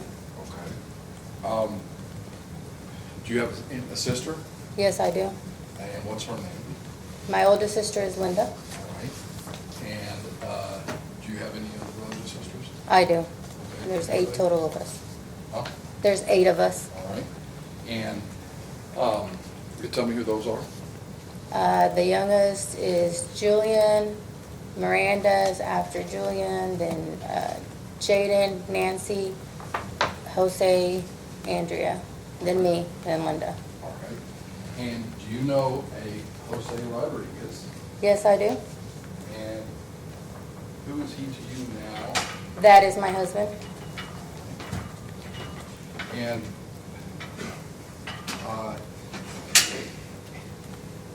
back in, I may need this, back in 2019, were you all married at the time? No, we were engaged. Okay. And did you have some children? Yes, we did together. Could you tell me how many children you had? I had 2 at the time, Okay. And what were their names? Evelyn and Marilyn. Okay. Back in 2019, if you can kind of go back on the math, how old were they back in 2019? Marilyn was 4. She had just turned 4 on New Year's Eve, and Evelyn was just 4 months old. Okay. So you had a 4-year-old and a 4-month-old back in 2019? Yes. All right. Did you know Jose Munoz? Yes. And who was he to you and Linda and Jose Rodriguez? My sister's fiance, and he was a really good friend to me and my husband. All right. And did he go by a nickname or? My nephew was really close to him, and he just called him BBs. BBs? Did you all call him BBs? Yeah, we did. Okay. I'm trying to think of a way to differentiate when I'm talking about Jose Rodriguez and Jose Munoz, so I may refer to him as BBs at the time. That's fine. So you and Jose Rodriguez y'all were engaged back in 2000? Correct. Okay. I want to go talk about the day, or I guess the day before the incident at earlier the day of the incident at the Olive Garden, okay? Were you with Jose Rodriguez, your now husband at the time? Yes. And what were you all doing that day? The beginning of the day, Let me put it this way, did you come in contact with Linda, your sister, and Jose Munoz? Yes, we did. We met up at a car dealership. Okay, what car dealership did you all meet up at? Motor Max, Okay, and where's Motor Max located? Shelbyville Road. All right, and why was it the 4 of you? It was the 4 of us with our kids. Okay, both of you had your kids with you? Yes. Okay. My sister had hers, and I had my 2 kids. So I guess And we also had her dog. And her dog? Mhm. Okay, so the 8 of you, the 4 adults, 4 kids, why did you meet up at the Motor Max on Shelbyville Road? Linda wanted to look at a car because her car was having car issues, so she wanted to get a new car. Okay, and were you all, at Motor Max, did you all find a new car? Or? Yes, after a couple hours, she decided on a car, and she purchased it. Okay. How did she, and now she was the fiance of Jose Munoz, yes. How did they make some arrangements with his car and stuff to be able to purchase this car? I think Jose had sold his car that morning, so she had brought it up to me earlier in the day that Jose had sold his car and was, looking to purchase a new car for her and for himself. Okay, and were they able to, they were able to decide on a car then? They were able to decide on a car for her. He had seen a car as well for himself, but he was going to come back the next day to purchase it because Linda's took a while to fill out paperwork and stuff. So they said, we'll just come back tomorrow to get that car that Jose wanted. Okay. And then having gotten her a new car and him coming back to buy his new car, or thinking about buying his next day, what did you all do at that point when you got the car sorted out? When we got the car sorted out, kids were complaining. They were hungry. We were all hungry. The owner of Motor Max is a really good friend of mine and my husband's, and for referring them, he normally gives out like $100, but that day he's like, here, I'll give you $200, take them out to dinner. Okay. We said, oh, okay, great, dinner's on us, All because right. he handed my husband the money. Okay, so you all decided to go to dinner. Tell me about that process. Where did you all decide to go first? Well, first we went to where we were staying at first, which is my mother-in-law's home. We went to drop off the car that was having car issues and the dog. Okay. After we dropped them off, we decided to go to Red Lobster's. All right. Did you all go to Red Lobster? We went, we checked on the wait, it was like an hour and something.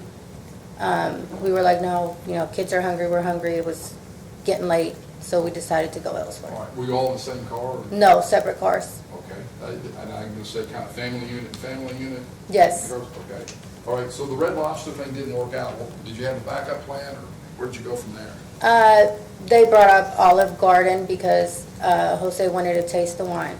All right, did you want to go to Olive Garden? I did not want to go to Olive Garden. Okay. Did you all end up going there anyway? Yes, because I didn't want to seem like a bitch. All right. So I didn't say anything. All right, and do you recall what time of the evening? Was it dark out by the time you all got Yes, here? it was dark and it was raining. Okay. Were you driving, or was Jose Rodriguez driving? I was driving. Okay. And when you got there, who went in? My husband went Okay. inside to ask how long of a wait there was. All right. And at some point, did you all decide to stay there then? Yes, my husband went in to check on the wait. Ho said, we can get you in right away, which took us by surprise because it was really packed in there. He came back outside and said, oh, they can get us in right away. So I get on the phone and tell my sister, hey, they said they can get us in right away. They're still trying to find a parking spot. All right, so y'all were gonna eat there then? Yes, Had you been to that Olive Garden before that evening? yes, I had been there earlier that week. Okay. I want to show you a couple.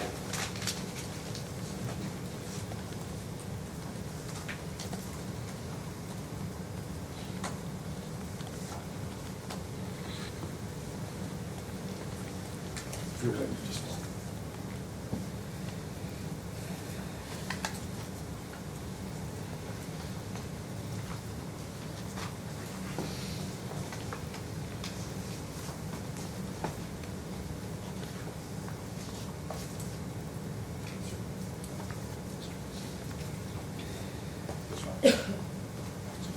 I'm going to show you what's been marked Commonwealth 16, 17, 18. Just want you to look at these photos for a second.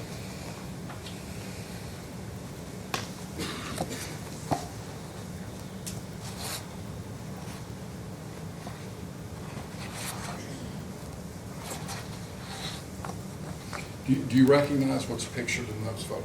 Yes. Okay, if you can hand them back here. We're going to discuss them, I think, at some length soon. Are these photos, some photos of people? Let me ask you this, is that in your eyes? No. Okay, good. I'm going to show you what's been marked Commonwealths 17, 18, and 19, I guess is what I meant to say. Is that down there? And if you, probably if you could kind of turn to your left and look up, does that, I know there wasn't tape there and all that, but is that the kind of the lobby of the Olive Garden there on Outer Loop? Yes. Charlotte, that right? And can you kind of tell me, like, what you see there? Like where the hostess stand is, where the bench where your kids were, that kind of stuff? Yes, the kids were on this bench right here.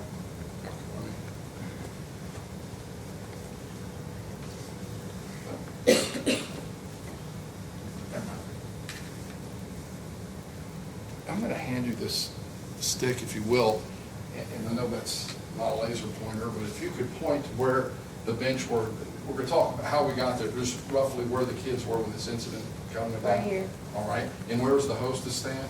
Right here. All right, and now I'm going to show a second photograph. There. And does that also look like the inside of the Olive Garden? Yes. Okay. Is that kind of pointing out the, instead of looking toward the hostess stand, pointing the other way? Yes. All right. And then I'm going to show you one more, and we may come back and refer to these. Is that a kind of a closer up of the bench? And is there a table next to the bench? Yes, right here. Okay. And then the hostess stand, if you point to that one more time, so I'm clear. All right. Thank you. Okay, so we got you all to the Olive Garden, and your husband says, hey, they got a table for us, right? Yes. And did you all go in first, or did you and Jose Rodriguez go in first, or did Linda Flores and Jose Munoz go in first? My husband and I and our kids went in first. Okay. Did you go in first, or was your husband in front of you? My husband was in front of me with a car seat. Okay, so he had the car seat, right? Yes. All right, and when you walked in, you showed us, you pointed to a table at the end of the bench. Where did he put the car seat? On top of that table. Okay. When you walked in, go one back. So I'm sure, it might be easier if I draw it out on a picture, but I'm going to try one more time to look at this. You have you see there's a bench in that picture, and there's like a white towel or something on it? Yes. Okay, where was the defendant sitting the day your husband walked in and you walked in behind him? Right there where the towel is. Okay, was he closer to the wall, or closer to the middle of the bench, or right where? Closer to the middle of the bench. Okay. Did you notice anyone with him? Yes, a white female. All right. Did you notice this before some things happened, or when you went in, or did you not notice him being there until we'll get to it? When we came in after something happened, yes. Okay. So if you,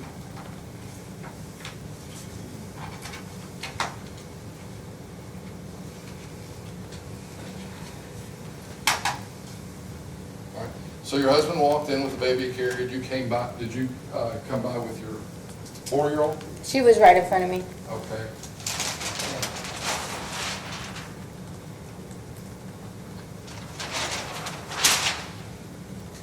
At the time that you and Jose Rodriguez walked in, was there anything said or anything contact with the No. kids at all? Not when me and him walked in by ourselves, no.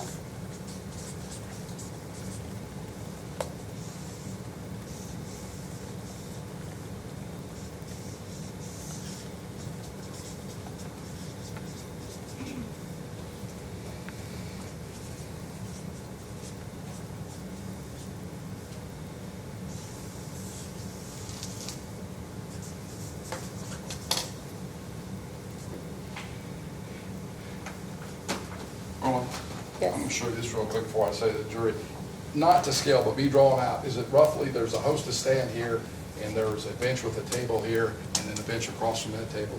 Yes. You look at that, is that sort of? Yes. Okay. And when you came in, where was the defendant sitting? That was kind of Towards the middle of the bench, like, around there. okay.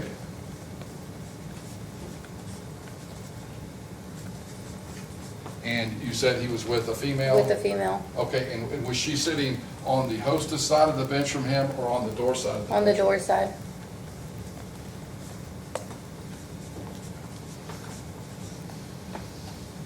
Okay.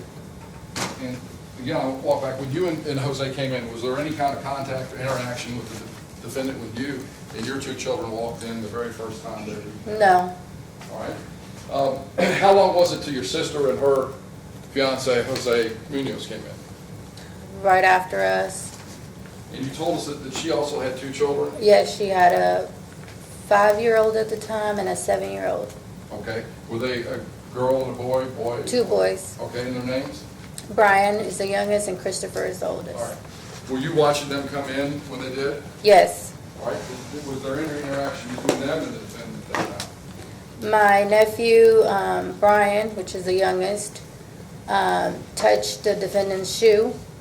The defendant rubbed his shoe and shoved Brian over. When I seen that, I apologized. Jose also seen that. He apologized.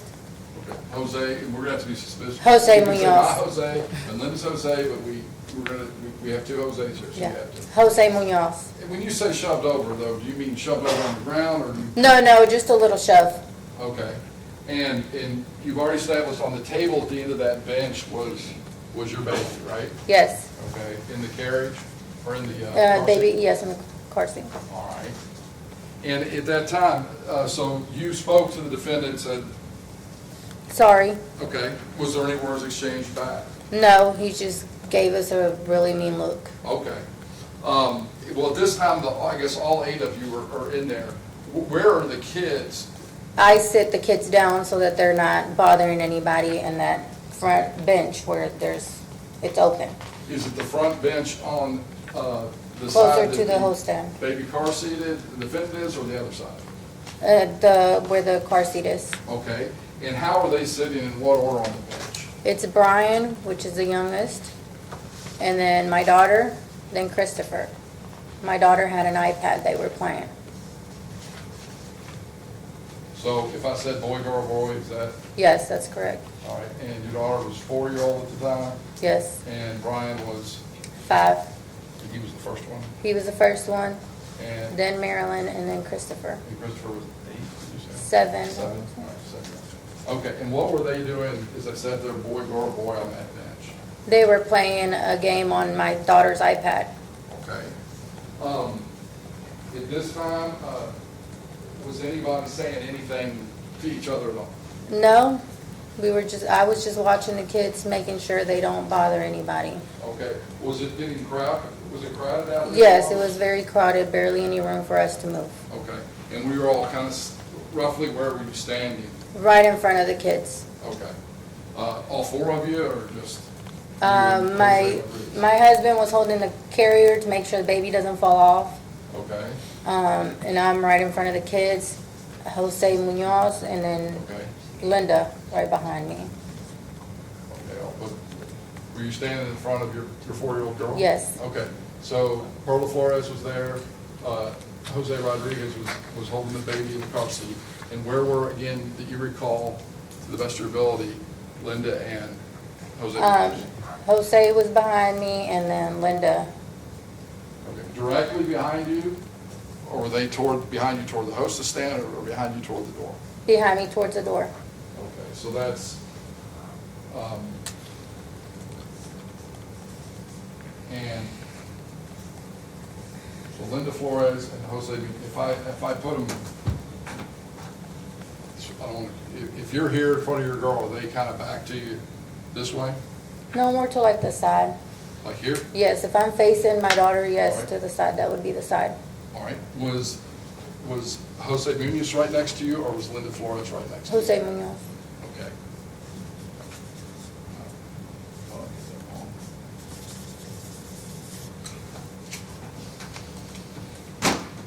So it was you, then Jose, and then Linda, kind of standing in front of the kids, right? Yes. All right. At some point, do the kids get restless or start to change, jostle, or change positions where they're sitting on that bench? My daughter changed positions. Okay. What did she do? Because my nephew, Christopher, wanted to show them how to play the game because they were younger, they didn't know how to play it. So she hands him the tablet. She gets up to where he's in the middle, and as she's getting up, Christopher's kind of scooting over towards where he's in the middle. When she's walking over, there's enough space for her to sit down. I'm watching her this whole time. The defendant pushes her with his forearm with enough force that if I wouldn't have caught her, she would have gotten seriously hurt. All right, well, push with a forearm. Demonstrate how it did. Like this. Okay, is this the thing where she was like sitting in his lap and he sat her down? No, my daughter would never do that. All right. And you personally witnessed this happen? Yes. Okay.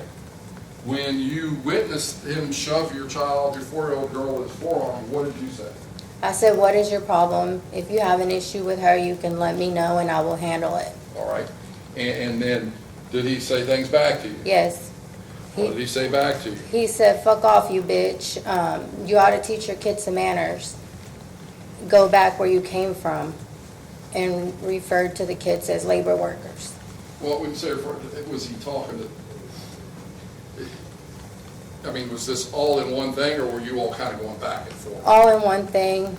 And when he said that, I said, who are you to tell me what to do? And he said, I'll do whatever the fuck I want. I'm sorry. And I'll do whatever the fuck I want. Come near me and you'll see what happens. And I said, what are you gonna do? I said, are you gonna hit me? If so, go for it.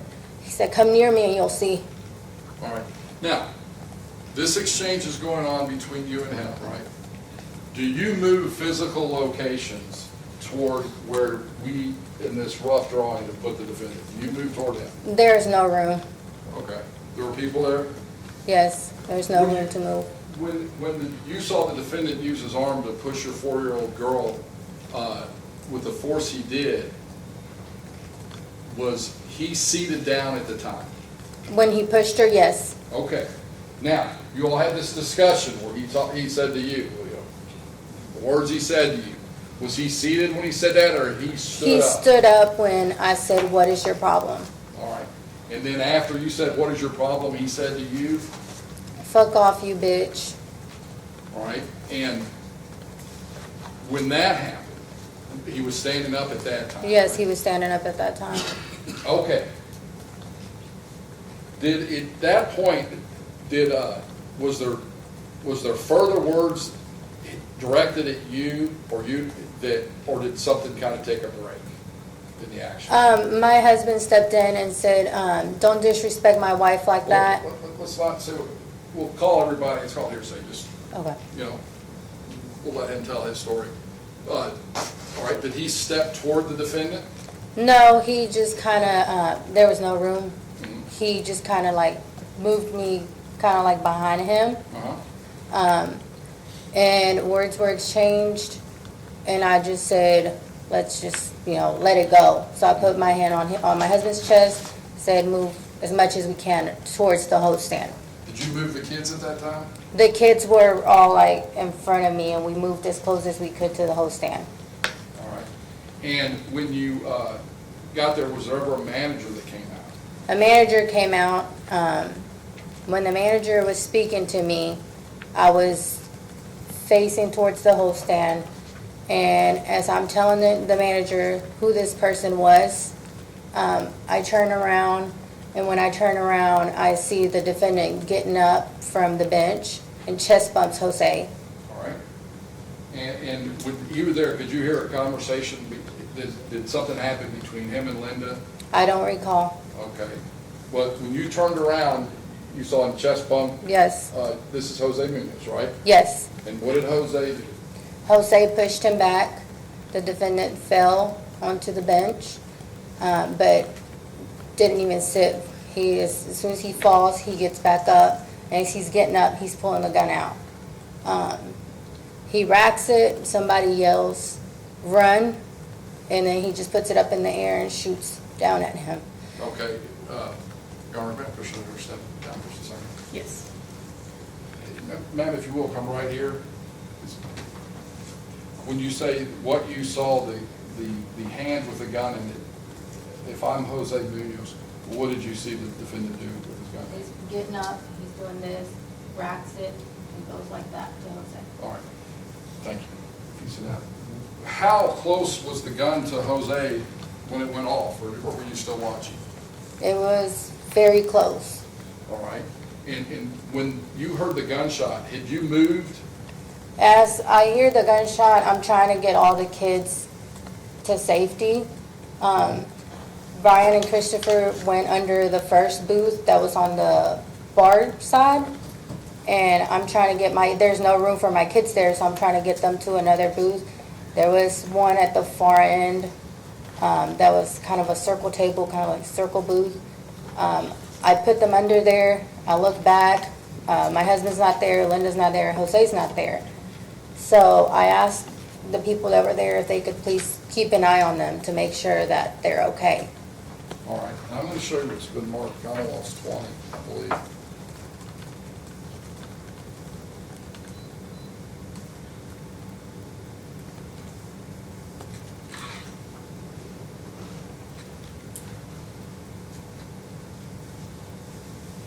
I ask you to look at that. Does that appear to be sort of a further interior portion of that Olive Garden? Yes. Okay.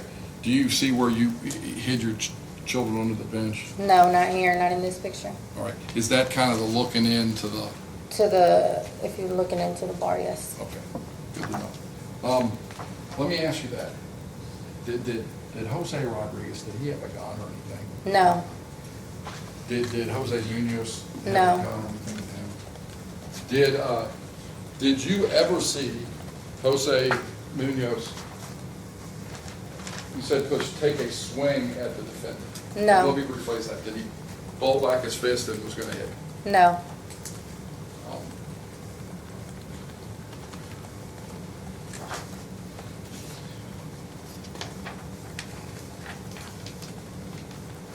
No, Your Honor.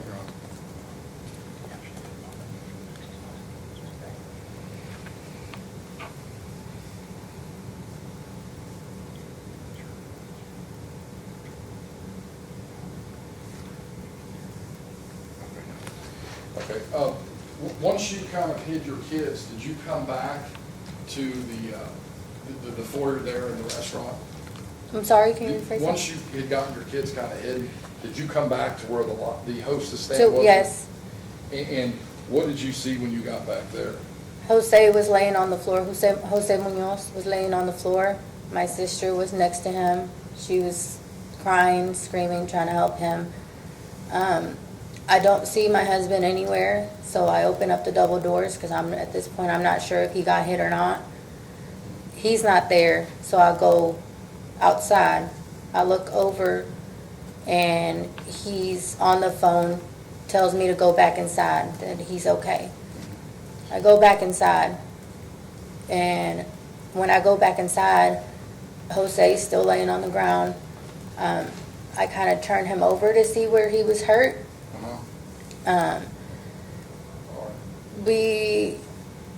At that point, I was kind of like in shock, didn't know what to do. The server's coming with towels, trying to put pressure on the wound.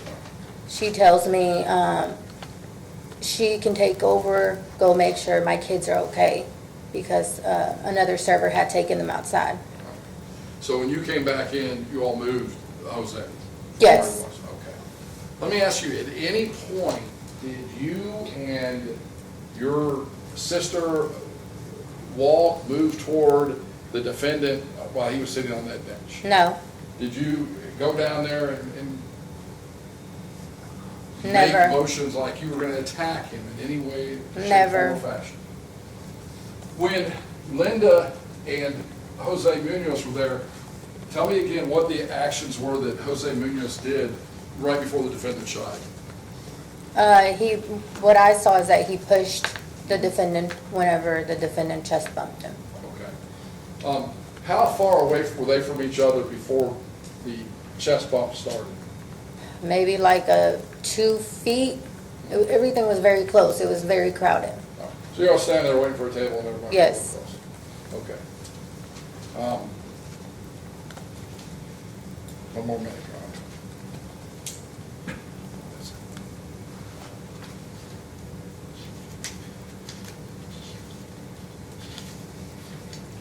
And Perla, did you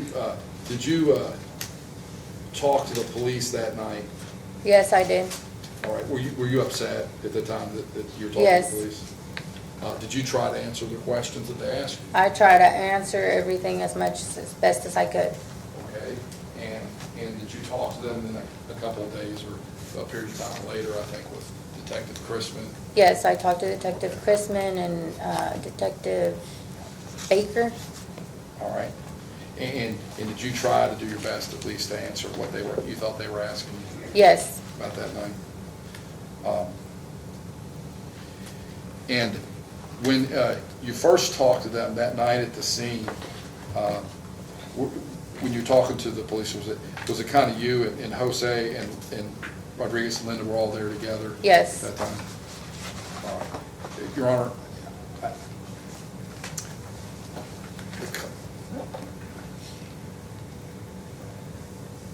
what? Say again. Like what?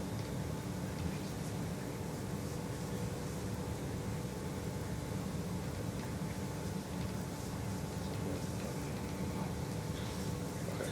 All right. Your Honor, at this time, we don't have any further questions. Okay, thank you. Cross? Judge, may I approach?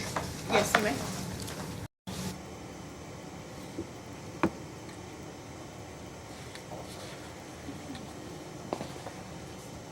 First of all, Judge, I'm sure you recall voir dire when Mr. Baker vehemently objected and said they weren't calling the defendant a racist. They just did. All right? and that was completely contrary to what he represented to you in voir dire. You can't put on testimony like that and then say, we're not saying he's a racist. Second of all, I don't know whether they asked these people if they're here legal, but the way they presented here, we're just for a night out, we got a car, this and that. I want to ask her if Mr. Munoz was here legally, because I think the way they presented this as kind of a Norman Rockwell family. We would object to that. Well, I'm sure they would, Yeah, Judge, it's having not presented this portrait of all this. I'm sure they would. But the way they presented this case, and they did nothing wrong, they're law-abiding, we should be able now to get into that. And I want to just ask, was Mr. Munoz a resident, was he here legally? Because goodness gracious, they presented a totally opposite picture. And they labeled my client a racist when, in fact, they said they weren't going to do that. Here's what I'm going to say. In voir dire, you said the Commonwealth is alleging is racist. Yes. We didn't. We haven't. And I don't know what your problem is. That's but disingenuous. They're putting on witnesses to you're say trying he's a point the racist. finger at me Yeah, we're not while doing a I'm doing voir disingenuous dire, thing. and the personal attacks on attorneys aren't allowed, and that was my objection. No, it Number wasn't. two- It was a lie to the court. Tell- They said No, no. it was not. Yes, it was. No, it wasn't. Okay. When this all happened in Yes. here, and then we'll discuss this, the other issue. What I understood was you made a statement that the prosecution was alleging this. Yes. They wanted clarification that it was not them, it may be the witnesses.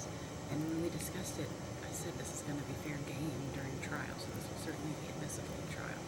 So I think you can get into that with her, and obviously she's already gotten into that. You're certainly welcome to question her about Yeah, that. well, he clearly was alleging my client's a racist, Judge, and he shouldn't have told you he wasn't.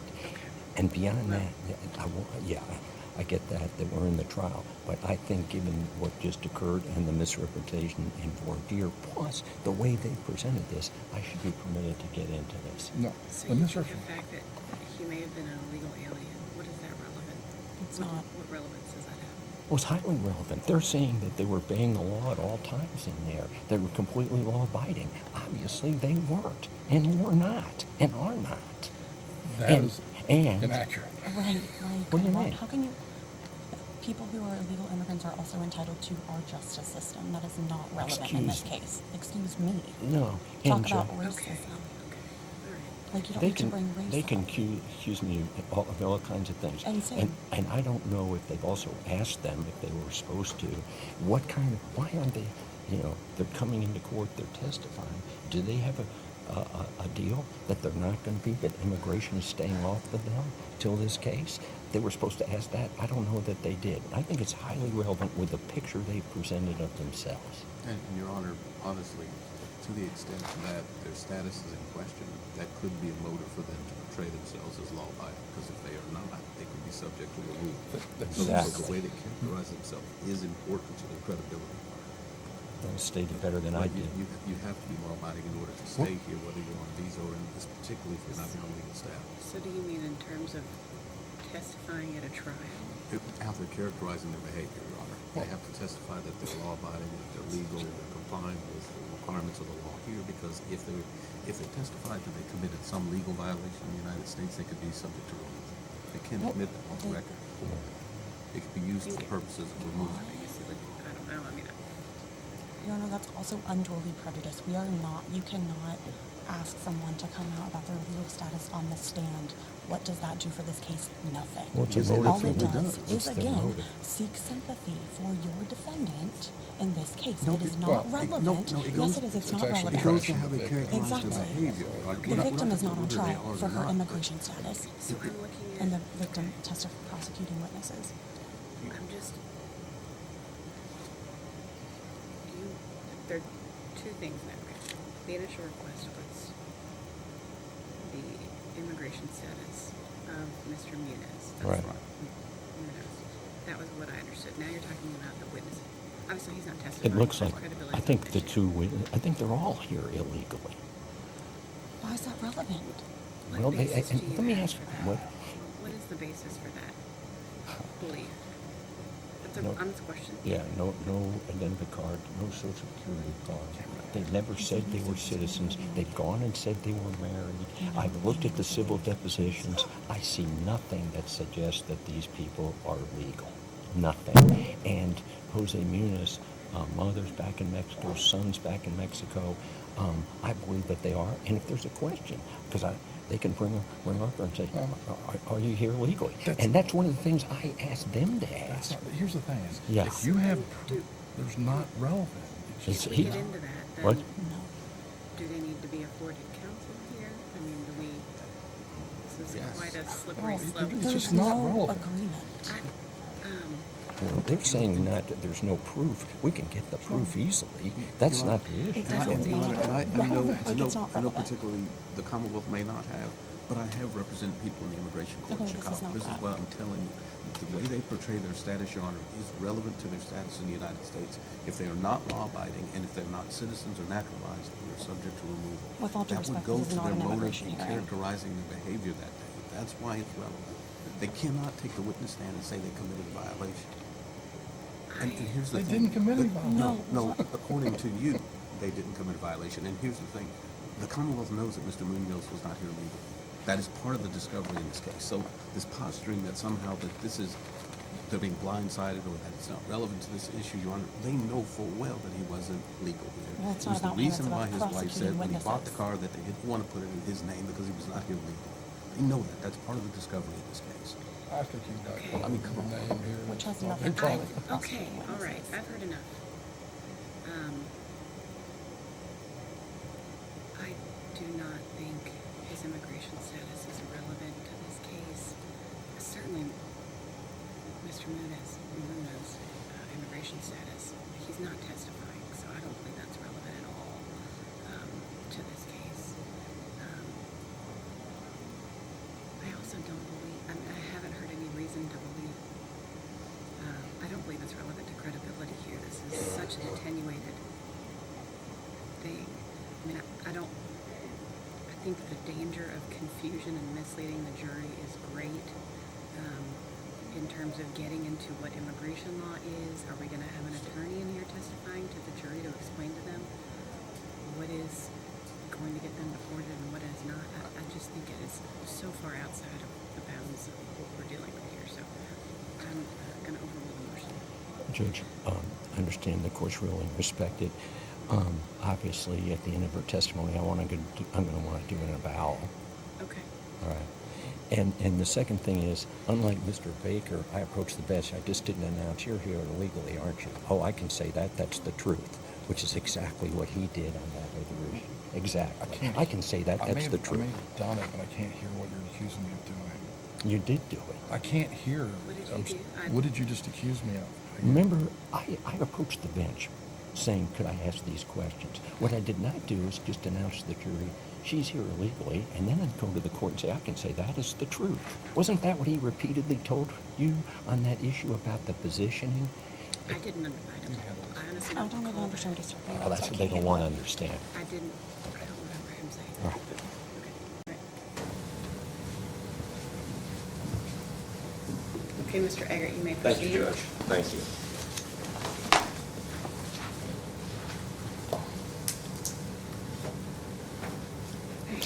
Ma'am, you and Mr. Rodriguez had 2 children, correct? Correct. All right. And your sister, Linda, was the one, had 2 children, correct? Linda had 2 children at the time, yes. Right. And you were with Jose Rodriguez, correct? That's my husband. Right. At the time you weren't married, he's your husband now. Correct. He was my fiance. Right. And Linda was with Jose Munoz, and Linda had 2 children, correct? Correct. Okay. Those 2 children were not by Jose, correct? Correct. Jose had a child, a son, I think, but that child was in Mexico. Is that correct? That's right. All right. So that day, I want to clarify this, you all went to a car dealership, is that right? Yes. All right. Did he, did Jose buy the car? Which car? The one that my sister purchased? Yes. Was that a purchase? That Linda purchased it, yes. Okay, so that, she purchased the car, and then he was gonna go back the next day and purchase another car? Yes, Okay, so y'all were gonna purchase, that they were gonna purchase 2 cars, is that correct? correct. All right. And then at that point, from the car dealership, you end up going to Red Lobster, is that Yes. right? Well, we went to where I was staying at the time, my mother-in-law's house. We drop off the other car that was having issues and the dog. Right. Then we go to Red Lobster. You ended up at Red Lobster, Mhm. correct? Yes, And there was a wait, is that right?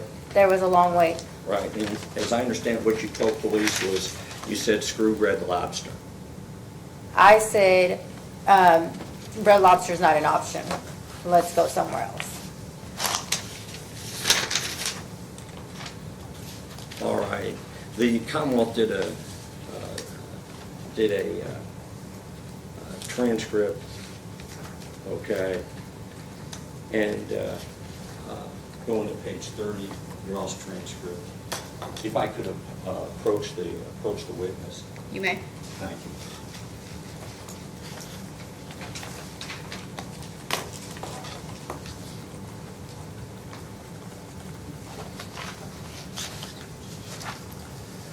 They were asking you what happened at Red Lobster. And I'm looking at lines. Judge, can we approach this 1 second? You may. I'm sorry.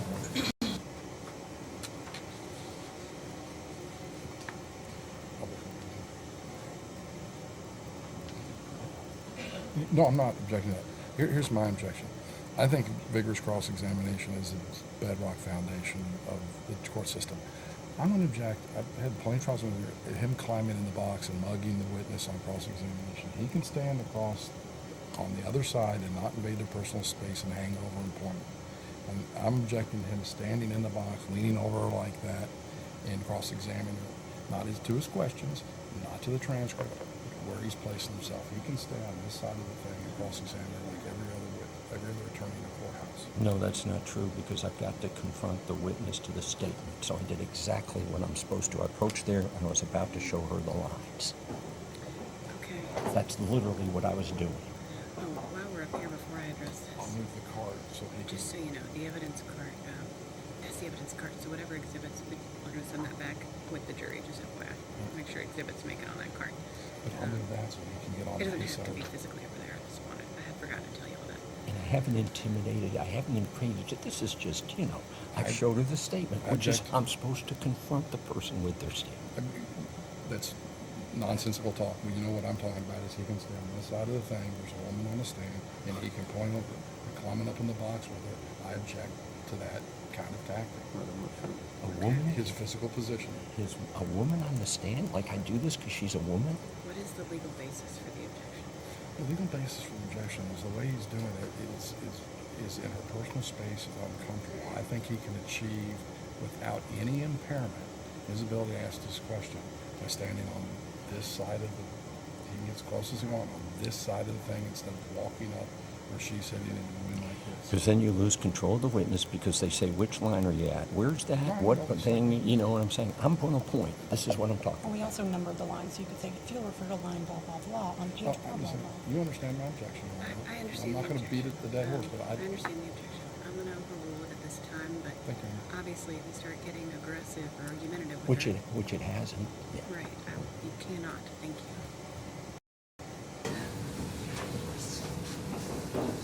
Oh, yes.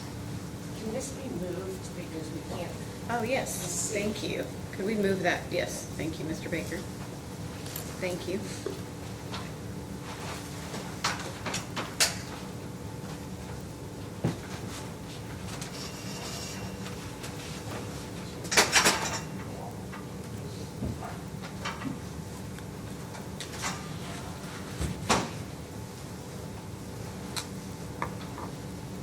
You may proceed.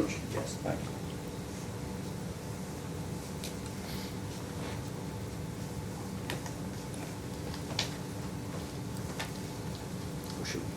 What I was pointing to was lines, line 13, 17, 13, 18. Do you see that? I do. Okay. And that's a transcript of your statement to police at the scene. Okay. All right? I think, do you recall that they talked to you and talked to Mr. Rodriguez and talked to Linda there at the scene? Yes, And ma'am, can you see where you said screw Red Lobster? I do now. All right? So, if I can, let's keep going. You end up going to Olive Garden, is that correct? Yes. Now, when you go to Olive Garden, and you get there,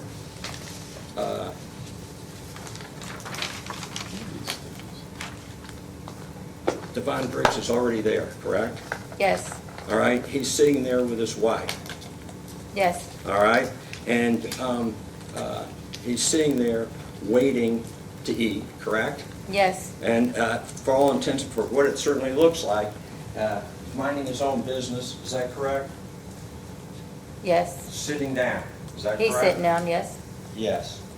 All right, now, your nephew, according to you, touched or steps on Devonen Briggs, is that right? Correct. Devon didn't do anything. Yes, he did. Well, you say he did, but did he say anything? He didn't say anything, but he wiped his shoe and shoved my nephew over, kind of like getting him to move. Hold on, he got your nephew to move. Yes, right? with his hand. And then he wiped his shoe, Correct. and he said nothing. No, I apologized, and so did Jose. Right, but I'm asking you the question about whether Devon apologized. I mean, No. whether Devon said anything, and he said nothing, correct? Correct. He didn't say anything. And he continued to sit down. Is that correct? Yes. All right. Now, you said that Mr. Munoz then apologized and said, my bad, correct? He said, yes, Right? yes. My bad, He I'm apologized. sorry, man. Yes. Right.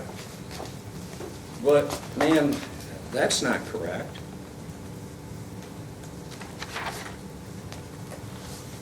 Because Jose Munoz didn't speak English. All he knew how to say was sorry. He did. Oh, really? Because if I could, you were interviewed a couple of days later, and you were interviewed, and the police called you, I think, the very next day. Do you recall that? I spoke to, I believe, Detective Chrisman the next day on the Right. phone. And when you talked to Detective Chrisman and so forth, and you're talking about, oh, he said, my bad, but I gotta ask you in your interview, page 20, if I could approach the witness. You may.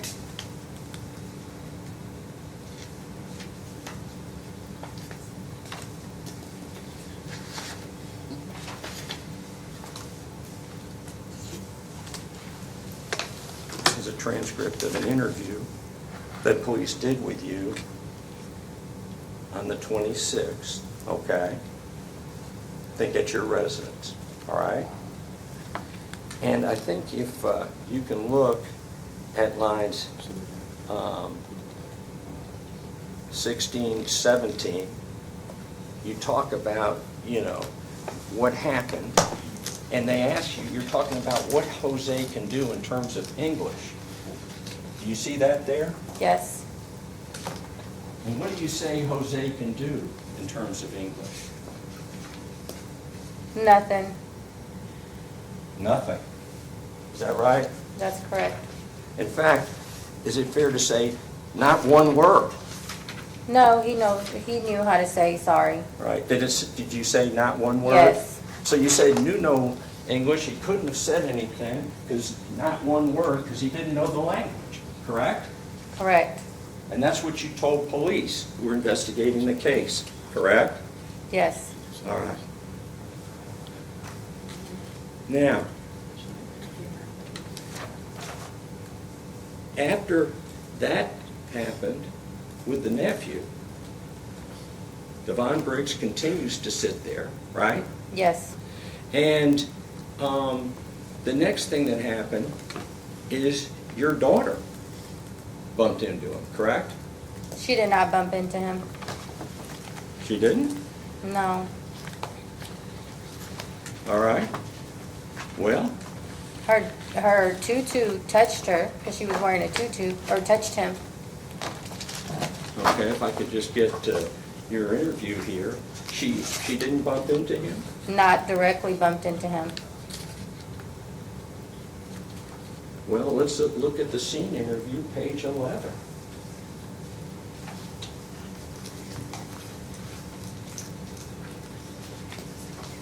Approaching the witness, Your Honor, if I could. You may. Yes, you see lines 474.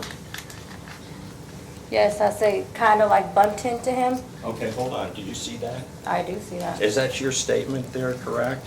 Yes. And you say that the child kind of like bumped into him? Yes. Was the word, correct? Mm-hmm. All right. Now,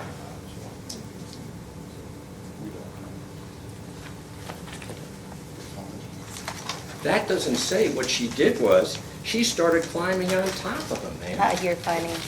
Never would that happen. And I then- would never allow my child to get on a stranger like that. Right. And then finally, what he did, he removed your daughter off of him. That's a lie.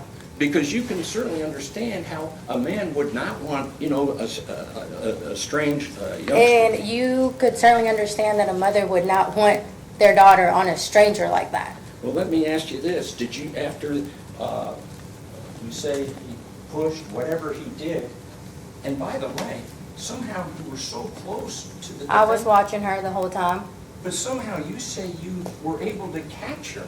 because Well, I was within a foot of my daughter. I was watching her the whole time. Well, that means you had been a foot of Mr. Briggs, correct? It wasn't directly in front of Mr. Briggs. But you caught her. I caught her, yes, I did. All right, now, when that happened, did you get angry? Yes, as a mother, I did get angry. Did you get fired up? Not like I would come at him, no.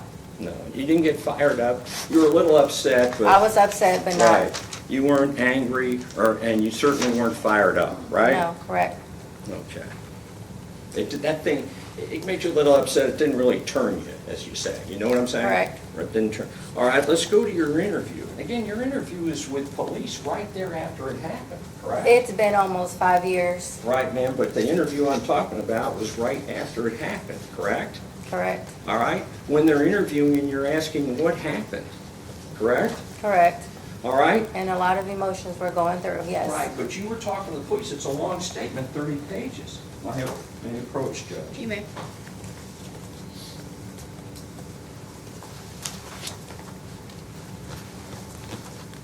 All right, you're talking about the incident and what happened and so forth. And he's claiming she Accidentally bumped him? yes, accidentally bumped him. And then, of course, you go on how you're a mother and you say, and it turns me like real quick. That's line 497 of page 261. Is that what you said? If that's on there, yes, I did. All right. And did you say you were fired up? Not fired up, but yes, it made me angry. All right. Well, let's take a look. Let's take a look.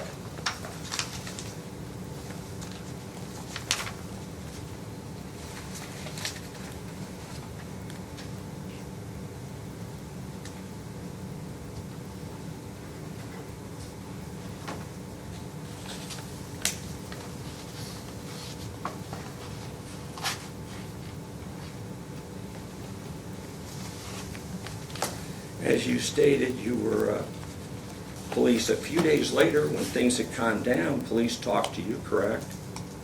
Yes. They called you up, correct? I had a phone call the morning after it happened with Detective Chrisman, and then they came to the house. Right. And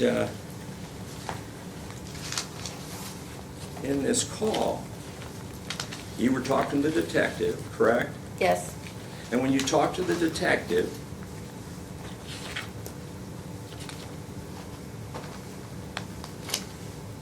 going to page 12.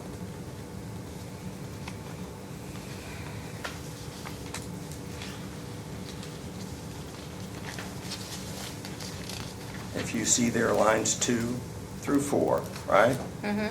And you said what really fired me up was when he pushed my daughter, because he pushed with such force that, I don't know, caught my daughter, I don't know. I don't know how to explain it. What really fired me up, is that correct? Yes. And that's what you told them, correct? If it's on there, yes. Right, so those statements where I wasn't that fired up, I didn't change my mood, all that, clearly your mood changed, it turned, you got fired up, correct? Correct. And in fact, this idea that it was so hard that you had to catch your daughter, that couldn't have happened. You'd have to be also sitting right next to the defendant. No, I was right in front of my daughter. He pushed her, and when he pushed her, I go to grab her. Now, I was right in front of her. now, ma'am, at that point, you started yelling.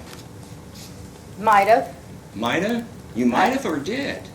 It's hard to say, honestly. I don't recall. You don't recall. You started yelling. Do you recall that? You started yelling? Not yelling, but I did raise my voice. You were, the whole restaurant heard this? Don't touch my daughter, don't touch my daughter? You were screaming. Okay. Well, there were other people there. That's what you were yelling. Okay. All right, well, did the defendant, did he get off the bench? He got off the bench when I said, what is your problem? Ma'am, there were multiple people who saw this. He never got off the bench. He did get off the bench. Now, as he's there, and don't touch my daughter, don't touch my daughter, words are exchanged. Is that correct? Correct. All right? Now, you say he said some, terrible things here, Mexicans, and you shouldn't be here, and all this. Do you recall saying that Yes. just now, correct? Yes. All right? And this is obviously very important. It makes him seem like a terrible person talking about Mexicans like that. Correct? Yes. All right?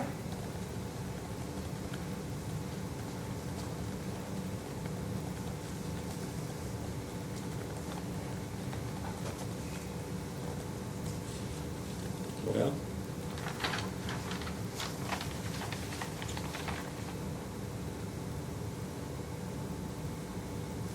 and I think there was all kinds of things said, what are you doing eating out? You're Mexicans, correct? This is an Italian restaurant.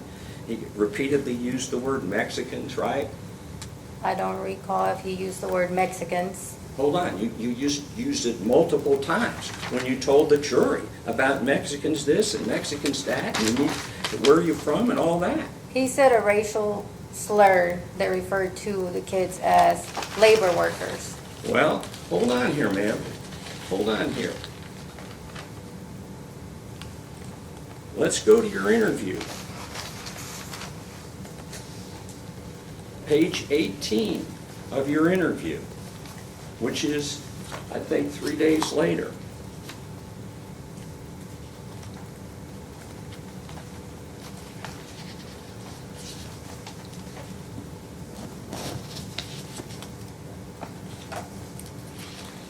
If I could approach. You may.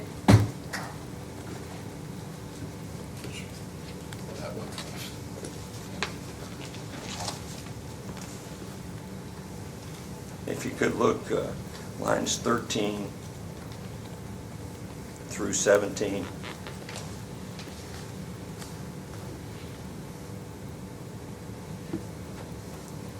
What are we doing there, eating in a place like that?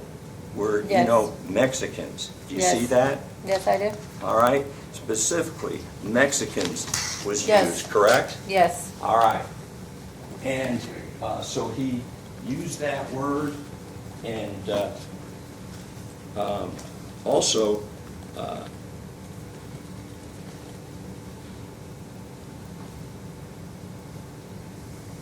think there was another thing. This is an Italian restaurant, and what are you all doing here? You're from Mexico and so forth. You recall those kind of words? Yes. All right. Well, you and Jose Rodriguez were interviewed together at the scene, correct? Yes.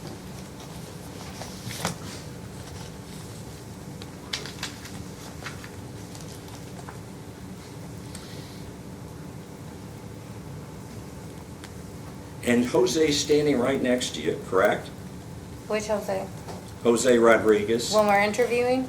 Yes. Yes. They're interviewed together. Yes. You and Linda, correct? Correct. All right?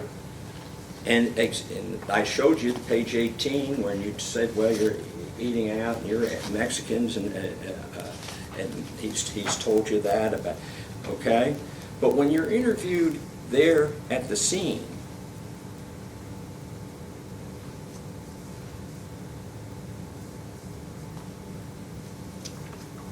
you never said he used the word Mexicans. I had a lot of emotions going through my head. Well, wait a second. The word Mexican was never used. The word Mexican was used. All right? Well, you recall being right next to Jose Rodriguez when he was interviewed, correct? Correct. Because you were interviewed together. Correct. And this is the scene interview.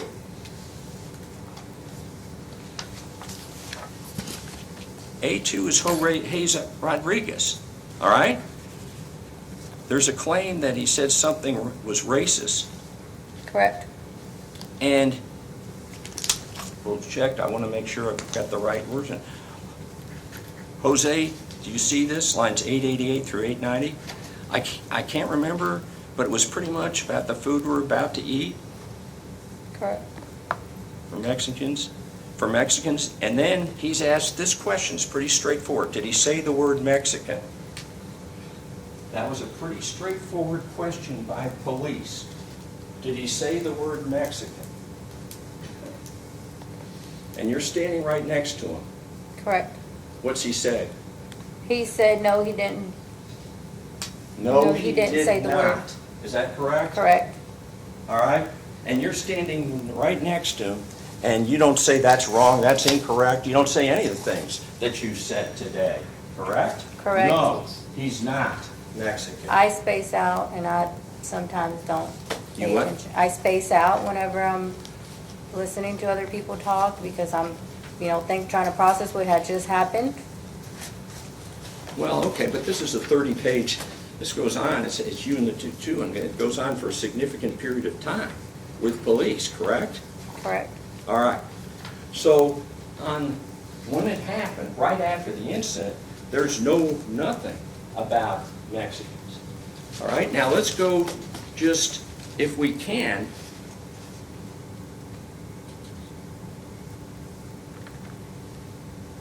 to a few days later, when the police come to the house, correct?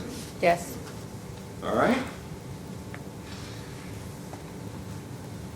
And in that interview, all of a sudden the word Mexican is everywhere. Right? Mexicans this, he said Mexicans if that. it's in there, then it's in there. All right. So this case went from never said the word till just a few days later, all of a sudden, this is, Mexican this and Mexican that. Right? If that's what's in there, yes. Yes. And not only that, if I can, ma'am, you all start talking about this being a potential hate crime. You I don't recall that? I do not recall. Let's see.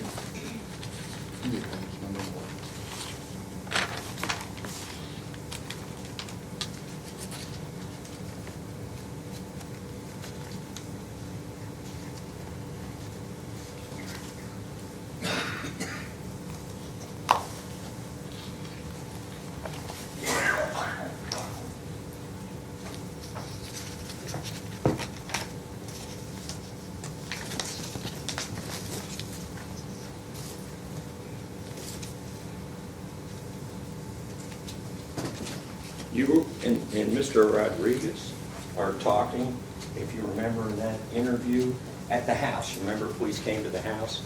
Yes, I remember that. And they interviewed you, and they interviewed Mr. Rodriguez, right? Yes. And that's the call where you talk about hate, you talk about Mexico, and he said, all those comments you made about Mexico, correct? That you described. I don't recall. But it's in here, and we've gone through that, correct? Yes. All right. So, Mr.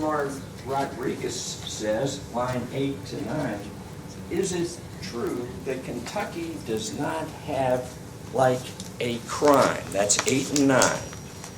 Do you see that? Yes, I see that. And what you're talking about is hate crime. Is that correct? Sure. Yeah? Yes. And in fact, the police start saying, well, at this point, we don't, Kentucky doesn't have a hate crime. So we've gone from, he never used the word Mexican, till telling police just a few days later, this is a hate crime, correct? Correct. And there's something else when they came to your house. Initially, the police came to the house to help, follow up on the case, correct? Yes. And when they came to the house, did you all, initially, you all didn't want to talk to them? I've never been through anything like this. I didn't know who they were. Wait a second. You didn't know who Detective Chrisman was? She interviewed you that night. Yes, I understand that, but at the moment, I did not know if it was okay to talk to them or not, if we needed an attorney or not. Like I said, I've never been through anything like this. Now, hold on.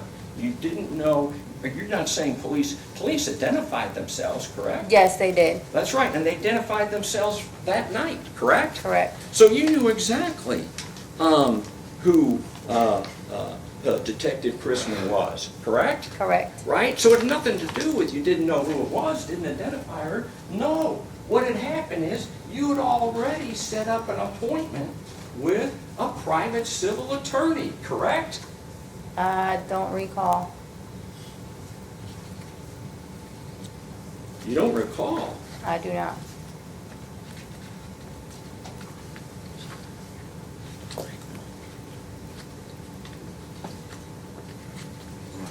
Well, let's take a look.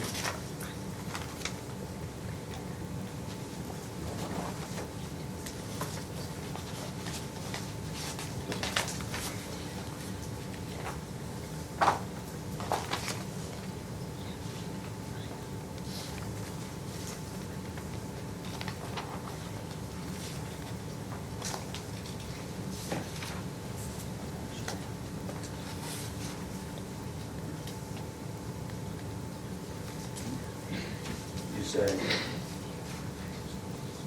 page 3, Mr. Rodriguez is not right next to you. He's right next to you. Look at page 3. What does Mr. Rodriguez, lines 8 and 9, what does he say as you stand right next to him? We have made an appointment with our attorney. We've made an appointment with our attorney. And so the police are there to investigate and follow up, and you actually, were saying maybe you shouldn't talk to him, correct? Right? Sure. Right. And I think he goes on to explain that you all are about to see the attorney that day. And the attorney said not to talk. Strongly advised us to talk to him before. You see that? I see that. All right. Well, wait a second. What's going on here? This attorney is not the prosecutor's, correct? Correct, but like I said, we have never been through anything like this, so we didn't know what the steps were, if we needed an attorney or not. Well, wait a second. What was going on is that you all were investigating a civil suit against Olive Garden. That was not on our part. We've never filed anything against Olive Garden. I didn't say you had, but you were investigating, and Mr. Jose Munoz has filed for millions against Olive Garden. I do not know about that. Really? Because that's why you set up that interview with a private attorney, and you'd rather talk to him than talk to police investigating the case. Like I said, we didn't know what we needed to do. We have never been in a situation like this. I didn't know if I need an attorney or not. If there's a civil suit, that doesn't have to do anything with me. Well, that's fine to say, but police come to talk to you, and he says we've made an appointment to see our civil attorney, and we shouldn't, and we're not going to. And he's advised us not to talk. Okay. So who was the attorney? I'm not asking you what you said to him. Who was the attorney? I don't recall his name. How'd you get his name? We had, I think my husband has like met him from somewhere else before. Not sure.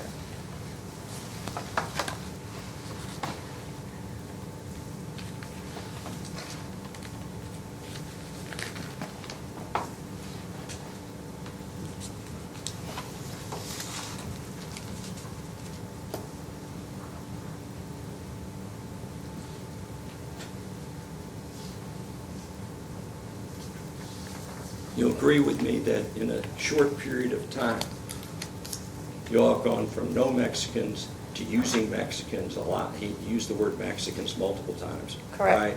That you've gone to talking with police to saying, well, we don't really want to talk to you. We got to talk to an attorney, correct? Right? Correct. And that attorney, you just don't go around talking to attorneys. You're talking to that attorneys to see whether there was civil, whether you could sue. No, on my part, it was more because I did not know what was the next step. Right. If I needed an attorney or not. Right. And, but you don't know his name, correct? I don't recall, honestly. It's been almost 5 years. All right. Now let's go back to the scene if we can. Counsel, could you approach? Yes.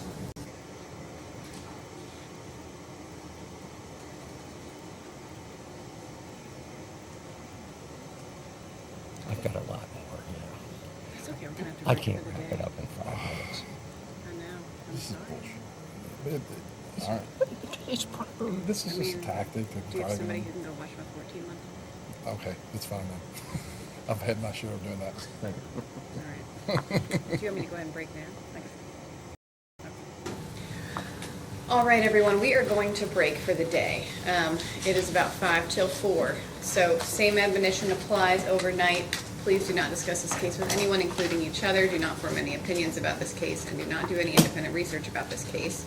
We will reconvene at 9 a.m. tomorrow if you all could gather outside the courtroom, and we will continue with trial tomorrow morning.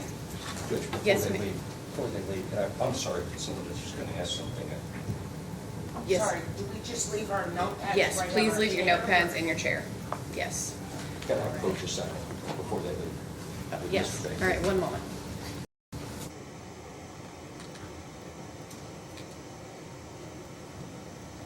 Judge, if you can do it, great. If you can't, that's also I get. I got a pretrial at 9, and I just, the case is super deal.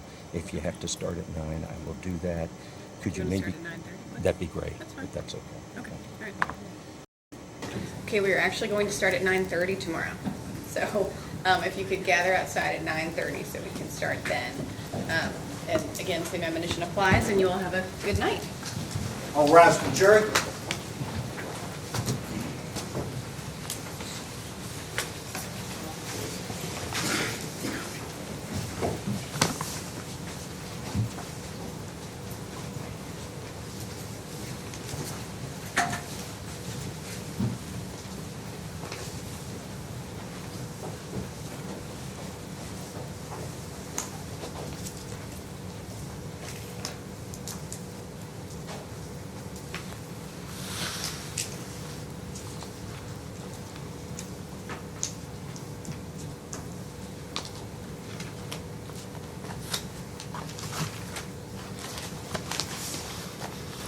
All right.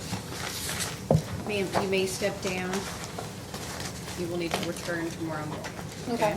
Is there anything else you will need from, Yes, if you could admonish the witness, obviously, because she's still on the stand. She's not supposed to not discuss the case with anyone? Okay, ma'am, because you are currently testifying, you are not to discuss this with anyone, all right? Okay. Not to discuss this matter with anyone until your testimony has concluded.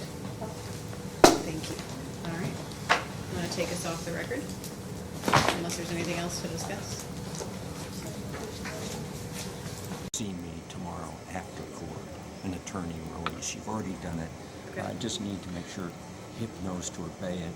I previously had a case where they arrested my guy in trial because he was visiting me, and that it just, that's, we don't need it. Okay. I mean, attorney release, he's on here. You want me to issue a new order? Yes, and just, I don't know, maybe even call, I just don't It might want not to be today. No, I'm talking about for tomorrow. Oh, okay. Okay. Well, do you want to just bring one in? I'll sign Yes, it. I'll bring Just one. bring one in, I'll sign it tomorrow. Okay, but then maybe And even I'll do get it more in. than that, have Leslie, somebody call, because it would screw up everything. Okay, remind me tomorrow.